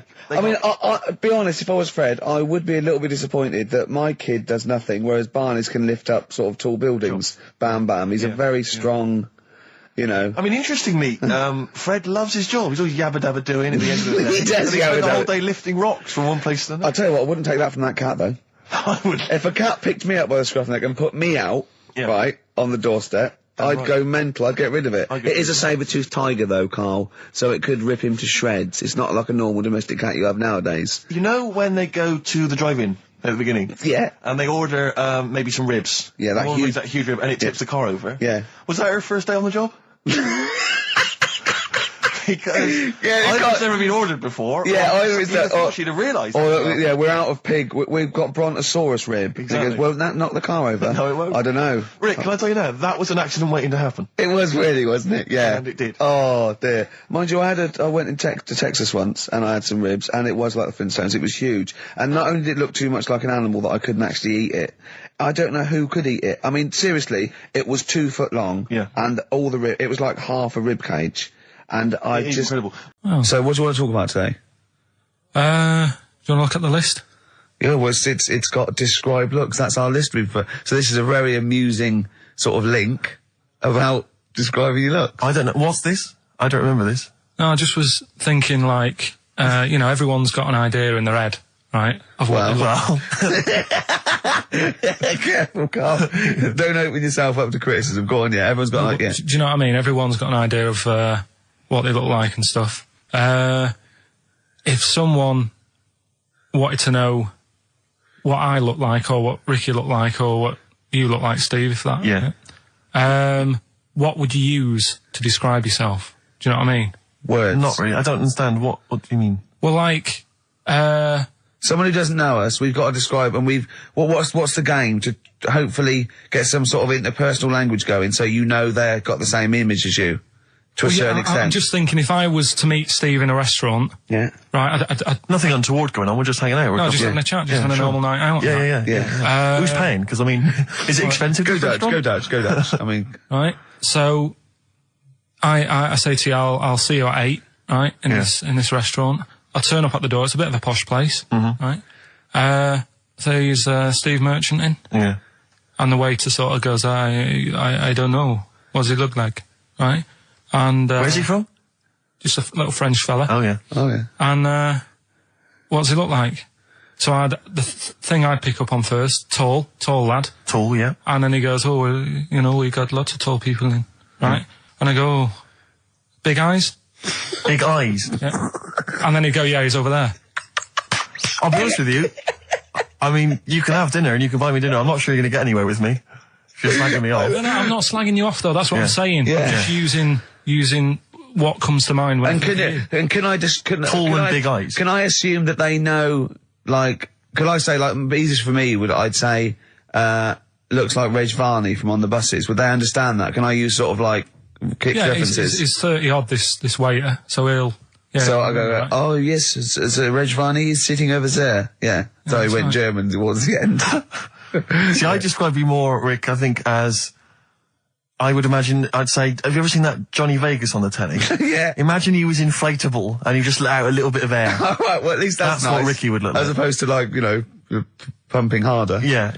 Okay, well describe, Carl I'd describe as, those little red monkeys that you see on wildlife programs, they're in the trees and they scream when they see a leopard or something. I think so. Shave that. Just shave one of those little red monkeys and put some sort of, old sort of Manchester gear on it, maybe. Yeah, you know what I mean? A banana rack and some baggy jeans.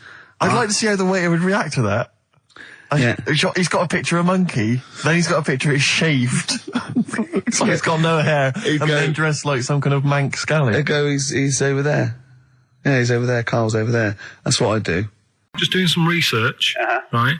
I'm sort of working my way through different creatures and insects and stuff that's on the planet. Yeah. Right? And finding out if we need them or not, right? Yeah. Do you know much about snails? Sea snails? Well, yeah. Snails in general. I don't know much about snails, land snails. I know a bit about sea snails, like whelks, top shells, that sort of thing. Would you say they're important? What sort of sense do you mean by important?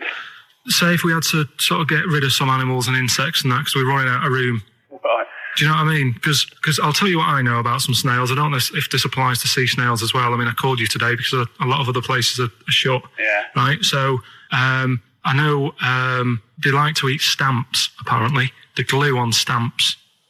They love it, right? Right. Apparently a lot of letters and stuff aren't getting to where they're meant to be getting because snails are crawling into letterboxes and eating the stamps. That obviously doesn't apply to the sea ones, but that's a problem they're causing. All right. Were you aware of that? No, I didn't know that. Bet you're glad you answered the phone today. Right? They love beer. Beer, yeah, who doesn't? And also, I don't know if this is right, but I heard that they sleep for 13 years, or can do. Right, I wouldn't know if they can sleep for 13 years or not, but... I mean, sea snails are pretty important. Yeah, they do quite a good job in the sea. They graze on algae and they provide food for other animals. I mean, you can say that about any fish, or any animal. Why do they exist? Would you be upset if someone said we're getting rid of them? Oh yeah. You would be. They're an animal, I wouldn't. Forget being like favouritism and all that I get for them, right? There'll be other things knocking around you can sort of spend your time looking after. You'll still have a job. Don't be worrying about that. Because I'm not going to get rid of all the fish. Jellyfish need looking after, so you're safe. Yeah. But do we need them? Come on, there's loads of people saying, come on, we've got to move on through the animals, and you're holding them up saying, well, I want to keep them. Well, who's saying we need to... That just sounds a bit crazy to me. Just imagine. Do you know what I mean? And they would come to you because you work in an aquarium, so they'd be asking for your advice. Right. And you're slowing it down. Well, they asked for my advice and I'm giving it to them, so, that's what I think anyway. Yeah, but snails, I mean, like I say, they drink beer and that, What did they do apart from some food for a whelk? They were around. Their descendants were around a lot longer than we have been. Yeah, they've been around a long time, but what have they done? Well, they've survived that long, so they must be doing something pretty good. Well, apparently they sleep for 13 years, so really, even though they've been around for ages... I think that sounds a bit... I don't think they sleep for 13 years. Not all of them, just the tired ones. So, snails, do we need them? Well, yeah, I just think they've got to, just as, it's not for us to say, do we need them or not, we can't just... So you think we should keep them? Yeah, definitely. Right, listen. Right, so they're making this documentary, right? And stumble across a little gang of... Come on, just... Get on with it, please. Little gang of monkeys. That's the first time I've ever laughed, I'll hear that. I know. Well, brilliant. What do you want, a cake? Come on. Can we play a song? Oh, I don't understand what is wrong with you, you freak. It's making me laugh. Just tell us the story. All right, then. All right. So anyway, right, so there's this documentary being made. They found a little gang of monkeys. Right, play a song. I don't know what's going on here. I apologise. It's just if you were looking forward to monkey. Got to hide your love away. According to the Beatles on XFM 104.9, I'm Ricky Gervais with me, Steve Merchant. Right, Carl, come on. Monkey news. Everyone's composed. The jingle, please. Oh, chimpanzee that monkey news. Excellent. Okay. Right, where were we? We were just start again. There's some people making a documentary. For what? Okay, making a documentary in a jungle and that. Right. Stumble across a little gang. Okay, come on. All right. A little gang of monkeys. Yeah. Oh, come on. So the camera crew are there filming it. Yes. Everything's going normal. It's Nothing odd about it. Okay.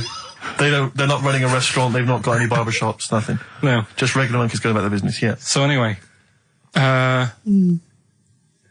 what normally happens is the monkeys sleep with a partner. They already do what? They don't sort of sleep around and that. Once they find the girlfriend or the boyfriend or whatever, they stick with them, right? Okay. But anyway, they were watching this one, right? And it's going around a bit, sleeping around. Oily. And it was getting fatter. They thought, this is a bit odd. Yeah. Right? So followed it round and see it having it away. Turns out, little prostitute.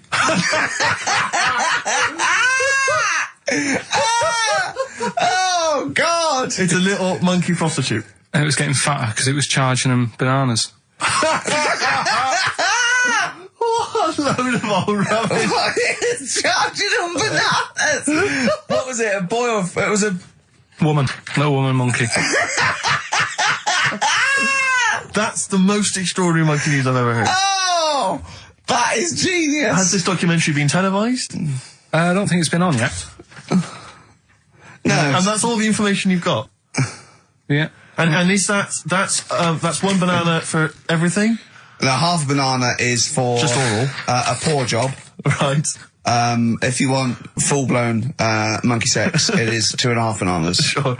Well, you take your dog out on that, or maybe on a Sunday. Come on, let him finish. Quick! Let him finish. You take your dog there. You might go there on a Sunday. Have a taste of it when you're there. Right? That was AP. The answer? Alex Parks. Right?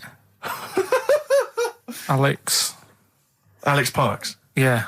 It kind of doesn't work, that one. That one doesn't work, I know. It's you know that one doesn't work? Yeah. Okay, good. Okay, well, that's fine. That's what I was trying to work out when you were messing around. That's why it's not good. Okay, come on. No, the other ones. The first one was the German fella. Can't do any photos because it's been nicked. The German fella can't do any photos because it's been nicked. That was the initials were AC. I've got it. Right, it's Aztec camera. Yeah. But what's that got to do with the German fella nicking it? Because the way he'd say it, he'd be like, Aztec camera. So why ain't you taking any pictures? Can't. Why? Aztec camera. Why is that German? Just sounds a bit... Right, do you know that's rubbish then as well? You know that one doesn't work, do you? And the second one was, if you keep eating, this bit of your body will get bigger. PC, yeah? Phil colons. Phil. It's honestly right, Carl. Phil Collins. Phil honestly, Collins. right, okay. I don't know what the PC term is for this, but I honestly think. I think you're quite bright, and I think you're quite streetwise and all that things. But I actually think. Oh, I've got to be so careful here not to offend people. But I think you might be. Could you maybe describe it through a sound? You might be educationally subnormal. Does that worry you? No. I've got by all right. I'm not going to worry about it now. You know what I mean? I'm 30. Do you know what I mean? Why start worrying about it now? But you've got the mind of a 12-year-old. So what? Sure. Do you know what I mean? I don't worry about stuff. If you don't know about stuff, you don't worry about it. Yeah. So I'm happy. We went to Jonathan Ross's house for his birthday. I didn't. No, me and Jane, and we went there, right, and there was lots of people there, and Darren Brown was there. Jonathan got Darren Brown tricks, and it was incredible. He did all these tricks, right? I mean, incredible. It was just amazing. And he did one with a bloke who was there, a friend of Jonathan's. I think his name was Ray, and he got him to give the pack. He said, count the cards. And he counted out 52 cards. Yeah? He went, think of any card in that pack. He didn't touch it yet. He's counted 52. It was in his hand. He said, think of any card. He said, what was it? He said, 3 of spades or something.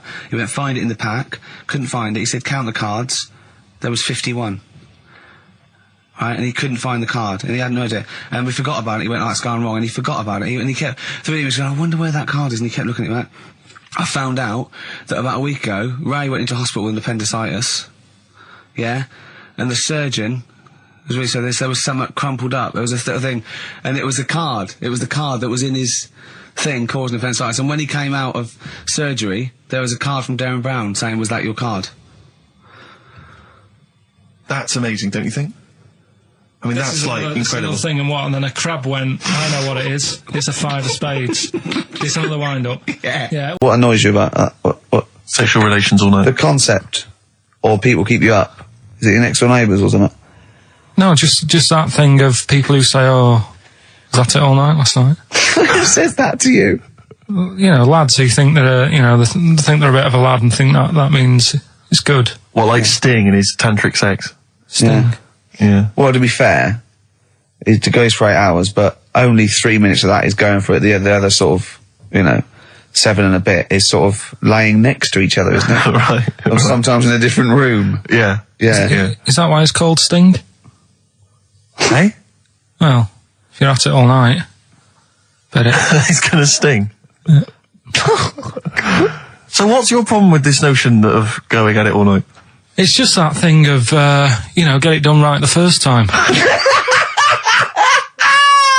you know what I mean? Get it done. Yeah, get in, get out like the SAS. Once you've done it, you've done. You know what I mean? Yeah, no fanning around. No messing about. So, it's just that, isn't it? It's like, do it right the first time. Once you've washed up, right, you put the pots away, you don't dirty them again. What a lovely analogy. That's one of the great Is that what you say to Suzanne? Come on, love. Once you've washed up. I've already washed up. You don't dirty the pots again. God. What a romantic song. Steve. Hello. Can you hear me? Yes, can you hear me?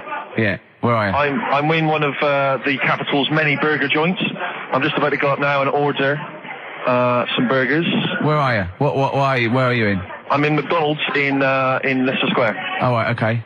Yeah. What are you getting? Just get Hello there. I need to order 5 regular hamburgers, please. If that's all right. Sorry. 5 hamburgers. Yes. You're probably wondering why I'm ordering only 5 hamburgers, aren't you? And let me tell you why. My friend is going to try and break the world record for putting burgers into his fat, stupid face. What do you make of that? Exciting? Yeah. Do you wish him good luck? Yeah. What's your name? Tyre. Tyre? Yeah. Oh, thank you very much, Tyre. I'll try and get Tyre to wish you good luck in a minute, Carl. Five should be enough. The world record is what? 3? 3, yeah. Okay, good. I don't know what. Oh, here we go. How much is that? $3.45. $3.45 for 5 hamburgers. It's good, isn't it? It's good value. It is really, isn't it? Really, yeah. I mean, if there's anyone from from McDonald's listening, they probably want to give us some free stuff, I would have thought. I would have thought, right? Would you just wish my friend good luck before you're just on the end of the line there? Just say good luck, Carl. Good luck. All right, then. There you are. That's the people from McDonald's wishing you good luck. Carl, I'll be back shortly with the burgers. Brilliant. Okay. Do you want the pickles left in? Eminem, Sing for the Moment, on XFM, 104.9, I'm Ricky Gervais. With me, Steve Merchant, with 5 little hamburgers. Got 5 burgers here, yep. And, so I don't know, how should we begin, Carl? Do you want to just look at the size of these burgers? Look, they can see it on webcam, can't they? They can see us stuffing these burgers into your mouth. And by the way, I'm filming this, Steve. Look, brilliant. Look, I've got a little camcorder. We'll put this on unseen footage on a DVD or something. Or maybe on the website. On the Oh, Carl, what if you break the record? Okay, Carl, I'm coming round now to just monitor this and adjudicate. What's the web? If you want to see this on the webcam, what is it? xfm.co.uk. Right, okay. Hold on. Can I, Steve, I'm not being that? funny. I'm not being funny, right? But I think I have got like a bit of a wheat thing. You've got a bit of a what? A wheat allergy. Oh, thing. don't give me that. No, seriously, my head's. I've been eating a lot of shredded wheat recently, and my head's got a bit bigger. Carl, I don't think you can let us down now, mate. So you just got to put that. No, I can't put that like that in my mouth on its with. I've got to break it up. I've got to break it up. You can't break it up. It doesn't say you can on the rule thing. It does. It doesn't. I can't look. I physically can't. Try it. I can't look. I'd have to be Jay Goody to be able to do that. Seriously, look. Try it. Yeah, I know, but you're not approaching it right. That's it. Come on. That's all I'm doing. Oh, God, he's not going to do one. Keep going. That's good work. Keep going. How do I get three in? Keep pushing. Ease it in. Keep pushing. Get one in at least. Ease it. Get one in at least. Get one in. Ease it in. Get one in. Push it. That's one. Let's go for another one. R.E.M. Night Swimming. It's a lovely song, isn't it, Carl? Huh? XFM 104.9, I'm Ricky Gervais, with me, Steve Merchant. Carl, disappointing. You couldn't even get one whole burger in your mouth. I did, kind of. Yeah, but there was a bit sticking out. It just looked messy. But you were saying about putting it in whole, and I don't think that's the rule. Okay. It's like you can get more in a suitcase if you put things in properly. So you don't just get all your clothes and chuck them in. So it's about, I reckon you've got to rip it up a bit. Okay, do that then. See how many you can get in. You've got to get in 2. No, just one.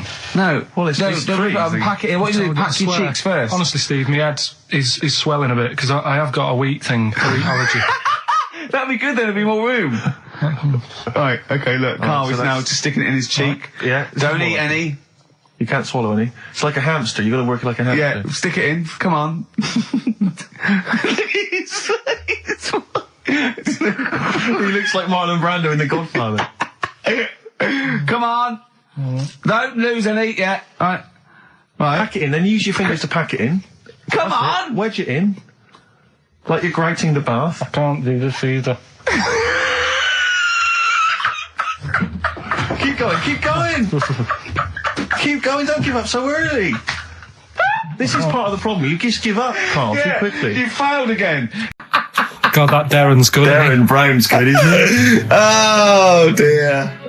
Well, listen, still to come, right? We've got the monkeys thing. Oh, chimpanzee that.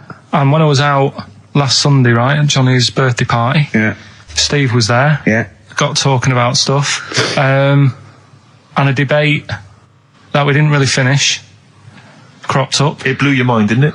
Amazing. Oh, I know about this. Steve told me. This is the infinite amount of monkeys. Or a monkey with a typewriter an infinite amount of time would eventually come up with the works of Shakespeare. Yeah. There was no debate. It's a philosophical, mathematical problem. There's no debate. It's true. It wouldn't happen. No, listen, Carl, listen. Infinity sorts it all out for you, right? An infinite amount of monkeys at a typewriter, right? They do everything. They type everything.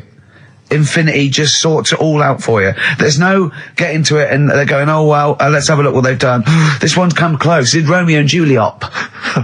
It would do it all. It would type everything ever possible, conceivable. Yeah, but it's a mathematical infinity. Well, we've heard your side of the argument, Rick. And I'll be honest with you, it's a persuasive one. But let's hear Carl, because he heard about this in a pub last week. Yeah, so what's you've got some strong What's your problem with it? What's your problem with it?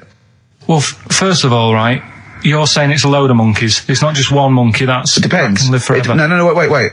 It's either a chimpanzee with a typewriter with an infinite amount of time. He would eventually, by definition, mathematically, type everything ever possible. Okay, or it's an infinite amount of chimps with typewriters, and one of them will type it first time. But already, that's not right. You either need to have what one do you mean? monkey. What? You mean employment laws? What do you mean it's not right? Let's hear him out, please. If it's one monkey, yeah, with a typewriter that's got loads of ink in it and that, right? At least it knows what it's done in the past. It's not. Keep going. Crime. If you've got a load of monkeys, it's like if you have too many. What's that saying about too many chefs? Too many chimps spoil the soup. Right. Well, it's the same thing. It's like, well, I didn't tell you to put salt in it. I was going to put salt in it, and it messes it up. Whereas if it's just one, they know what's gone on. So what I'm saying is, just leave him go. I can't be bothered. I want to hear the rest. This blows my mind. He doesn't know what this does to me. It's a mathematical problem. I want to hear the rest. Well, I just don't think it will happen. What do you mean you don't think it'll happen? Infinity works it out for you, by definition. Well, what's stopping them typing the same thing again? They would. In fact, the problem should be, if you had an infinite amount of time, that it would type, it works for Shakespeare an infinite amount of times, and everything else an infinite amount of times. But, that's not as... But not Shakespeare. Oh! Shut up! You idiot! Rick, do you know what he said to me? I said to him, I explained it to him. I said, God. You've got an infinite number of monkeys, infinite number of typewriters. They will type the complete works of Shakespeare. He said, have they read Shakespeare? You're an idiot! Play a record. said, no, I'm not having this conversation. I'm not having it because it really, really winds me up. But you're saying they'll do it with no spelling errors. Well, they do it an infinite amount of times. And they do it wrong an infinite amount of times. And they spell the last full stop wrong an infinite amount of times. And they get one thing wrong in Hamlet wrong an infinite amount of times. They do everything an infinite amount of times. But are they going off a story that they've... Play a record, Carl, because I'm going to knock you out. I'm just saying... Shut up! Do they know the story? Oh, they're monkeys! Oh, Christ. No, right, okay. That's what I'm saying. Right, we've got, who's that on the line? It's Rob. Rob, and are you a doctor? I'm a final year medical student. I'll be a doctor in 2 months, touch wood. That's close enough, isn't it? Yeah. Excellent. So, where do you study? Do you want to give more details, or do you want to remain anonymous as you're calling in to I study at Barts Hospital. All right, great. So, why do GPs sometimes put their finger up a man's anus? To see what's there. If you've got hemorrhoids, if you've got an enlarged prostate, it's either that or they stick up a big tube and have a look up with a light. What? And it's easier to do that. Now, are you dumbing this down for us, or are you going to fail your medical exams by saying stick up a big tube with a light? I'm dumbing it down. Okay, come on then. We're all intelligent people here, and Carl. So you tell us what's that called? It's called a sigmoidoscope. Right. Nice. That was a clever test, wasn't it, Rick? 12-inch long. Yeah. 12-inch long tube that they can put up there. So, Carl, would you prefer that or a finger? Well, so do they sort of do the finger first, and then, I mean, at what point do they say, hang on, we need a light here? I mean... It's normally if there's something wrong. But... So if I go then, say if I go to this well-known clinic, right, and they go, yeah, the art's good and that, yeah, finger, there you go, and then they go, hang on, I'm going to go and get me light and tube. I could start worrying them because they've sort of found something.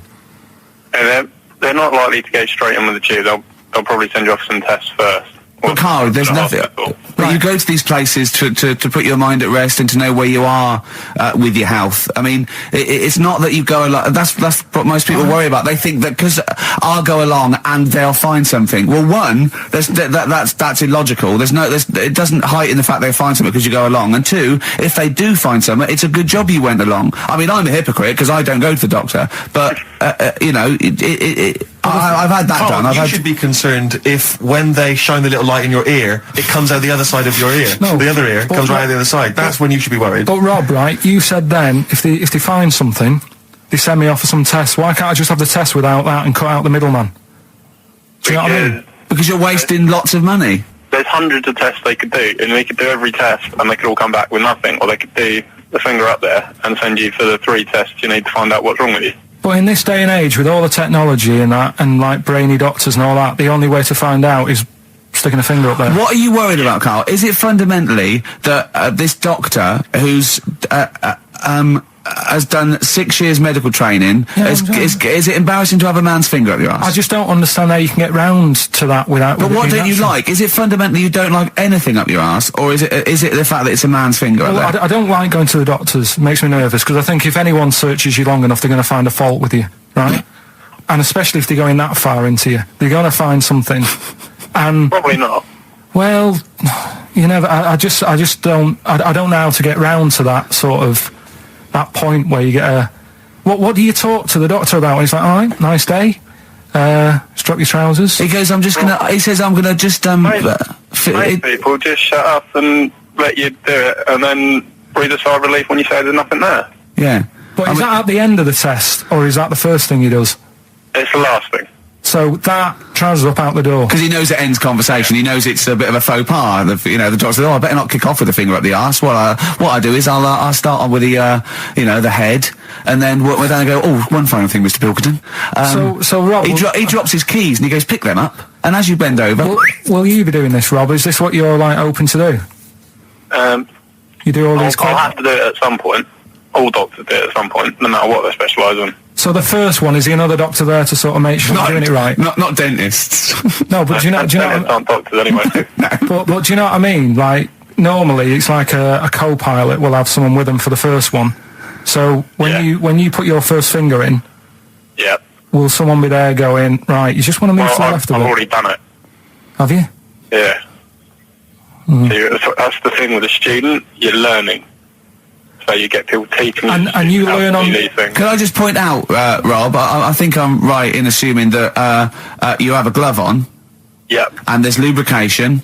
Yep. And it doesn't hurt. No. There you go. What are you worried about, Carl? Who's this person who everyone's testing on in your class? It's not one person. It's one person. There's like, when a patient comes in and they've got a problem, your boss, the consultant, he does his finger up, and if he finds something, he goes to the patient, is it alright if the student has a feel as well? Then the student puts on a glove, puts the sleeve on the glove, and sticks his finger up and sees what he comes out with. Rob, I wish you could see Carl's face. I mean, his face when you said, and he says, can this fella have a go as well? He looked horrified that he thought it was a free-for-all, like there's a queue of people trying on gloves and going, let's have a go. That looks good up there. What have you found? No, I mean, how come you had to sort of... Is it not something you could test on yourself rather than waiting for other people to come in? Because then, It's an awkward position to get to, really, isn't it? Well, but you can have a good rummage then without feeling too awkward, but to sort of have a go on your first patient when you don't really know what you're looking for anyway. Do you know what I mean? Never really thought about it. Because you don't... If you've never done it before... You pop your finger in there, and you've got to sort of look. You've got to have an expression on your face, like you know what you're finding. Well, they can't see what you look. They can't see your face. There. You got the big boss consultant man going. Now move your finger there, and you'll probably feel this. But he's just done it. He knows what's there.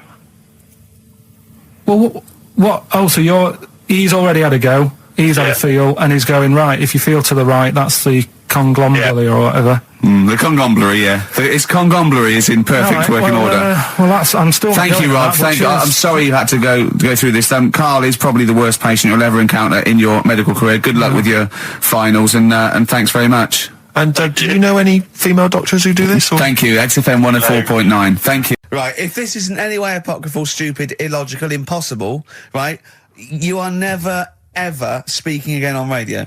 So make sure this is at least possible. I'll tell you what, I'll even give you improbable but possible. So if anything that breaks the laws of the universe or logic, okay, that's all you have to avoid. On you go. Right, so this fella, right, he goes to the doctors because he's got earache. Right. Okay, if a chimp's living in his brain, Go on. So he's got earache, he's sat in the waiting room and his ears all bunged up and it's hurting a lot and what have you. So the doctor comes out and he goes, right? And because his ear's all bunged up, he doesn't hear it that well, right? So he thinks it must have been me, right? So he wanders in. Keep going.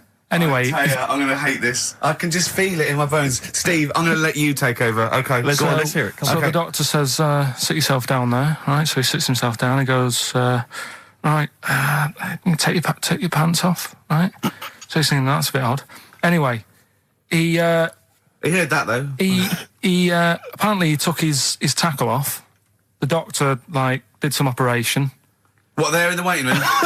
No, in his office. In his office, yeah. What? Wait. So he removed what? His genitals? Yeah. In his office. Why, Carl? Because he hadn't called him in. Oh, he'd called in the bloke who wanted his testicles taken off, and he didn't hear it. What? So the doctor went out and said, Mr. Jones, who's here to whip off your cock and balls, just here and now, right?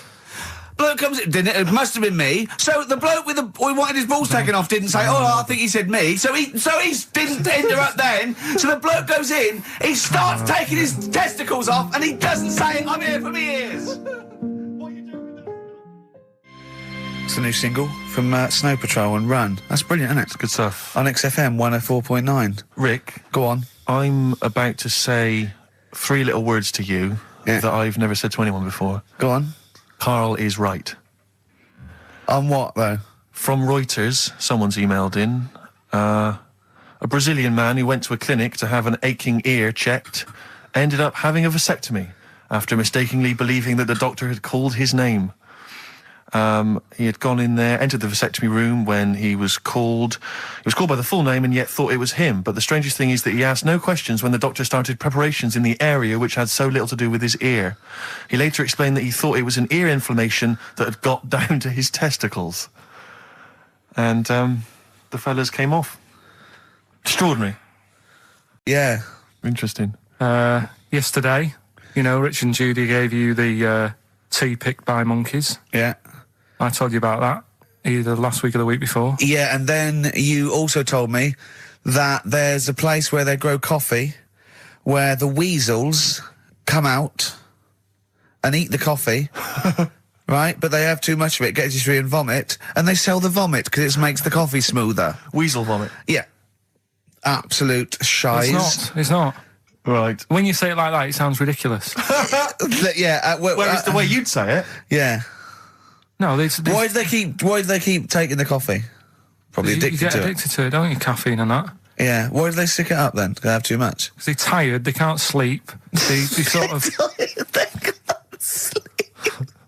So they get ill. It eventually wears them down. They're sick, and then they sell it. I showed those there's people send monkey news all the time for Karl, and I showed him one earlier, which said there's a new monkey hospital that's been opened. Yeah. Karl, now, that's immediately for the treatment of monkeys, right? But he immediately thought it was run by monkeys in white coat. Did he really? Yes, and he was disappointed because it wasn't. He was assuming there'd be little janitors. Is that what you said? Yeah, little janitors mopping up. Carl! Little chimps with the ECG machines, or whatever they're called. Yeah, exactly. Brilliant. He was almost angry. Yeah. Disappointed with it. And what's this about Donna Eyre giving her baby to a gorilla for a week? It happened. No, it didn't happen. She had a baby. They went on the honeymoon. They left it to a little gorilla to look after. Don't talk! Absolutely, don't talk! Oh, God! Again, there's people online now, so they can have a look at Anna Nova. Do you want to give some stuff away? Do some... He believes it, and that's it. But the more these things sort of pop up, come true, the more worrying it is. The more worrying it is for everyone. Imagine if Donna Eyre had left her baby to a gorilla. It's libelous. Are you saying that? It's libelous. It's not. Well, someone will send it in a bit, and then you'll feel daft again. So I'm not even worrying about it. Okay. Right, you've got some rubbish to give away, you say? Yeah, we've got some stuff to give away, DVDs, stuff like that. Well, let's play a record, let's do the Any VHSs? afterwards. Any films on VHS? Yeah, a couple of them in there. For $4.99? Yeah. Supergrass. Yeah, excellent. What is the competition, incidentally? Doing songs of phrase. No. Supergrass, late in the day on XFM 104.9. There's too much to get through here, Rick. Go on. There's too many things. We've got to systematically Am I work going to through eat my this words? list. Well, before that, you know, we get emails all the time. They're coming through all the way through the show, and I open them, and a lot of them, because everyone's contributing, it's brilliant, but we can't really absorb everything. There's too much coming through. So I tend to open them quickly. I have a look, see if there's anything we can sort of make sense of, and close them again. Sometimes Carl looks at the emails as I'm opening them. One opened just a minute ago. You saw his face? His face, yeah, what was it? His face was just stunned. He was just absolutely dumbfounded. It was like he'd just seen something extraordinary, right? And you closed it quickly. I did close it quickly. I'll tell you why, right? Always got to bear in mind how Carl's mind works. All he saw was the name of the band that this email was promoting. So all Carl saw, and you can imagine how excited he was all he saw was half man, half biscuit.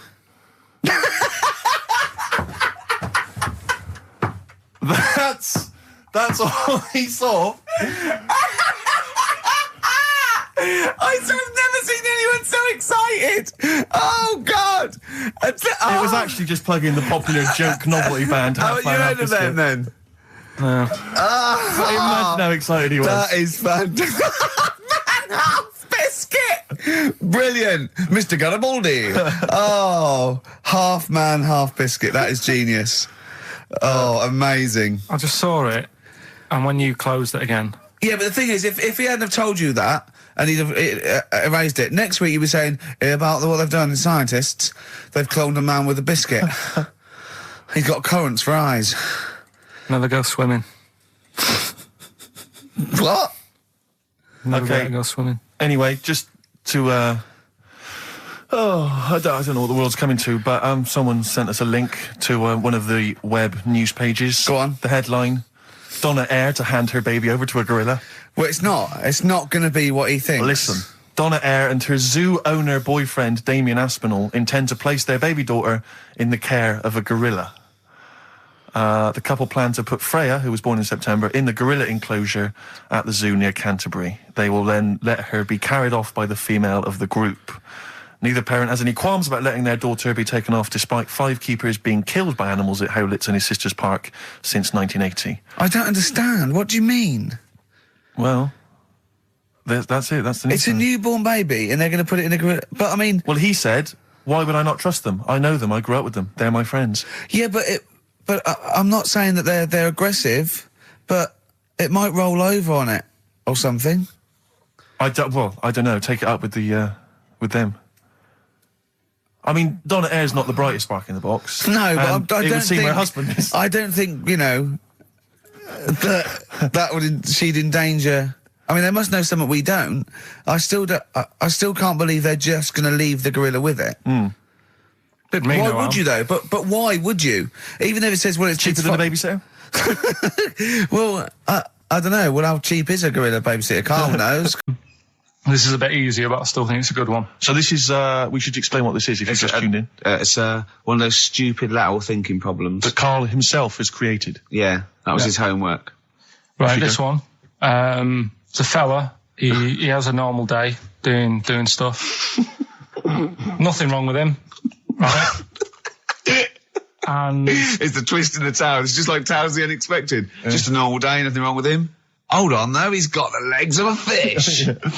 Go on. So that's why he's been hiding his legs. So Go on. He does his the legs of a fish.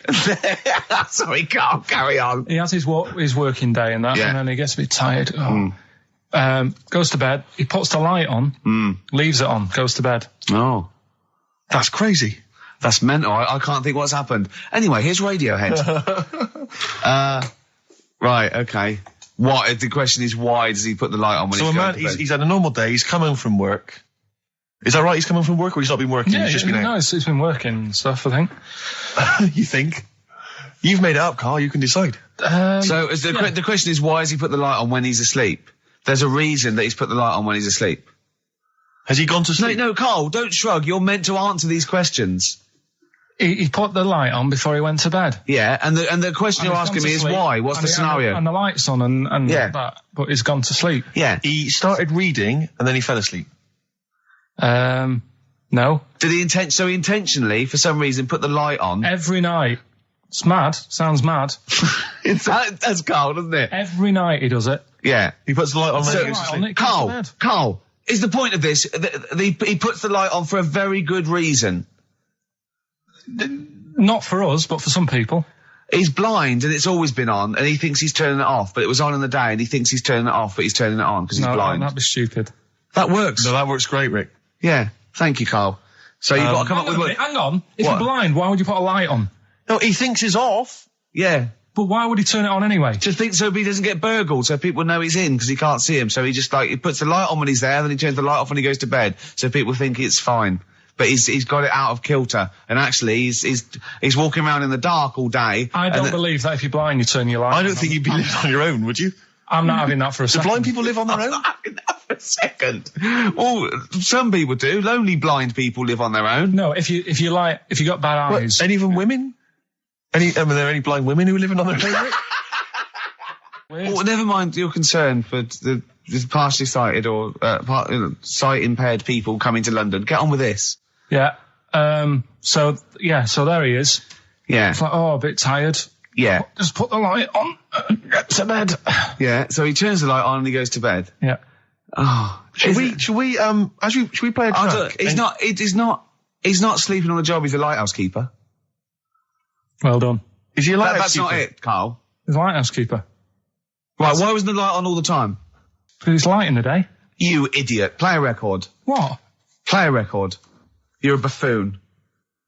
No, actually, the light isn't on in the day, is it? No, it's not. I think you're the buffoon. Yeah. Carl has won!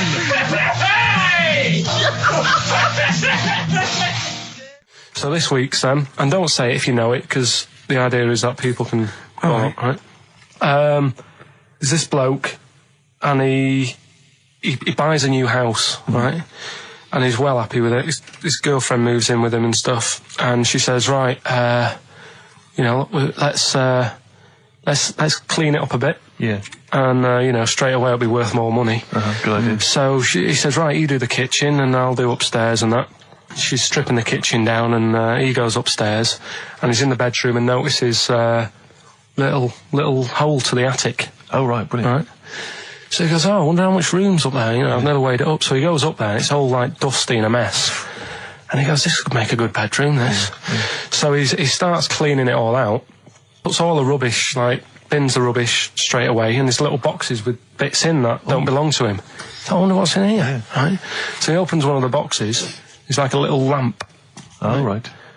He goes, this might be worth a few quid, right? And he rubs it. Magic lamp. And all the room goes all sparkly and stuff. And he goes, oh, what's going on? And then this fella appears, right? In a nice sort of pair of 501s. Right. And he says, what do you want? I know already. So all the first bit is irrelevant. Yeah, but it's about building the story, isn't it? So don't say anything. You think you know it. Steve, do you know it? I don't. So I just quickly recap the end there. I almost missed the end. There you go. He's in the attic, right? Yeah. His missus is still downstairs. She's not up there. Okay. Right? He's on his own. And he cleans this lamp, right? Yeah. And this fella appears out of all this smoke, and he's wearing a nice pair of 501s, and he's wearing a shirt, and there you go. What's the song? What song are you thinking of? The lines are going mental. Because it's so easy. Let's play a record, Carl. We'll come back and we'll find out if anyone's got that right. That's a great one, Carl. Really. Right. Did you just come up with that? Literally the last 10 minutes. Genius. This is genius. Definitely. I mean, if those calls aren't from major TV companies, I don't know. Dynamite stuff. A lot of them are. What's his name's lawyer? Simon Mayer. Simon Mayer. That's my favourite thing I've done for years. Yeah, not bad, not bad. That's great. Back to form there. So, okay, line. The lines are going mental just because it's easy. Go on then. So I first one to get it. The first one to get it, but... Well, it's not that, though, Rick. I mean, Carl has just decided to revise the actual rules of the competition. Yeah. So that, we've decided, is very easy. So that's now a qualifier. And so then they have to answer one live. Exactly. So whoever gets that one right can play for big money. Is it a quick one as well? Because some people will lose the will to live. Yeah. Just cut to the chase. And because they've got to qualify now, we're throwing an Office DVD that aren't ready yet. That, won't you? Yeah. Yeah. No. That increases value by 42 pence. Right, go on. We'll just go live, yeah? Hello, XFM. Yeah, hi, how's it going? Not too bad. Not too bad. Listen, a very, very quick recap, Carl, if you will, please, for the people listening. Very quick. Right. A man ends up in a loft. Man's, after moving into this house and that, he's in the loft, and he's tidying up. His missus is downstairs doing the kitchen because that needed doing. He's up there, he's cleaning up, emptying the boxes. He finds a little... He rubs a lamp, a fella comes out wearing 501s. What's the song? What's the song, mate? Are you talking to me? Yeah, sorry, yeah. Well, look, I'm sitting in this bar, right? I'm not ringing up relating to anything that's going on right now. I'm after one of these armbands to go and meet Bowie on Monday. Can you help me out? What? What? Piss off. You can't say that to our public. Yes, I can. What I can't bear is people begging, Rick, on the radio. You know, I can't bear it. Is that the Australian bloke who's got the Bruce Springsteen tickets? Hello, XFM. Hello. Hello. Are you phoning up for an armband? No. Okay, great. Gene Genie, of course it is. Well done. Well done. Right, what's your name? Everyone else can ring off now because this. Well, she might not take the challenge. What's your name? Hello. What's your name? Christina. Christina. Right, do you want to take on the challenge? Yeah. Yeah? Oh, right. So this is for... She's already won a couple of CDs. This is for the Office DVD. Right. Okay. Signed by Ricky Gervais. Did you witness a murder while you were doing this? Yeah. It was like that sort of slip. It'll be coming up shortly. Yeah, this is just us, isn't it? This is just us. We did this... When did we do this, Rick? A couple of weeks back. Hold on, what is it? It's the 27th today. Yeah. I enjoyed Christmas. I loved Christmas. I loved Christmas. I had a great time. What did you get? Loads of presents. So did I. And I'm glad they made it to number one. I'm really glad. Stroke, he, she. Yeah. I'm really glad that the pop idols, Cliff Richard, Westlife, made it to number one. Bo Selector. Yeah, just delete that. Yeah. Okay, well, we're going to play some of the best of, some of the greatest moments of the last 3 weeks. Yeah. Ever heard on XFM 104.9. What about this? Do you remember this one? Oh, which one is it? All right, so here's the first bit. Right, there was this. This is what it's like about getting presents and stuff, right? With my mum and dad. Go on. My mate Colin, right? Colin Makin? No, Colin Bailey. Oh, right? yeah. He had a little Sinclair Spectrum, right? Yeah. Computer, yeah. which was like the thing to have at that time, right? Yeah. Used to always go round to his house. The deal was not the one you had to play through the window because you weren't allowed. No, that's another lad. Oh, right? yeah. This is a different lad, and the deal was he came to our house and my mum gave him a pie, and then I'd go round to his and I'd stay there for a few hours playing, Hungry Horace and stuff like that on it. Sure. Right? Now, my mum and dad knew that I really wanted one of these computers, right? So I waited about a year. Came round to Christmas Day. I thought, I reckon might have one. Turned out they bought me the wrong one. They bought me a ZX81 instead of a Spectrum, right? And Christmas Day, I'm there trying to load the games up. It's not working. I'm thinking, what's wrong, right? And the thing with me when I was a kid, I used to get quite sort of agitated. This is the moment. Right? I found out that it needed a RAM pack to make it work, right? Looking in the thing and it's saying, and make sure you put your RAM pack in the back. And I was like, oh, where's the RAM pack? And my dad's going, I don't know, I've got you the main bit. That's it. So I was that wound up, I just was sick, right? Just sick. Oh, I didn't feel sick or anything. I just was like, oh God, went to the sink, just sick. Because I was that on edge about it. I said, come on, we've got to get one. And my dad's like, Tandy's shut. We're not gonna get anything today. Ruined again, Christmas Day. That was after the year when my train set got blown up by our kid. The following year, no RAM pack. And now you ask me, why don't I get good presents? He's scarred. He just I'm gonna die. Honestly, I'm gonna die. He's just screaming sick. Yeah. There's no RAM pack. What? Did you get to the bottom of it? Why wasn't there a RAM pack? You have to buy them separate. Oh, okay. What do you mean I can't play Frogger? Oh no. So, wasn't there another incident when you threw up? Spontaneously threw up? Oh. Through sheer anxiety? I do get it. It's not so much now because I've relaxed a bit, but as a kid I used to be quite on edge all the time with certain things. Do you think that's what happened to your cat that kept being sick? That it didn't get the food it wanted and it just threw up? Do you remember that? Yeah. God, so they shaved it. No, like, again, I spoke to you in the week, and I had much better things, like when I tell you about Brian Blessed climbing Everest, and for some reason it made him, it played havoc with his belly, and he followed through, and he had to clean up. Shot himself? Using using ice and snow. Why are you telling me that Brian Blessed? In what way is telling me that Brian Blessed shit himself once in any way educational? Because I was saying how he was climbing Everest, right? Right. I give it to him. He's an actor and that, but he gave that a go. Yeah. Right. He played. What's the point of that? You'd say, wouldn't you? You'd say, God, he's you know. So he's all right. Me doing a boxing match for no reason is rubbish, but him climbing Everest and shitting himself, yeah, he did that. Is commendable. Right, and he's only going to like go and do it again. He's going to climb it again. Yeah, but he might not shit himself this time. Yeah, but what's the point in going? Nothing's changed up there. Yeah, good point. Yeah, it should be. Well, it has. They've probably cleared it up by now. Like, but it's slip on it. I can't even read about Brian Blessed. Is it actually true, or have you lied with someone else? It was an interview with him in it. And what did he say? Oh, come on! What did he say? He said I climbed Everest and I played of it with me belly. Let's talk about it next week. We've really run out now. Oh, you're a fool. 3 holidays Carl's had this year. Last year. Yeah. I'd love to have 3 holidays. You've got to start putting the work in there. I had 2 holidays then. No, you had 3 holidays. You went away with Suzanne and her parents. Yeah, well, that doesn't count. It does count. If you book 2 weeks off the firm and you go away and you go, how was your holiday? Go, well, it didn't really count. It wasn't a really good holiday. Can I have them days back, please? My New Year's resolution is to be nicer to you, but well talk done, sense. You've already broken that. No, but talk sense. Talk sense. You've had 3 holidays this year.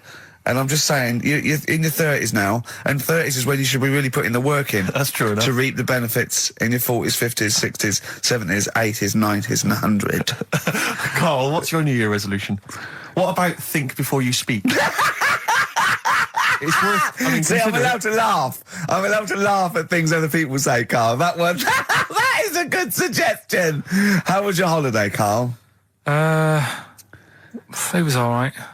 Right, brilliant. But that I don't see on the ratio of good to bad in Carl's mind. That might be amazing because we never might hear be amazing, singing mightn't the praises it? of anything. I'll tell you what. Can we have a cracking little tune and then come back and hear about Carl's holiday? I'd love to do that. Let's keep it tight. Love to Tear Us Apart by Joy Division. Now I can't put my finger on it, but that doesn't sound like the original, and it's off a compilation. It sounded a bit fast. I think the vocal was slightly different. If anyone can, put me out of misery, I think it might be in a session of the time or something. Carl, is it a New Year resolution for you? Another one. Maybe when we ask you to get a song, get the original single version. I could be and wrong, not some obscure session. Yeah, it does seem different, doesn't it? Very odd. Yeah. Maybe we just remember it wrongly. But anyway, that's XFM for you. 104.9. I'm Ricky Gervais with me, Steve Merchant. Karl Pilkington. Carl, you went to Lanzarote. Yeah. People said don't go to Lanzarote. They told you it was Lanzarote. They told you, were they right or wrong? They were right, yeah. Really? Yeah, it's a bit ropey, yeah. Is it? Why? Just, out there. If it wasn't for the volcano they had, it'd been knackered. That's their big draw, is it? That's it, basically. That's all they've got going for them. When you landed, was it really hot? Were you quite excited? You were thinking this is okay? It was warm. It's we can't complain about the weather. The weather was all right. Sure. You know what I mean? That's what I went for, but it'd be nice if there just was something else. Yeah. What did you do all day then? Did you read your ritual book? No, I didn't read that. I read that book. Do you know the book that I bought and all the chapters were messed up? Oh, yeah. I bought a better version of that. All right. And I read that. Excellent. And then...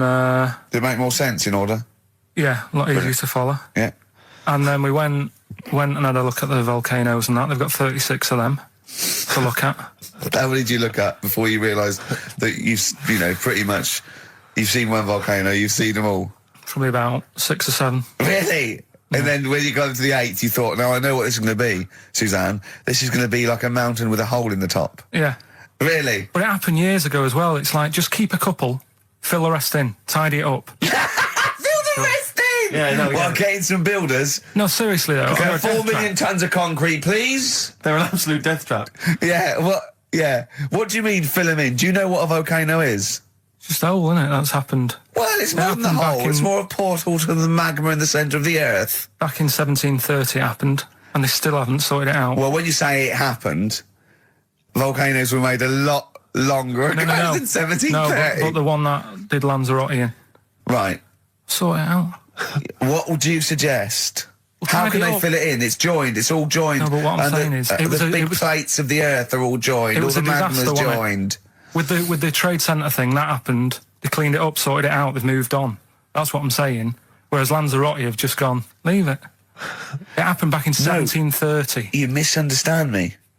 How, in the name of God, can you fill in a volcano? You ignorant twit. No, but it's not just the holes. They've actually left the lava everywhere. That's what I mean. It's not just the big holes. There's lava everywhere. But it's molten rock. They can't just pick it up like they're like a carpet. Put it in the holes. The holes are there ready. Just push it all in. That's what I'm saying. Do you know what a fable is? I've got a rough idea. Okay, it's a thing that uses sort of metaphor, analogy, just to explain sort of morals. I mean, they're very old for a start, and it's all. I'll give you an example of one. A quick one. Oh, the one about the dog with two bones. He goes to a dog's got a bone. He sees a reflection in the lake, and he thinks, "Oh, that dog's got a nice bone. I'll have that." And as he goes to get that one in the reflection, he drops the one he's got, and that's one about I think I was told one when I was younger. Go on. I think it was one. This young lad, he's got a dog, right, and he's about 8 years old, and this dog, he's had it since he was about 4, and it's a bit tired now, and he chucks sticks for it, and it doesn't go for it, and he's saying to his mum, "Oh, I want a new dog because this one's useless. It doesn't do what it doesn't have any fun with me." So they say, "Oh no, but Rover's a good little dog. You should look after it." And he's like, "Oh, I don't like it. I want a new one." So they buy him a new puppy. And it's running around, yapping about, and he's loving it, and he's playing around with it in the grass. And then one day he goes to the park, and he's messing about and rolling about with it, and he falls into the lake, right? And the little puppy's like yapping at him, and he's going, "Help me, help me!" The little dog's yapping, and then the old dog comes and gets his collar, and it pulls him out of the lake, and he goes, "Oh God, why did I forget about you? You're the better dog." And he loved that one again rather than the puppy. I got a feeling that was Lassie. Out of time by Blur. Luckily, we're not out of time. Got another hour and 25 to go. So it's not over yet on XFM 104.9. I'm Ricky Gervais, with me Steve Merchant and Karl Pilkington. We've had quite a lot of emails, as ever, Rick. I should just say, because we're very lazy. It's a much listened to show. We're very lazy people, and we rarely reply or read out the emails. But I never read the emails. Absolutely so never I rely, if I haven't replied to them, or my mail, Steve opens my mail and reads my emails. So if I haven't replied, it's just because he hasn't passed it on to me. Yeah. Okay. But I haven't passed it on to you because I know you'll never reply. Sure. So, I'm just cutting out that. But I just want to say thanks for the emails. We do read some of them, and we do appreciate the fact people send in jokes. I appreciate it. I love it. But as long as I don't have to do anything towards it. Sure, we had an email from Jack. He just said he missed the last 2 weeks' shows. Has he missed anything? Not really. No, it's the same stuff. Same old I rubbish. think last week Carl was having a go at Chinese people not aging well. He had a go at the gays, and he came up with a ludicrous story about a monkey that was impossible. So I don't think Jack's missed much. Go on. We've just had an email from the Pringles people. Oh, right. Good, because it's finally started to happen. I hear these stories about people getting given cars and Armani suits and trips abroad, and we haven't had no. But finally, people are starting to, realise what we're doing, our impact on society, and we've got a whole box of Pringles sent to us. Not one of those little tubes, the proper tubes, the foot-long tubes. Yeah. So. And what have they said? Well, the Pringles guys they want them said, back. No, they've said they like the show, and if you want more Pringles, give them a call and they'll send you more Pringles. Yeah. I bloody love Pringles. Yeah. Pringles are... The thing about Pringles is, they're Moorish, right? Yeah. But how would I put it? The sort of thing when I open them, and by that when I pop, right? Yeah, I have to eat the. Well, okay, how can I put this? When I pop, I can't stop. What do you mean? I don't. Well, when I pop them open, I can't stop eating them. Open. Right, when you pop, you can't stop. Yeah, yeah. I think that's because of the chemicals. I think that might be the reason. But they're good chemicals. They're good chemicals. They're the best chemicals. Pringle chemicals. They're not bad chemicals. Lovely. Like using chemical warfare. Yes, I want some more Pringles. Bob Dylan, It's All Over Now, Baby Blue from 1960 something. Bit of trivia for you, Steve. Go on. That is the last record we ever played on the old XFM before we were fired. I bet that was a moving moment for about 8 people. I just thought of something. You know that thing we did about, they said that we just cared about the money, selling it to America? Yeah. If we cared about money, would we be here now? Do you know what I mean? I know. I think this proves that we don't do things for the money. Exactly. Jesus. All right, Carl? Couple of emails. Monkey Matt's emailed us. Who? Monkey Matt. Oh, Matty, yeah, go on. Yeah. He says... How's the Monkster? He's all right. He says, Carl has missed a cracking headline from The Sport. Hide-and-seek champion found dead in cupboard. I hope it's real. I don't know if it is. I doubt it. Feeder. Do you know what? I'm annoyed at now, right? We've got another ad break coming up. How many ad breaks have we had in this show? I know. Carl, how many ad breaks have we had in this show? It's about 3 an hour, 3 or 4 an hour. 3 or 4 an hour, so about 3 minutes. So 20 minutes. 20 minutes is wasted on shite. I mean, apart from the stuff we talk about. Well, it's funny you should say that, because someone said to me last week that they felt that there were more adverts now on the show than there used to be. Are there more adverts Rick, in the show? I think, just checking some of the emails, I think that's because people are requesting them. They find them more entertaining than what we're giving them. But can't we sort this out? Don't go on about it. No, can't we though? Why can't we have less? Why have we got so many? Is it what happens, doesn't it? Well, no, you can't listen to radio in after every record. It's bad enough trying to keep listening with the rubbish we come out with. Yeah, we've got Rockbusters here. Let's get them back. Right? Don't steal our son, please, lads. Thrills on XFM 104.9. I'm Ricky Gervais. With me, Steve Merchant and Karl Pilkington. Yeah. Little Carly Pilkington, little baldy mank whinging little twat. How are you? Yeah, all right, yeah. What are you doing? Happy? Feeling a bit happier today? You look as full of spunk, as they say in America. Yeah, I'm all right. Just a bit of a miserable day, though, isn't it? Yeah. A bit miserable. Yeah. Walking in today, right? Do you know I walked through, like, the sort of the gay district of London and that? Right. You don't walk, you mince, don't you? Well, just walking through on the way to work, and I'm always interested in their little shops and stuff that they have, right? Loads of their little shops. That's don't be ashamed of. If you want to go in and buy something, go in and buy something. I'm just having a look at, looking in the windows and stuff. Little postcard just near the entrance. Yeah. That's meant to tease people in, to make people go, that sounds good, I'll nip in. Right? Little postcard. Free butt plugs with every sale. That's great. How did we get from 5p off milk to free butt plugs with every sale? Wow. What's society come to? Well, it's because we're liberated, Rick. Yeah. It's an open society. What did you buy to get them? You didn't buy... I didn't but what's the purpose? What, of the poster or of butt plugs? Butt plugs, because I really honestly You don't... shove them up your arse, don't you? Whoa, slow down, bum. Shove them up your bum. Yeah. But when? Is that just like when you're doing whatever, doing stuff around the house? Or? I think it's not to keep things out. Is it like you would use a plug in the sink to keep, the water in the sink? Oh, if you're not gay. Get that? Oh, yeah, no, I know what you mean, yeah. I don't know. No entry. What is it? I mean, I don't understand what that's I don't know. I assume it either feels good or are they... well, I've got to be careful here. Or are they sort of like breaking it in? Right, yeah. Do you know what I mean? Like it's like a shoehorn. Sure. or It's like when you stick paper in your shoes if they're a bit tight. Or those people who sort of like put little bits of wood in their lips, and then as soon they've got big plates in their lips. Yeah. Same with the butt plug. It means you can, you're ready for anything. I don't know, do I? Look at Carl's face. Well, if you know what butt plugs are used for, then why not get in touch? Ricky.Gervais at xfm.co.uk. What do you think? If there's any... I can't believe we're already on this subject. I know. It's 1:05 and we're I was going to say then, if there's any people who use butt plugs, and I was thinking that Carl would have said, well, they're not up yet. Yeah. Because they go out late. No, but what is it? We're award-winning people. We've written a TV Not on show. radio, though. Not on radio. We're rubbish on radio. I know, but We've got nothing to lose. But I always say to you, Steve, that I like educating people and that. Now, the way I see it is I didn't know what they were. Let's phone to go in. Someone might know about butt plugs. All right, we'll get No, get them on. Get them on. Ask them. No, because they might say something dodgy. Oh! Yeah, whereas, what have we just been doing? Just take a chance. They're not fascinating, Carl, but I'm just interested on your take, really. Yeah. What do you make of Cilla Black quitting Blind Date after her husband sent a message from beyond the grave?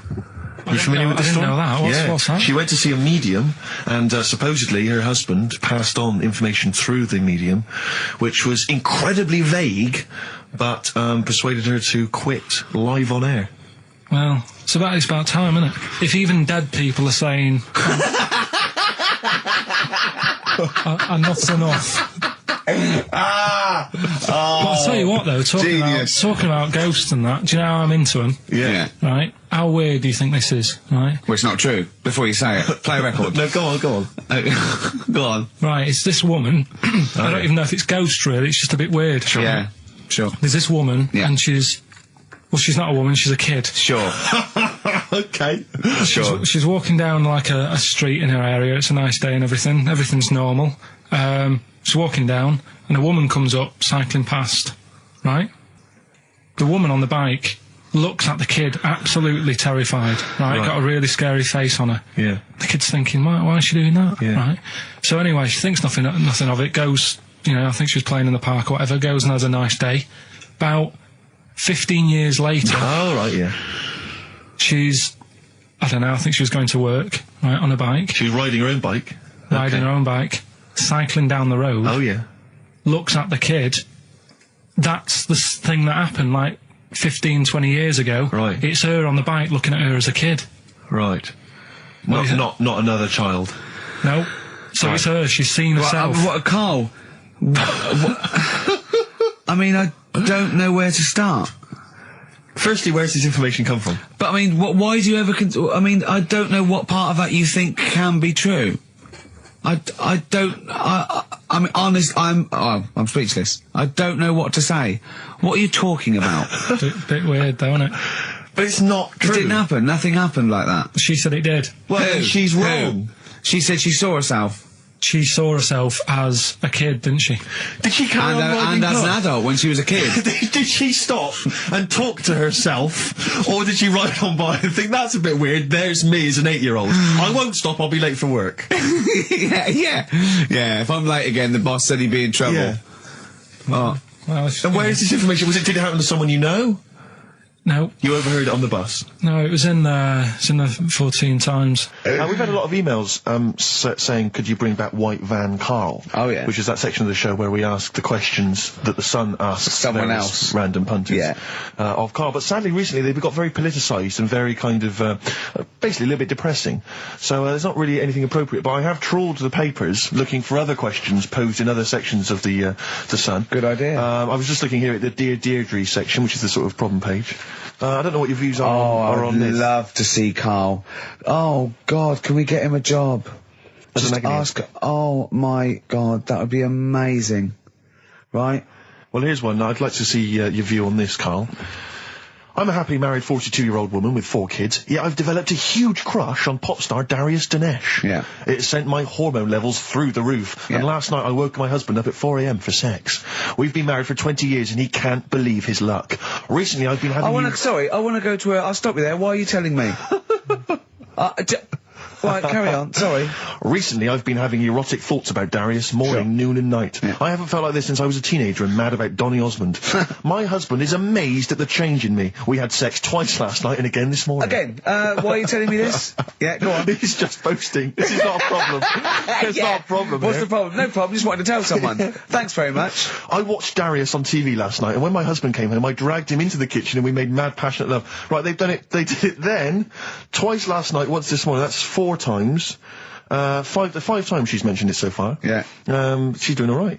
My husband. This is a great bit. My husband thinks it might be his new moustache. Or that I'm going through the menopause, but I know You were thinking of growing a moustache? I was thinking of changing luck with the ladies? I love the idea. That's what he thinks it is. He's telling his mates in the pub. You should grow with me. The old Tom Selleck. 5 times in the last 24 hours. Hooray for sexy Darius. So, what do you make of that then? What are your views on that? Hold on though. If that bloke is reading that paper, That narrows it down It's a gotta bit. be, yeah. Who else did he know? His wife likes Darius. He's had sex 5 times that night, and he grew a new moustache. He's thinking, I wonder if that's me. Maureen. Yeah, go on. But what's your concern? Because I'll tell you what her problem is. She's worried that, the reason that she's now kind of overly excited and she's, having this great sex with her husband is because she's actually fantasizing about someone completely different, younger. She's having these wayward thoughts, isn't she? She's a bit concerned about that. What's your concern? What are your thoughts? I reckon she's going to start shoplifting soon and coming out in hot flushes. Go on. Just, they're both happy, aren't they? He's getting what he wants. She's happy. I'd say, yeah, whatever, get on with it. Do you think that she should confess? She wants to be honest with him.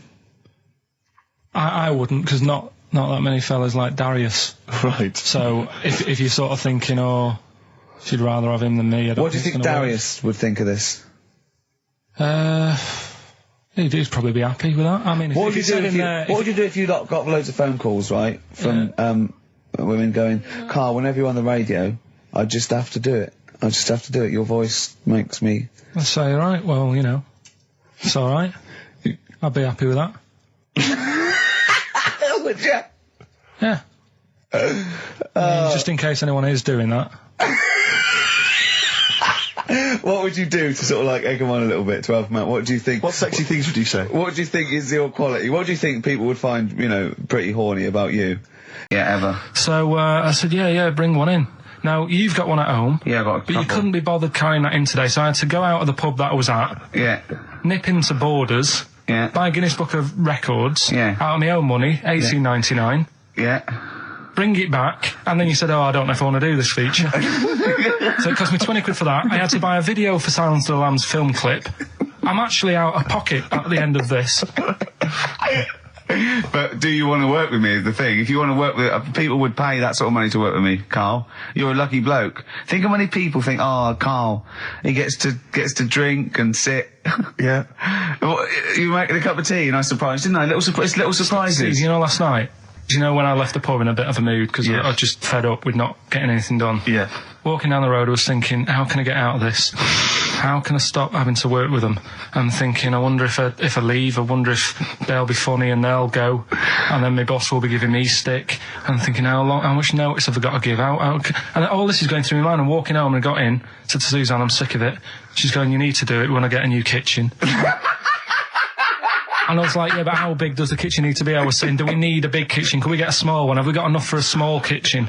Do we need so many cupboards? Can we just have wood instead of steel?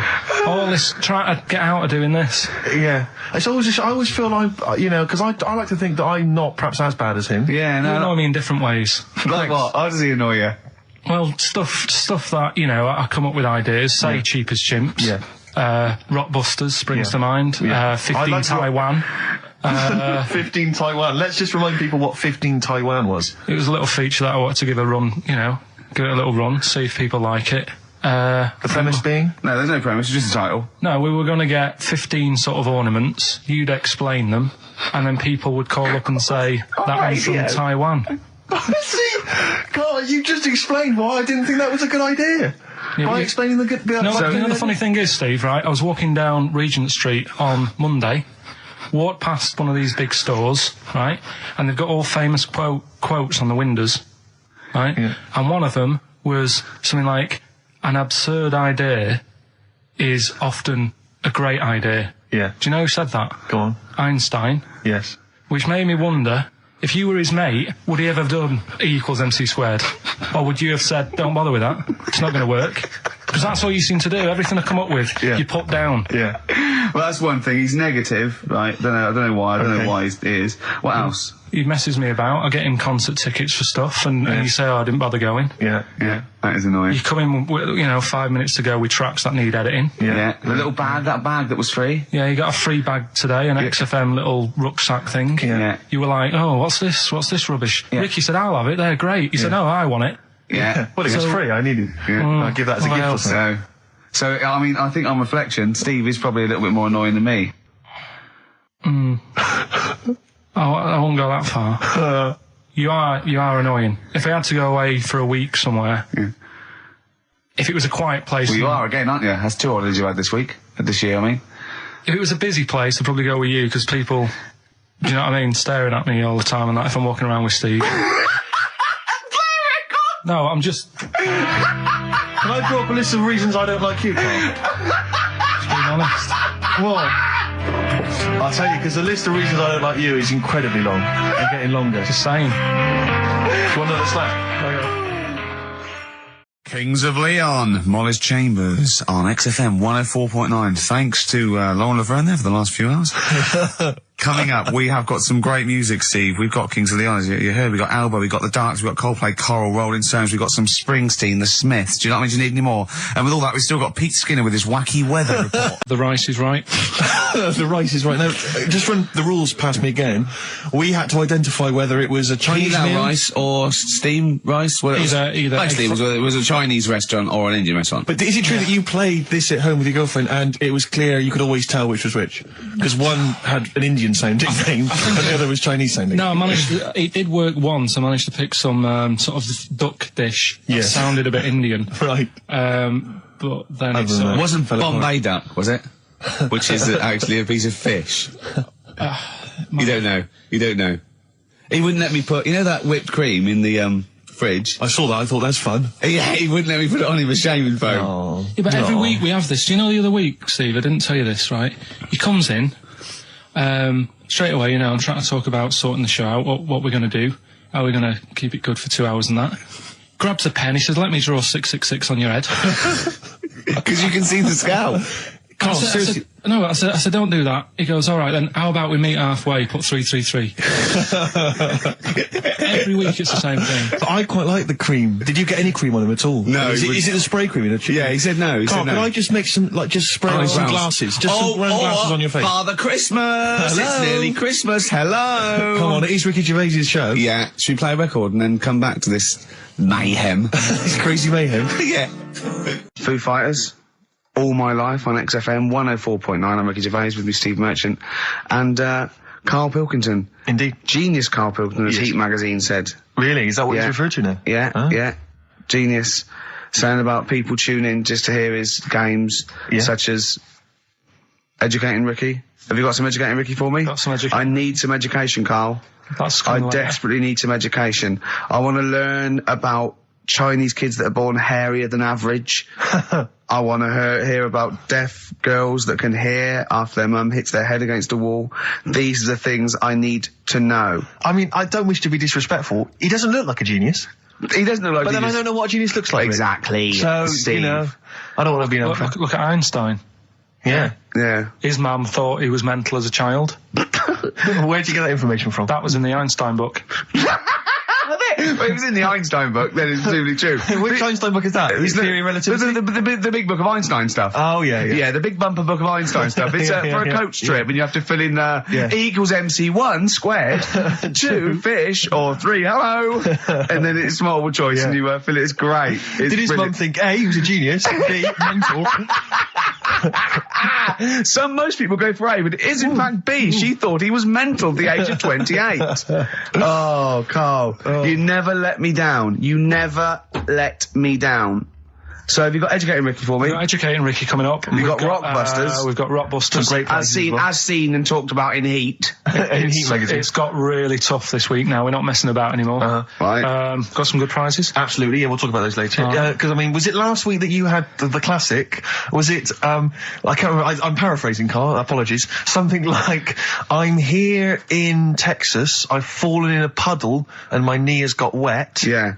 Wet Knee Houston. Whitney Houston. Yeah. And also, it was last week when there was a little bit of confusion over the one for Holly Valance.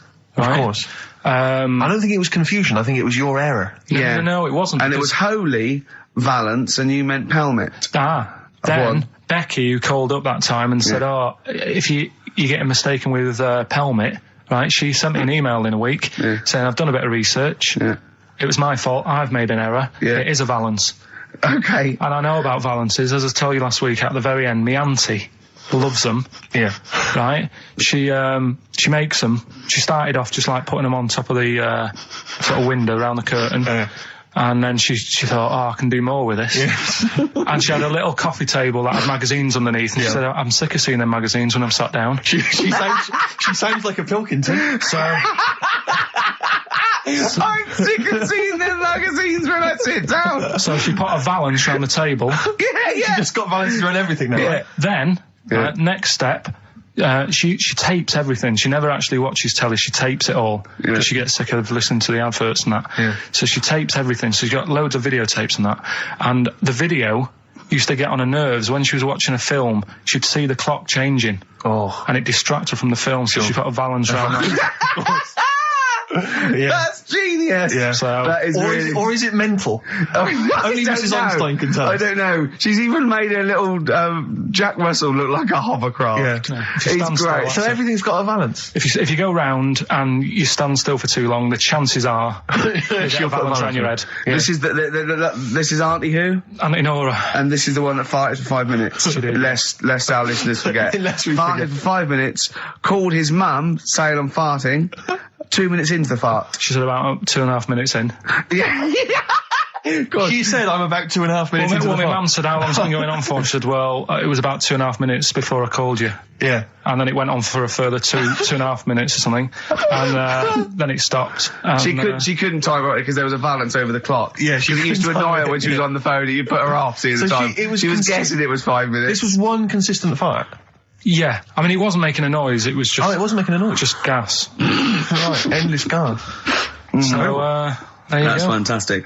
Well, we started off with a new one, a little bit of Foo Fighters. We like new and old on this show, don't we? Indeed, we like to mix it up. I'd like to play the Smiths from their debut album, I Don't Owe You Anything. Red Hot Chili Peppers on XFM 104.9. Did that with balloon? Oh, should we have a little bit of Tupac? Yeah, if you want. Yeah. There's a great lyric in this. It's picture me rolling, right? But at the end, he's saying about, look at me now. I'm, drinking Remy and I'm in a Rolls Royce. And he goes, oh yeah, I forgot the DA. Can she see me from here? Can you see me, ho? And I think this is like District Attorney turning on the radio and Tupac going around going, can that ho see me? She's going, yeah, yeah, I can see you. Yeah. It's brilliant. Tupac. I'll tell you what, we should get rolling. Rockbusters. No. All right? No. Well, he has done it. He just said that he was worried about it because we said it's the last one. What do you think, Carl? I just don't think can I just say now, Carl, seriously, I'm only responding to what we're getting on the email, which is people do not want Rockbusters. They really... There's one guy here he says, it's James Pooley, he says he's preempted Carl by giving my answers to this week's quiz. I don't know what the clue would be, but his answer is no van ear. Nirvana. Yeah, good. Nirvana, yeah. That sounds like one. Number 2. I'll tell you what we could do, Steve.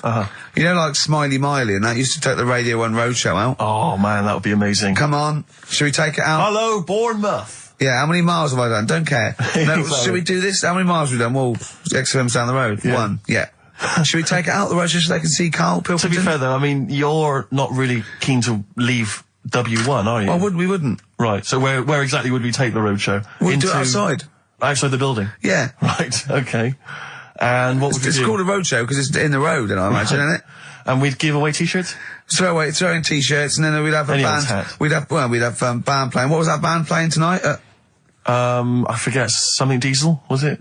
Yeah. See, instantly forgettable. I mean, that was my point, really. we could have them on. Yeah. Great. Yeah. We'd get a couple of celebrity pals down. Someone from Big Brother 2. That would be ideal. Well, Josh, the other little gay fella. Yeah. He'd come on, just wave. Yeah. I'm beginning to like the idea. Yeah. Brilliant, yeah. So we'll have Josh, something Diesel, we're playing the Bull and Gates night, whatever it is. Yeah. Right, I'll throw out some t-shirts. Yeah. And then, Carl will do a live Rockbusters. Yeah? Well, I don't know, do you want it? I just think that ruins it slightly. It would just bring the whole afternoon down, Rick, I think. We get it sponsored by someone. Yeah? No? Well, I'm just trying to inject a bit of... Read the prizes, what they would have done. There's a PlayStation game here. I guess it's maybe not been released yet. It's a little demo of that.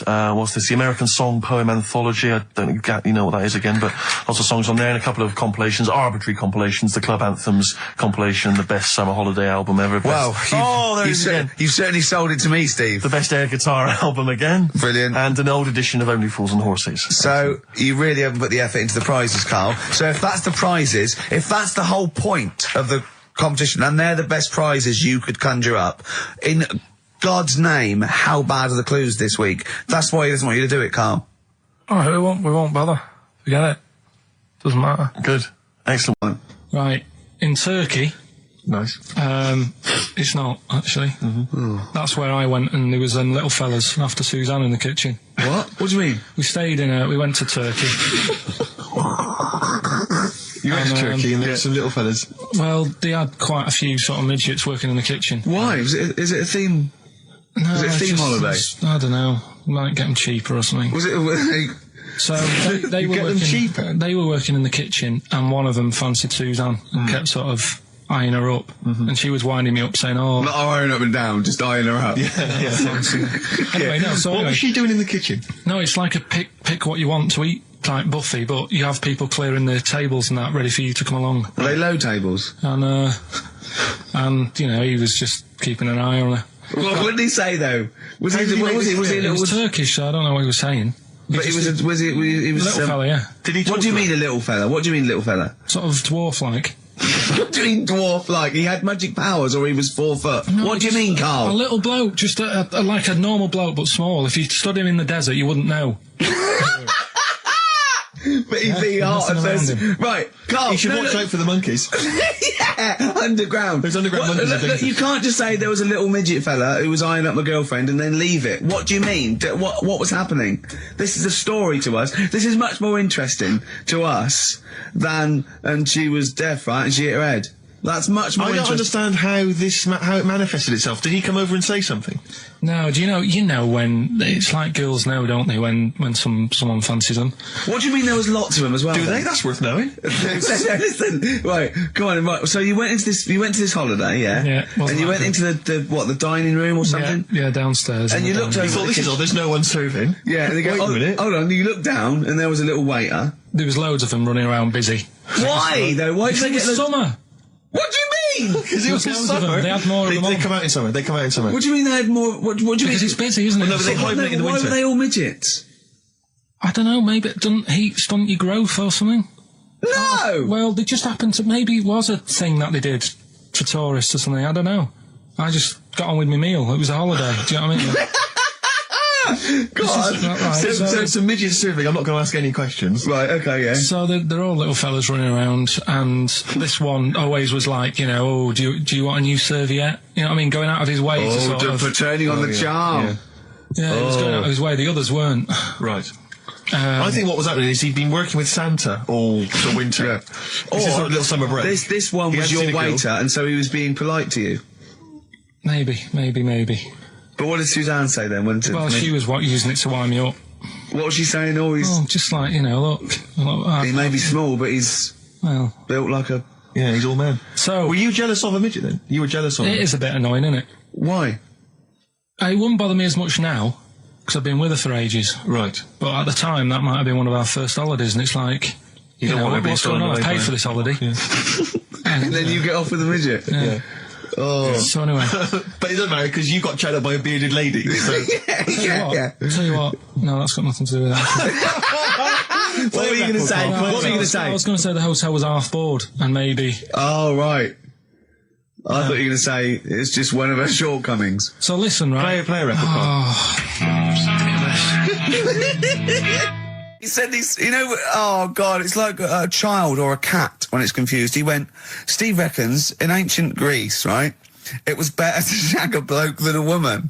And I went, well, yeah. I mean, that's about the male being sort of a first-class citizen. Yeah. Much better, wasn't it? An aspiration to sleep with a beautiful man than a beautiful woman. Women were lower-class citizens, so therefore men were seen as higher class. So to have sexual relations with a man there was no shame in that. No. In fact, it was looked upon. And I said, well, you know, ancient Rome. I said, Nero. He used to sit in his big jacuzzi and he used to get, you know, pretty boy men to go into the water and just nibble at his testicles while he was having a watch. He didn't do that. He did.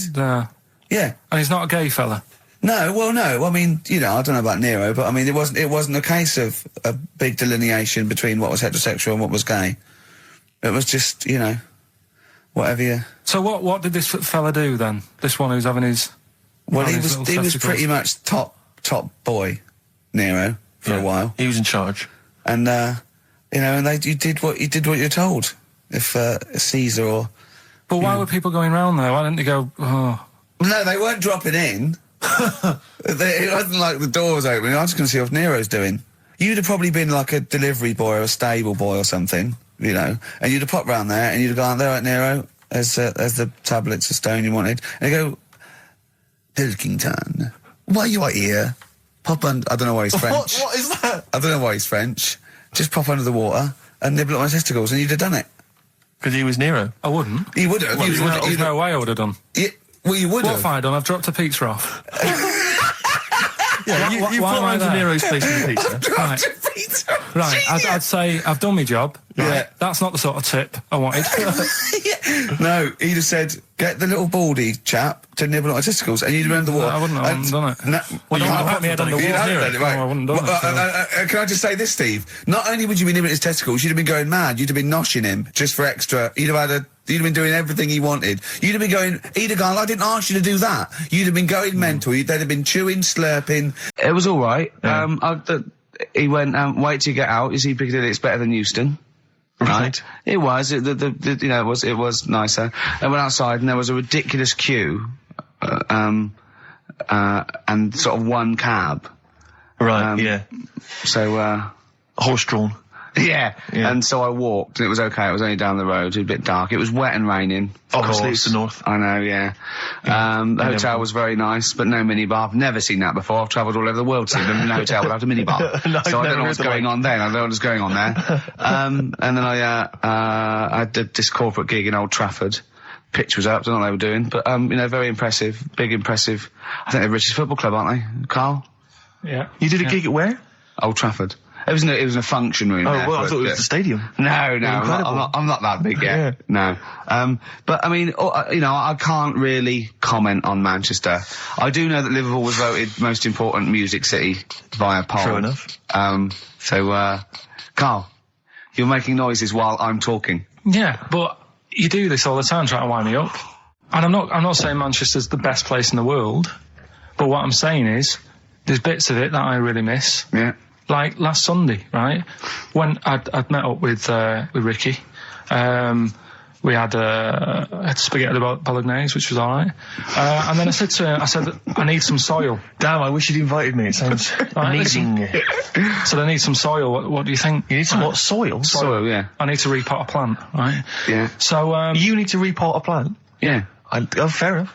So I'm like, where you can't see these shops in London. Do you know what I mean? There's nothing around. I took him straight to one in my street. Yeah, but near your street, and that's probably the only one in London. Well, you say that, Carl. No, it does annoy me. Round my way, it's like, you know... You can't move for soil shops. You can't. There's earth. You can just pick up handfuls walking down the street. Yeah, incredible. People just lean over into someone's front garden. No, you can take the plants as well. No, but what I'm saying is, Manchester, there's loads of decent hardware shops. Yeah. Here, you know, if you want a panini and a latte or whatever, you can't move from. But for soil, I had to go virtually how many miles away from me to carry that soil home and stuff.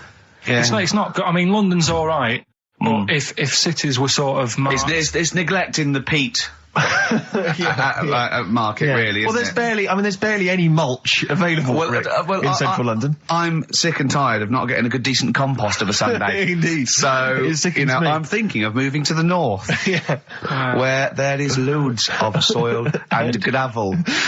Indeed. And animal shite. XFM 104.9, Ricky Gervais, Steve Merchant, Karl Pilkington, a regular Santa Claus. I'll leave it. Oh, dear. Right, listen, right, yeah, New Year and all that.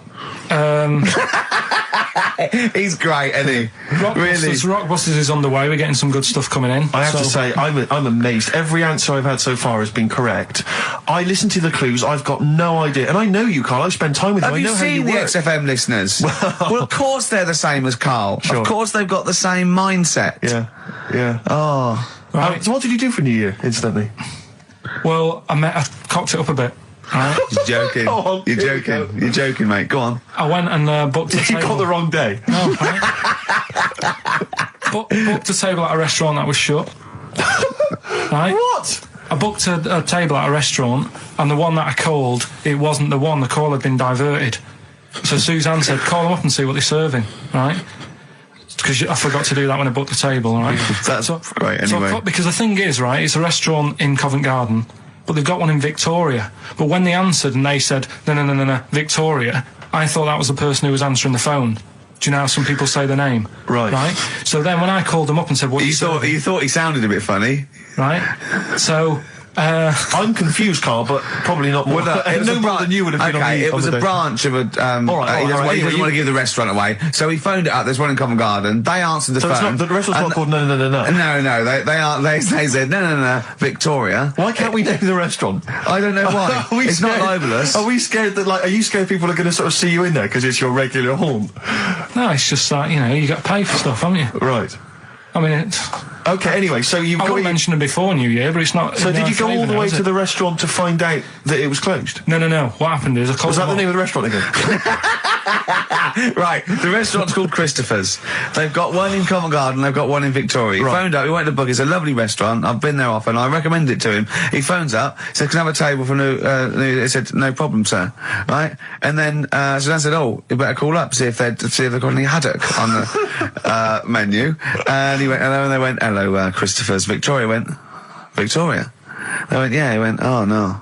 That's it, innit? So then I just said, no, forget it. I'm not going all the way over there. So I cancelled it, right? So when I called up Suzanne and said, look, I've made an error. The place we were going to is shut. Was she surprised again, or? So we're not going. So she said, oh, try some other places. And I did. They were all booked up, right? I was fed up anyway. I hate New Year. It's always like this, isn't it? So I said, look. You know the common factor in all these stories? You hate Christmas, you hate birthdays, you hate New Year. It is you. Right? Yeah. So... I said, I'll sort something out. Yeah. So I went to Tesco. Leave it with me. Went to Tesco's, boots were shut. Got a lovely plate of condoms. Did you just stay in and play with her Christmas gift? Blowing them up. I've done some balloons. Well, it was. I think we did stay in. And I watched that thing that, 100 Greatest Moments, which was annoying me. Did you see, there was a nudist on it? You know how I feel about them. Yeah. Right? Did you see him? Man with two knobs. There was a man with two knobs on it, and a nudist who just wanders about the house. But it said, and when he visits people, I was thinking, who lets him visit? I go, exactly, yeah.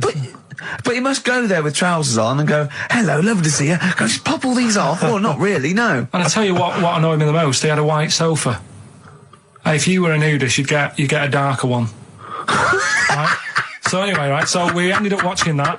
That annoyed me. And then I was tired by about 11, and I said, oh, let's go to bed. And she said, you can't. And that annoys me, the fact that because it's New Year, you got to stay up. And it's like, well, why? Can't we just... They should bring it forward, so in case you want to... quarter to 10. Well, you stay up, and it's like my eyes were dead heavy, and I was like, oh, I want to go to sleep. So just stay up, and then it's midnight, and you go Happy New Year, then you go to bed. Yeah. Well, not everyone, Carl. Some people have a little party. So it's over with anyway. Yeah. Sorry, are you 86 years old? 86 on my nerves. Do you ever enjoy it? You never seem to have any fun, Carl. This is what disappoints. This is what worries me. I feel like you're going to die. You're here, you're here, Carl. With us two, we've got three. As I was just saying to Steve, three of the greatest comedy minds ever in one room. And Steve pointed out, since the goodies. True. Do you know what I mean? Yeah. Well, I mean, it should be party central. Yeah. So anyway, right, so this is when I spent time thinking of new ideas. Right, welcome to the show and that. Hello. Let's play. Right, and I say, right, your first one is W. Mm-hmm. And the cryptic clue, because it's done like crosswords. Okay. So not quite like Blockbusters. Well, this young man prepared for his death. And it's a W, so the answer... And it's not always going to be like our sort of music. It can be any sort of music that's out there. So the W is the name of the answer. I understand that, but is the answer always the band name, or is it? Yeah. It's always the band name, is it, or the artist? Yeah. And so would the W be the surname, or would you have both the initials if it was someone's name? Would Elvis Presley be EP? Don't get annoyed, Carl. These are questions that I knew would be asked. I know this. You tested it on me, so you've got to tell them. We need to know the rules. If it was Elvis, I'd probably do E. No. Give him the answer. Give him the answer. Right, did you hear the clue? No, give me the clue again then. So the letter is W. It is a cryptic clue, and the clue's fine. Listen, and the clue is, this young man prepared for his death. This young man prepared for his death. Yeah. This young man prepared for his death. And it's a W. And it's his first name. That's what he needs to know. That's the, Yeah, but I don't... Well, shouldn't we have the initials? Wouldn't that make it easier? I mean, but it didn't do that on Blockbusters. It just had one letter. They did if it was if the gold one they often had us for 3 or 4 Did they? letters, yeah. But it was normally just one word. It wouldn't have been a name or something. All right then. Y. Will Young. Excellent. I Right, didn't understand it. What was this the young Will man, prepared for this young man.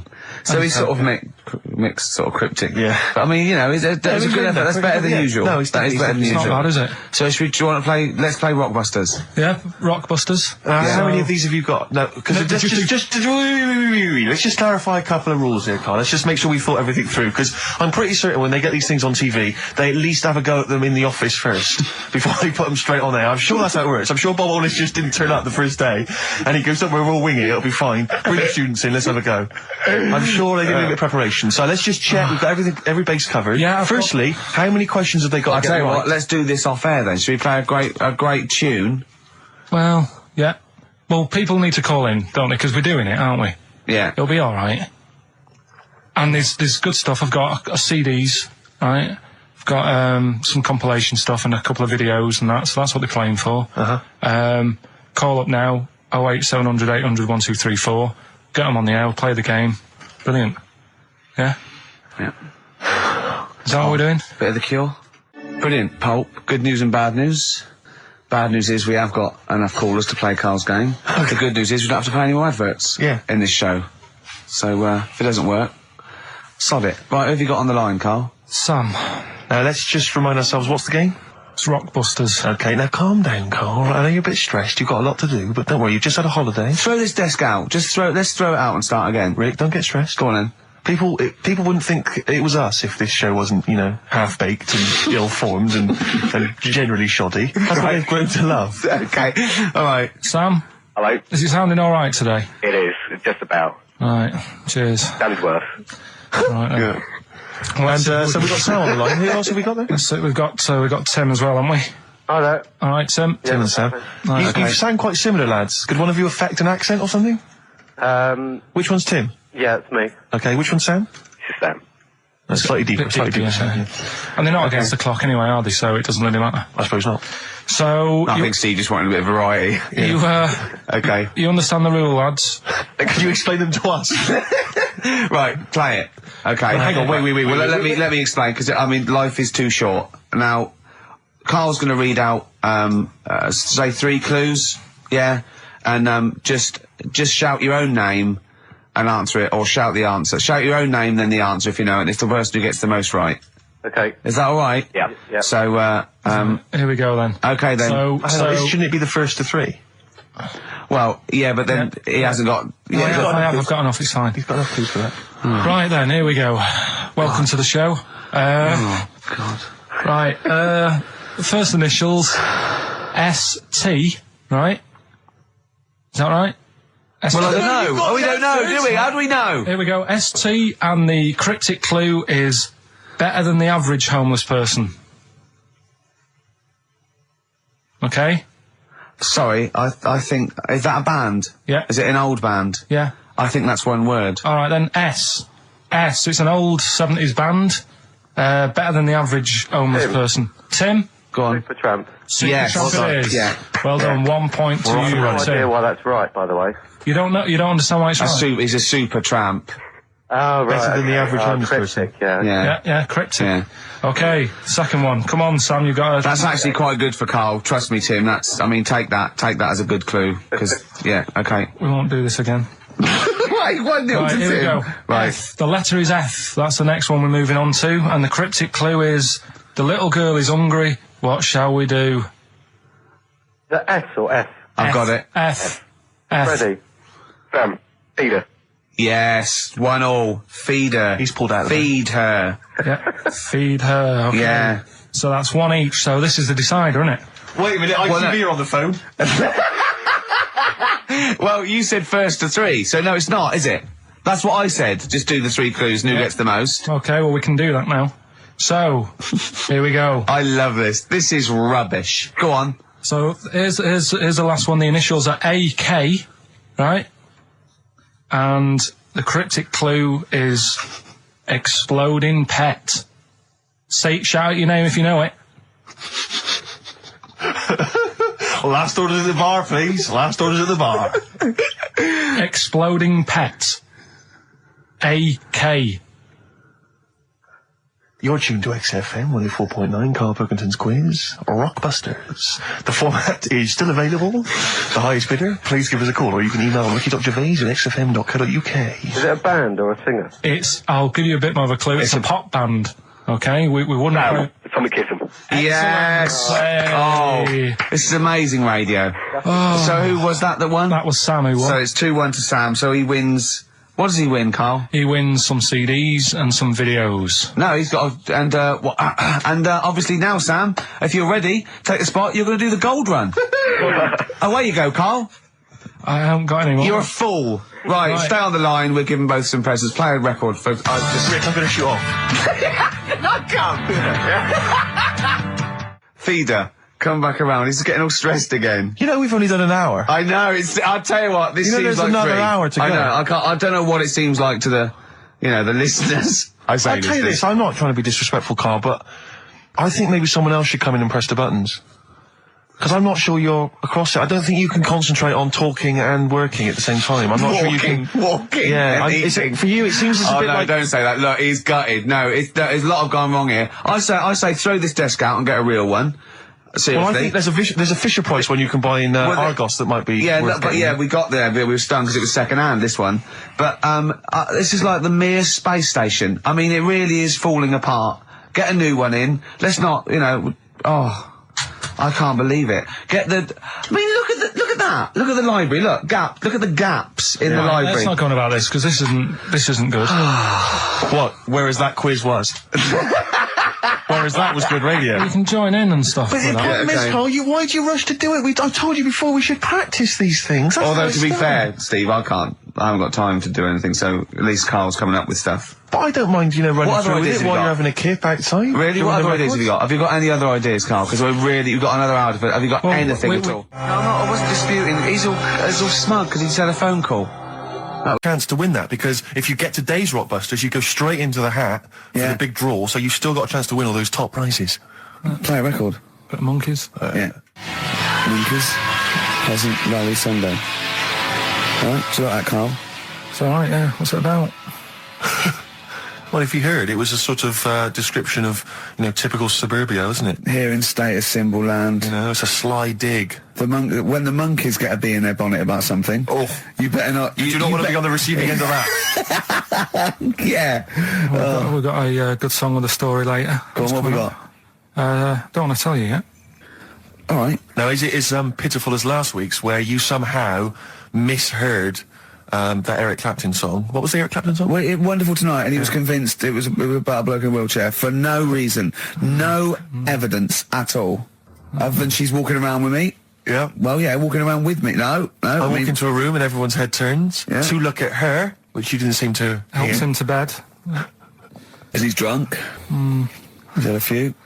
Never mind. Yeah, well, you're totally wrong. Big day, Karl, though, isn't it? Because there's lots going on, and I know Karl's it's very, very important for him that he champions Live 8. I don't know what's going on. I don't know what... I am sick of it, to be honest. Sick of what? Just sick of reading about it. Sick of this Live 8 thing. Sick of it all. Brilliant. Fed up with it. What annoys you particularly? It's not only that today, though, is it? On the way in today, right, saw a gay fella on a bike. Weird? On a bike, rushing. What time did the gay march start? What time did they have to be? Why are you looking at me? I don't know. No, but he was rushing, left it late, so he'd had a late night again. So my point's right about him. What was your point about, just to people who've just tuned in? Well, the fact that they go out late, so they sort of have a nice night out from about 11:30. They're riding in the jeans at like 10:30. In their jeans. They're leather trousers. But anyway, right? So they're cutting the back out of their leather trousers about 10:30 at night. I'm on the way in, right, and I see one stressed out, rushing, right, on a racer, wearing high heels. Oh, I love you. He's 50's dad, isn't he? He's angry. He's just angry. If you're a gay fella and you're proud to be gay, but you also want to make poverty history, you don't know what to do today, do you? You're all racing all over the place. Must be murder. It seems a bit unfortunate that they've put them on the same day. Yeah. Well, you can get little leather studded wristbands that say, mate, poverty history. Yeah. So, you know, you can join in on both You could parts. kill two birds with one stone, yeah. Yeah. But why is Live 8 stressing you out?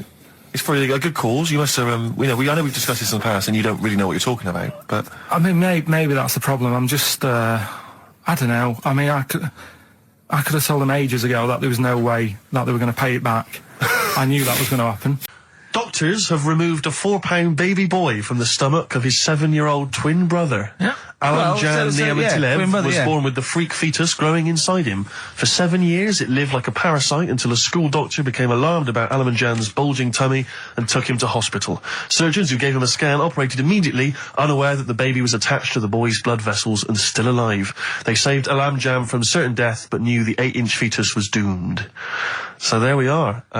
Boy pregnant with his own twin brother by Barbara Davis. That was in the Mirror, apparently. So I've read on and all the facts are right. They took him to school. The parents didn't realise. And that isn't even this week's Freak of the Week. I mean, that's you still got to that for come. free. You got that. You can have that. That's the free freak of the week. Free freak. That's, you know, that's giveaway. That's like 13.5% extra. Yeah. You know what I mean? That you might get with hairspray or something. So that, I mean, if that's just the throwaway freak of the week, there are 2 freaks of the weeks there. If those 2 freak, I can't wait to see what the actual freak of the week is that people are paying for. Is it incredible, Carl? I'll tell you what, something else you can have for free. Go on. Another sort of freaky thing, right? I was watching this programme in the week. Right? What? I don't know what it was. But it was about, I just saw this little fella on it, right? What do you mean, little fella? He was doing this history thing. Oh. Right? Yeah, I know what you mean. So, is this he's found out that a Viking was a bit like him? Yeah, that's it, yeah. He was boneless or something, or he's... Well, that's the weird thing. What do you think of that, Steve? He's what? He's boneless? No, he was called Harry the Boneless or something. Yeah, but you know what you're going to get there, don't you? That's what I mean. Always have a name, Elephant Man, you know. Harry the Boneless. Where is he? You know what I mean? I'm meeting someone, waiter, what's his name? He's called Harry the Boneless. He's over there flapping around. Yeah. He's over there in the bucket, having noodles. That's what I mean. But, do you reckon you could do that? Do you reckon you could have your bones taken out? I love talking to him! He's brilliant, it's like talking to a 5-year-old. I was asking Suzanne when she was watching it, and she was like, ask me later. Yeah, brilliant. She wanted to know about, What did you said? You were watching this programme about history, right? About Vikings. Like you turned to your girlfriend and said, do you reckon you could have your bones taken out? Yeah. I love that. I mean, that is why you are my favourite thing. What do you mean you think you can have your bones taken out? Firstly, why would you have your bones taken out? If you've only got a small flat or something, and there isn't much room. Yeah. Right? And what I mean is, would all your organs still do the stuff? No, they wouldn't. You'd just be mush. Listen, I'll teach you something now, right? The skeleton, right? Spam. Yeah? Support, movement, anchorage. No, support, protection, anchorage, movement. Spam. That's what the bones do. Yeah? You couldn't stand up. You wouldn't be protected because they protect his rib cage, skull, of course. Anchorage, everything holds onto it. Every muscle is tethered to pull against something, like a crane, a pulley system, so you wouldn't be able to move at all. Do you know what I mean? So you'd be in a bucket. There'd be nothing. Well, you'd die immediately, obviously. No, you can't have your bones taken out, Carl. I mean, why do you need to ask that question? Sorry, but Boneless Bob, or whatever his name was. Harry the Boneless. he presumably didn't have any bones. I mean, that's why he had that name, obviously. No, he did. No, he's got the name. Yeah, exactly. Freak of the Week's coming up now. Oh, cheeky. Freak of the Week. Right, well, we've had some interesting things we've been looking at. This week, it's about the strangest couple that ever got married.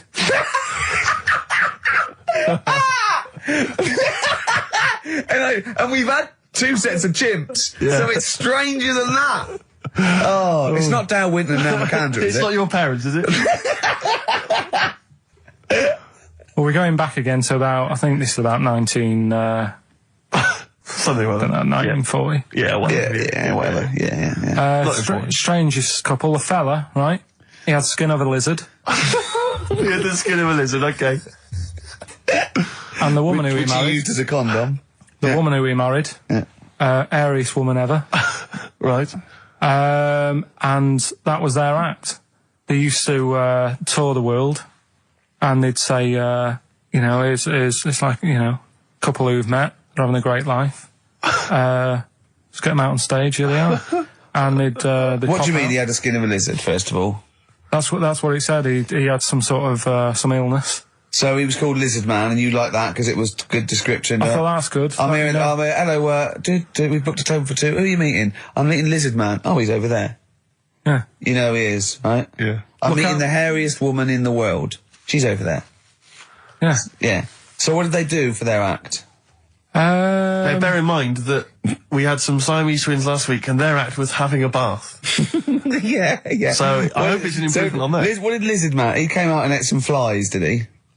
I don't really know. I just think they stood there on that. Yeah, when you read this and it goes the most interesting fact ever, Lizard Man, and you go, that's enough. That's enough. I can extrapolate from that. Straight away, I start thinking. I'm thinking, right. I wonder if they got the wedding photos.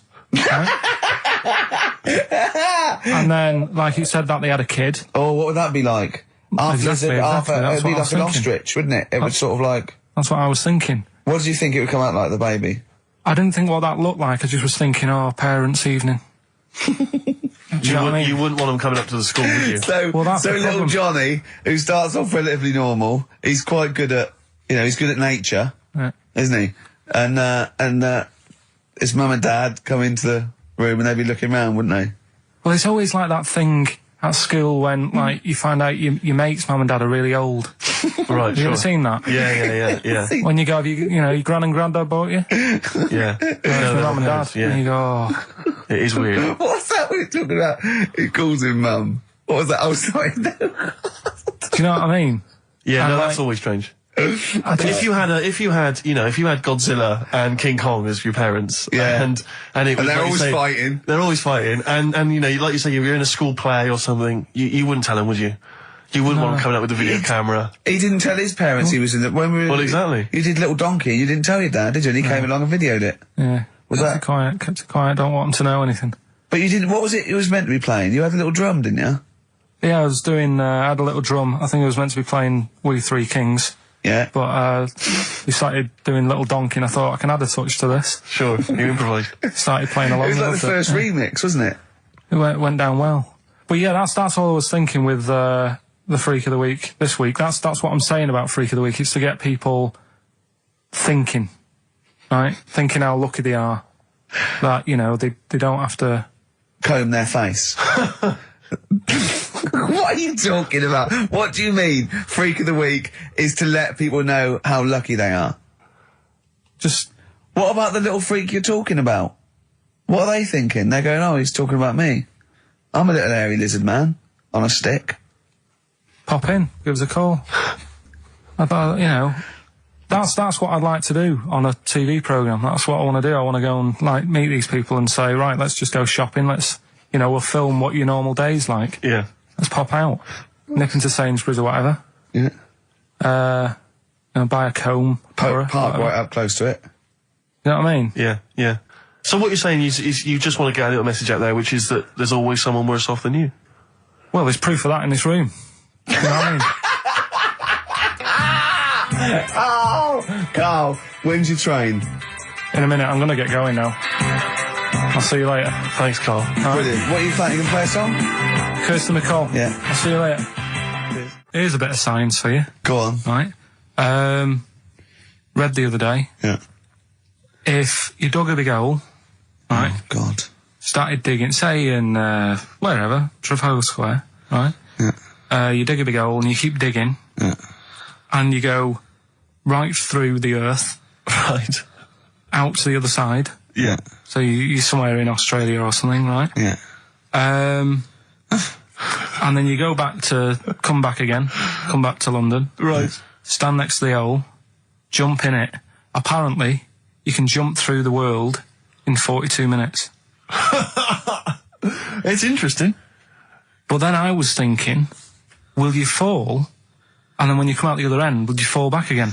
Well, yeah, you would, wouldn't you? What would happen is, you'd accelerate 10 metres per second, to the centre of the earth, but you'd have such inertia, you'd nearly go as far out the other end before it was like a bungee jump. So you'd nearly get as far as the other end, and then you'd go back again, and you'd keep going until back and forth, getting further and further away from making it until you went sort of back and forth in the centre, and then you'd stay still in the centre.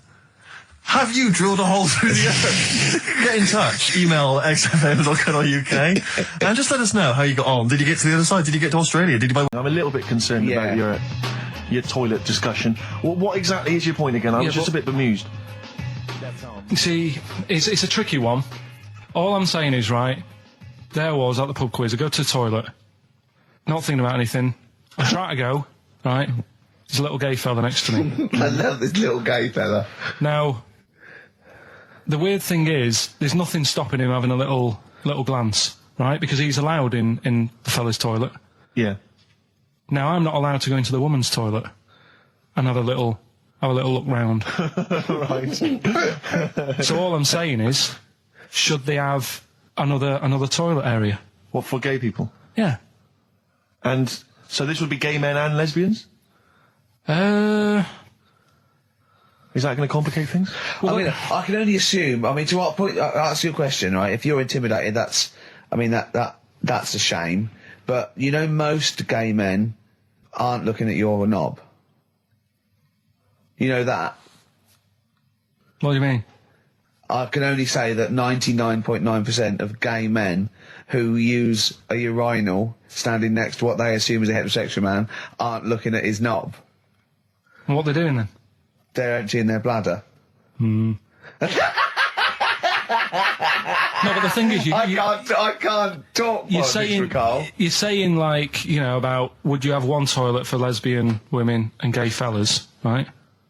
Well, does that mean? Would it be mixed? Would it just be? Would it have a man on one? That's heterosexual man. One little picture of a woman on the other, and then what? What would the little icon be? A man and a woman. A man and a woman. Just having a chat. Yeah. In pink and dot lines. But you couldn't mix them, because then what would happen is you'd get people who are going, oh, I'll play up to this a bit. What, pretend to be gay? And yeah, you know, sort of grow a moustache and shave their head. And pretend to be a lesbian. Right. Yeah. So I see. So you know, people pretending to be gay so they could go in and have a look at the lesbians. Yeah. Right. So that would mean that we need 4 cubicles now, wouldn't we? Yeah, no, this is fine. 4 cubicles. So every pub now... How many toilets do we need at Every the pub's moment? now got 4 toilets. Oh, Carl, bisexuals. Yeah, no, interesting. Bisexuals. How many toilets do we need now? Call the council. Will you use any? Huh? No. No, because they're interested in everything, aren't they? Because the little bisexual fella will be looking at your knob. Right, with them, what you do, you just have a door, you open it, and there's one urinal there, so you can't get a queue. They have to sort of wait. I just thought that, well, why can't there just be a thing between the urinals, so no one can look at anyone else's knob? Wait a minute. Just to go back to Ricky's point, what stops, even if we've got the toilet for gay men, what stops the gay men who want to have a look at your willy going in the regular toilet and pretending that they're straight? Most men don't wear gay across their No, head. exactly. They don't have a tattoo. There's no branding yet in the British house where they have to declare. So we're going to have to expand this. So we've all got to carry identity. Do you know you can see a gay, can you, coming a mile off? No? No, I'll just hold it in next time. No. Can you tell gay men? Do you know a gay man? I'd say probably if you did if you lined some people up and said point them out, I reckon I'd get. But hold on, we're not talking about people dressed in leather with the arse cut out and an handlebar moustache. Yeah. We're talking about the everyday non-seen. Of course. Yeah, but I mean, suppose I put you in a room and there was 10 naked men, right? Yeah. And there's 5 gay men and 5 hetero. Could you walk along that line looking at those gay... Am I naked? No, you don't have to be naked. Why would you have to be naked? To catch them out. Play a record! How would you catch them out? No, don't go into it. Don't go into it. Play a record. I was telling you about the woman over the road where I live. The one that walks around naked? There's a woman who walks about the flat naked, This is when Carl was watching a woman naked, then she looked at saw him looking. So what he did, this is the genius he did to get out of this, he pulled his pants down so he was naked too. His girlfriend comes in and goes, Carl, what are you doing? He went, I can't tell you now, but don't look out of the window. Yeah, go on, sorry. That woman, she's bought some blinds.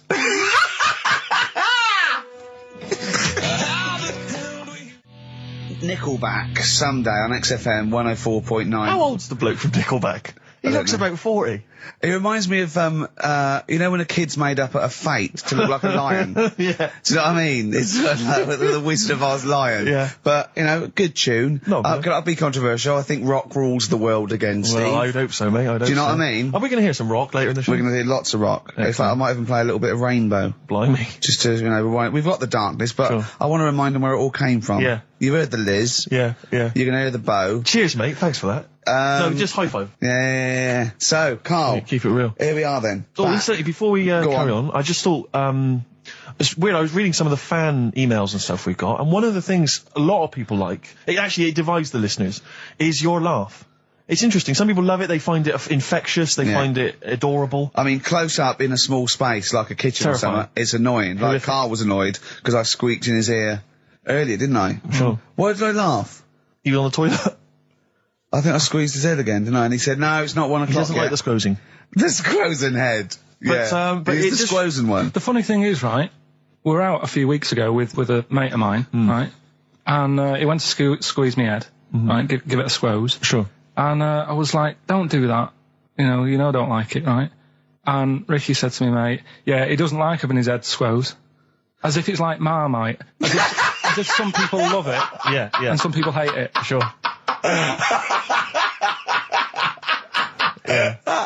Yeah, okay. Well, anyway, there was a little taster of the laugh. That was more the kind of deep, throaty laugh, the belly laugh. But there's that kind of high-pitched squeak that you do. When I've got to get air out quickly. Because I'm going to burst. Sometimes I laugh so much that my liver and all, they try and get out to it. So I have to get it out really fast, like a siren. Right. Do you know what I mean? Is that how you explain the fact that you're quite fat? Yeah, that's just laughter waiting to come out. Every time you laugh, you become a svelte young thing, like Brett Anderson. Oh, dear. Well, anyway, it reminded me of the game that you and I used to play in our very early days of XFM, when it was literally Make Ricky Gervais laugh. Make Ricky Gervais laugh, which was a great game. I remember the first one. It was that fella drinking a pint of beer. Yeah. I remember the very first time. I tell you what, it's not great. Though? Ant and Dec do it now. They actually, it's very similar to Make Ricky Laugh. It's called Make Ant Laugh. Interesting. So many of our great ideas have been stolen. Yeah. Or stoled.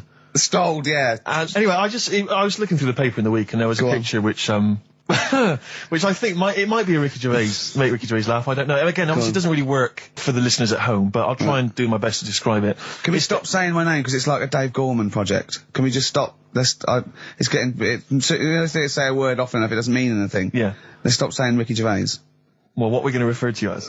All right. Well, Make Fatty Laugh is a new game. I'm trying to get one of those squeaks of a laugh. I'm concerned because I know. I'm not a monkey. I'm not sure, you're not a performing monkey. No, okay. I know that. Right. But anyway, let me just briefly summarise the story for those at home. Okay. The headline was Mum 48, a mother of 48, seduced boy of 14.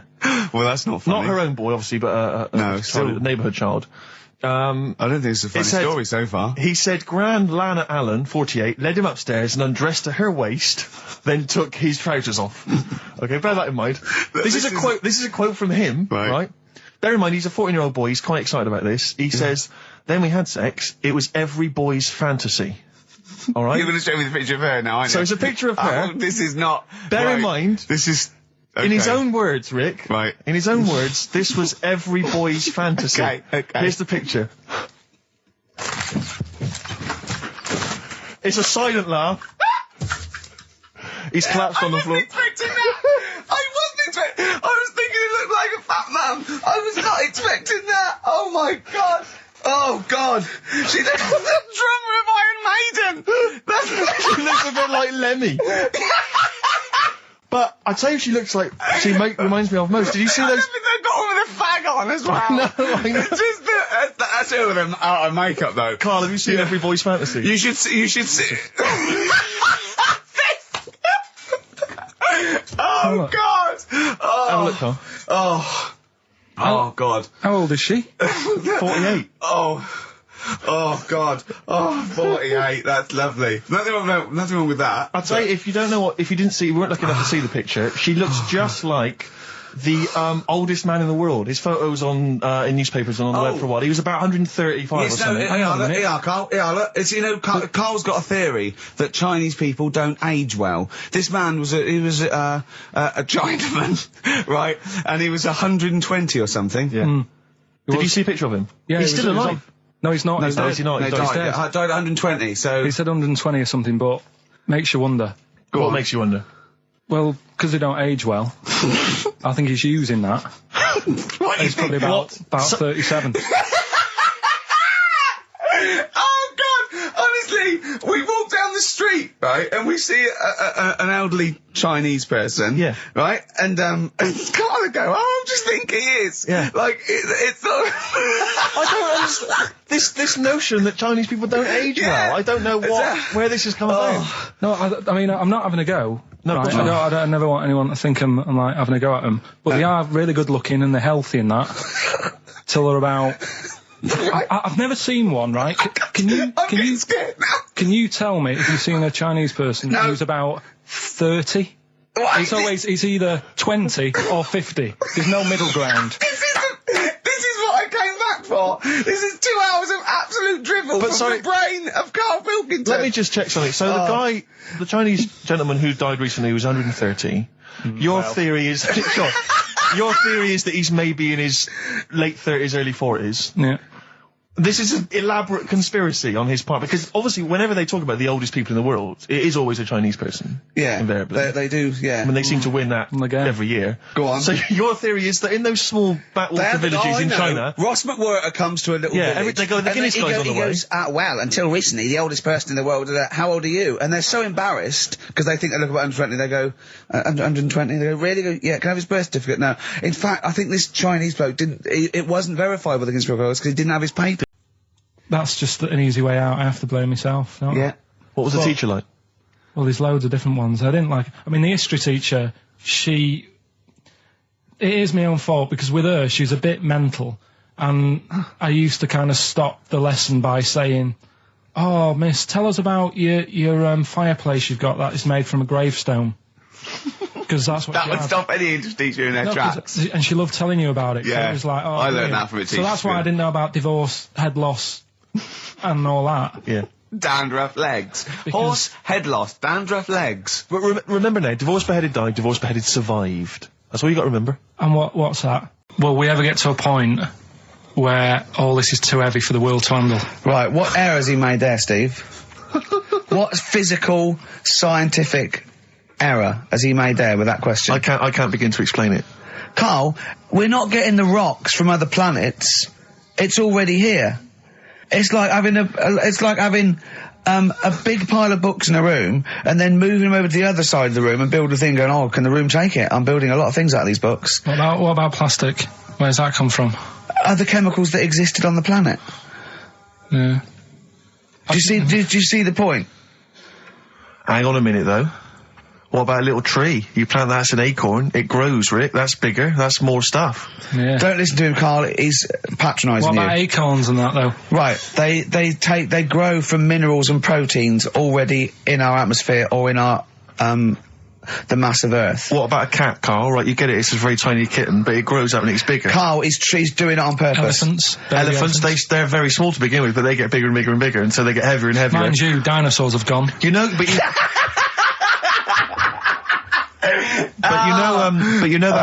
famously that's how Atlantis disappeared. You know, you've heard of the legend of Atlantis. Have you heard of the legend of Atlantis? I think so. This was a city that existed, is proven, right? And what happened was they just kept buying stuff in mail order. They just kept ordering stuff, like the king and stuff, just kept ordering stuff in mail order. He brought girls across, carpets, a lot of carpets. He kept buying TVs, big screen TVs and stuff like that. And eventually, he bought up all the myrrh that the wise men didn't want. Yeah, because he's from like olden times, and he just kept buying stuff, crazy. Like he was just a shopaholic, basically. Mental it was. And he was ludicrous. It was like, and in the end, it just sunk. It just sunk. Too heavy. And it just sunk. Chang and Ang, they're in the bath. They're washing their own bits. They got one of those dividers, right? They go, well, that's definitely yours. I marked mine.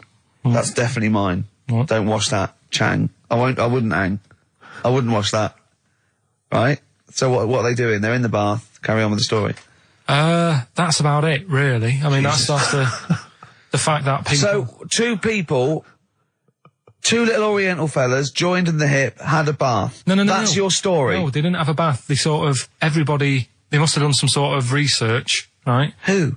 Changarang, right? And they said, well, what do people want to see? Isn't that a Bay City Rollers song? But it's an idea that people have queued up. They've paid their money. They're in a tent. They're, well, I hear they're going to have a bath. They're going to have a bath. Two Siamese people have a bath. How would they possibly do it? Well, I've heard they get into a bath. But that's I don't know what they what's wanted to see exciting. them nude and where the join was. No. More than how do you get in the bath? I don't know. They just that's what they picked. They said what would be good to see. What do you want to see them do? Having a bath. How'd you get into trousers? Was there exactly? This is all part of it, isn't it? That's why they picked having a bath. This is all part of it. Well, they want you to get dressed afterwards. Yeah. Who was the best out of Chang and Ang? Who was your favourite? They both look the same, to be honest. There's a surprise. One was a short ginger woman. Oh dear. Is there anything what would be better than having a bath for you when you've seen them? What would sort of make you go, I wonder? One of them pulling and the other one going home alone. Yeah. I go, look, she's definitely up for it. I'm taking her home and go, what am I going to do? Can I watch? Definitely not. Definitely not. Look, you go to bed. I want to wine and dine her. But if he's got back to their place and they're going at it hammer and tongs, but are you saying one of them? No, hammer and tongs were their cousins. Right. They lived miles away. Yeah. If one of them gets knackered, can the other one take over? All right, Carl. Yeah. Bit miserable today, Carl. Let me explain why. Go on, Steve, and to you, the listeners. Well, we came in to a big bunch of stuff. Dropped off was it Becky from Marks and Spencer? Just like lovely stuff, food, presents for the cat, books. Just to Ricky and Steve who do the show. Right, Ricky Gervais and Steve Merchant. GQ presenters of the year. Creators of The Office, right? Award winning. Carl's looking over, I go, well, maybe, it's not for you, no. And then he told me why he's grumpy anyway. Go on. Do you know what XFM are giving everyone? How long have you been here? About 6 years. What are you getting for Christmas from XFM? 2 CDs. Is that of your choice, or do they choose them? There's a list of about 30. Right. Tell them what you chose. 30 CDs. I've gone for Kings of Leon album. Yeah. And the Best of Bob Marley. Haven't we given them away in the past or something? Or you could have burnt them off, couldn't you? You could have done copies. Illegal, but you could have done that anytime you wanted. I don't think Bob Marley minds if you bootleg his CDs. It's out of order though, isn't it? It is bad. Although is that always the case? Has it always been the truth of all the time you've been here? No, it has been better than this. Yeah, although you do get paid quite well and you do have an easier time. Yeah, but don't give me the CDs then.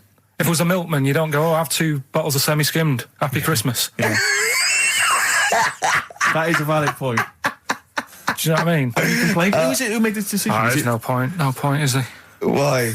Just no point. I don't like moaning anyway, just... Has it come from up top? Is it from the capital people? Just everyone. That's what everyone gets. Yeah. Yeah, but will Christian get 2 CDs for getting up at 4:30 every day for about 5 years? And keeping this station afloat. Probably. Yeah. So that's why I'm a bit fed up. What do you listen to first, Marley or Leon? Well, you have a bit of Marley. I'll tell you what Marley's good for as well. You'll go have a little beach holiday, aren't you, over Christmas, going to Lanzarote? Listening to that on the beach, you'll realise how wise XFM are in the long run. You go, well, look, they could have given me 400 quid, right? Well, I'd have spent that. But this is, the legend lives on. That keeps on giving. So you're probably, you know what I mean? Think how much what you got to think of is how much all these great songs took, not only from the depth of his soul and, all his sort of angst and knowledge and love, and then all the studio time, the marketing, and they're just giving you one that. They go, don't worry about that, Carl, just have it. And you go, what? All the time we spent with Bob Marley and everything is there. Have it, Carl, have it, Carl. And Practice. Have that. Thanks, well done. Carry on. We're still going to pay you for the work. Yeah. That's just some on top. Here's a little piece of Bob, free. Yeah, so don't moan, it's extra. So they didn't have to give you it at all. Play a record, you ungrateful little swine. Some people, like the homeless, aren't getting anything this Christmas. This is my Except to favourite. chill. God. Bless him. Did I ever tell you about my Uncle Alf? No. He wasn't a proper uncle, right? But it was just he an aunt? one of my dad's mates and that. And he was getting on a bit. He must have been about 60, which is pretty old when you're younger and that. And he was the same. He used to always wear a suit and that, but it was never in good nick. It was always like a rough suit, but it doesn't matter. He's still making half the effort and that. Yeah. And he used to sleep in a dinghy. Right, Uncle Alf. What, in his house? Yeah. Why? Well, in a flat, he's in like a little bed sit. Because he only had a little bed sit, and he was into boats and stuff. So he had this Two birds with one stone. Had this little dinghy, had a little flat, thought, well, it's tight space and that. He had a dinghy as a bed, and he had 2 tellies, right? He had 2 tellies, one that the sound worked on, the other one only the vision worked. So if you wanted to watch a programme... You had to turn both on. Put them both on like BBC One, turned one up, and watched the other one. Wow. That's extraordinary. From his dinghy? Sat in his dinghy. That is brilliant. It was an inflatable dinghy, it wasn't like a wooden... Yeah, an inflatable one, big inflatable one. Did you ever go around and visit him? Yeah, now and again. Was it weird seeing a 60-year-old bloke in a suit, in a dinghy inside, watching 2 tellies? It's weird at the time, I thought. Which of the TVs stopped working properly first? I mean, did he... let's say the sound went on one of them. Yeah. Did he carry on watching the other one, hoping that the other one was fine? No, he went and got a new telly, and then the vision went on that, and he went, oh no. He went, hold on though. Wait a minute. I've got another telly in the wardrobe that I haven't used. There's a kid in Kenya. He was messing about with some beans. Magic. We guessed that as well. You did, yeah.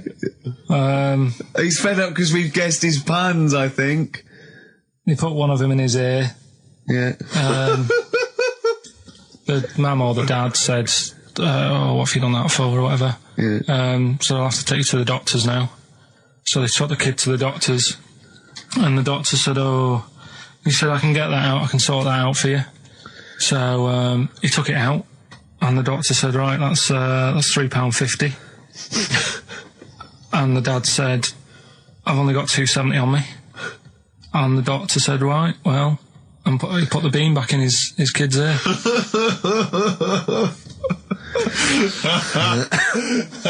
I don't know what to say. I don't know what to say. I mean, a couple of questions from me very quickly. Are you sure that those were definitely the sums involved, were they? Well, the equivalent of whatever the deal with in Kenya. Yeah. It was the equivalent of So what currency was it, Carl, that you translated into sterling? I don't know. No, it was saying in the thing. It said the equivalent of £3.15, £2.7. Did it say that? Yeah. Sorry. Did it say that? Yeah. Carl, look at me. Look at me. Did it say that? Yeah. It said that was the. Did it say that? Yeah. Yeah, it did. It definitely said that. Definitely. Yeah. So it's just like, I suppose, I don't know. I mean, all these things. The idea is, it's not like a lesson. It's like, I'll tell you this, see what you can get from it. Sure. So you look at what I've told you already. The knights who said shut your face. That's that's amazing. That explains itself. Yeah. Turkey with the circumcisions in a restaurant. Yeah. That'll hold me in good stead. Yeah. Don't go there. Whatever. Yeah. This one, if you're in Kenya, don't put beans in your ears or something. Doctors or carry £3.50 or the equivalent of. It's just the idea that the doctor put it back in his ear. He forced it back in his ear. So is it still there to this day? I mean, is there any update on that stuff? Or does he go back with the £3.50? People who have tattoos have never understood it, right? That they have something put on their arm. Well, sorry. Have we started the educate? Is this part of it? Are you educating me? This is something that will be useful in my life that I didn't know about. Yeah. Go on then. No, it's just that they've got a machine out, right, that does tattoos.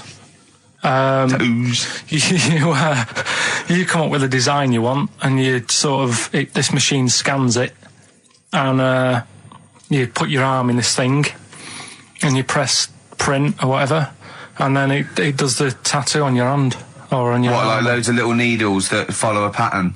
Yeah, The computer, basically, yeah. Is it a real tattoo? It's a proper. It's a proper one. The fella said. Well, as long as it goes out, it pierces the skin with a. I just wondered if it's one of those kind of, those kind of. No, it must be lots of little needles or a moving needle that can go Sorry, along. but how is this cleaned? Like in between each person? Don't know. Probably. I don't know. Well, no, as long it's only that. If it's one needle, it's just the head, isn't it? If it's one needle that moves, and does it like like loads of little. What are we gaining from a machine doing it?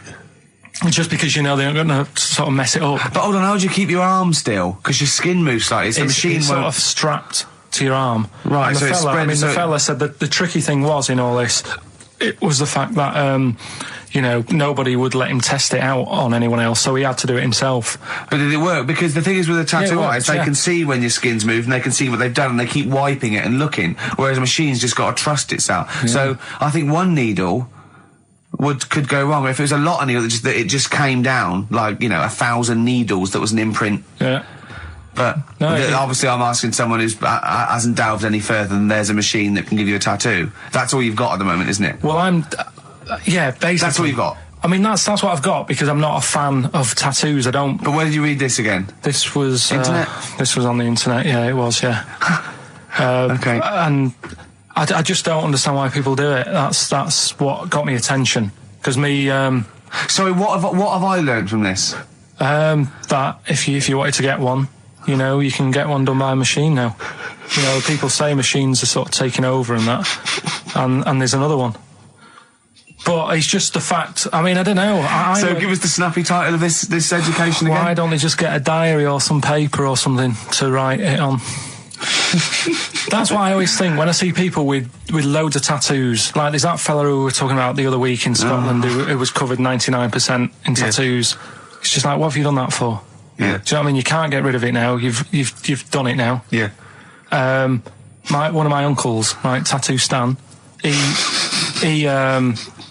just caked in them. Tattoos. Right.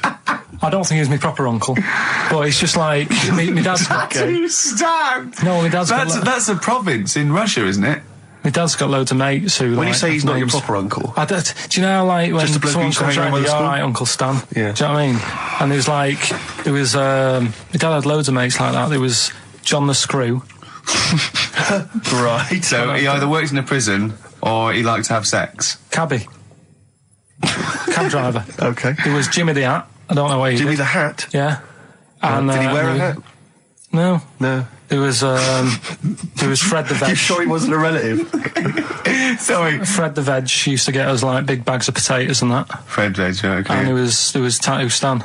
Right. And he was just caked in them. And I used to always look at him thinking, why have you done that? I must have only been like, 6 I or suppose 7. if you're born with a name like Tattoo Stan, exactly, you're destined, aren't you? Were Really? they like a 1950s gang? I'm worried about.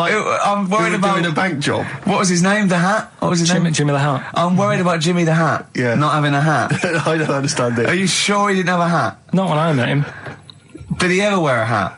I didn't see him that much. Do you think it was a joke, like, when your mate's sort of like, 8 foot and huge, you call him Little John or Tiny? Do you think the fact that he never wore a Yeah, hat? they went, hold on, I've noticed something about Jim. Go on. No hat. And I go, oh, true, let's call him Jim the Hat. Jim the Hat, yeah. But my Uncle Stan, he had like loads of them. He did them himself. Oh dear! And it was always that thing. God. What was it? Things like it was. He had like the cross cut here, made in Britain. And if you're going to do them yourself, I'd say at least make sure you're sort of a good drawer. Yeah. And don't do it in the mirror so it comes out backwards. Well, that was the other thing. But like, I remember he did. Names are all right. He had like all his kids' names down his arm. And, what are they called? Yeah. Oh, God, it's Tattoo Stan Jr. Yeah. And Paul shits to bed. I'm trying to. Oh, Wabbai Kate. Yeah. But yeah, Frankie never amounts to anything. Oh, go on. So he had like. Johnny, I don't think he's mine. So he did all this. I don't even know why I'm telling you about tattoos. No, nor do I, Carl. Hey, to be honest, Carl. So. Yeah. Okay. Any other nicknames your friends of your family had? What was your nickname, Carl? Just Pilky, really. Because for a minute I thought Carl the Veg would have made a lot of sense. Yeah, Carl the Veg. And why has your dad got a little tattoo, dopey twat, on his arm? Right. Well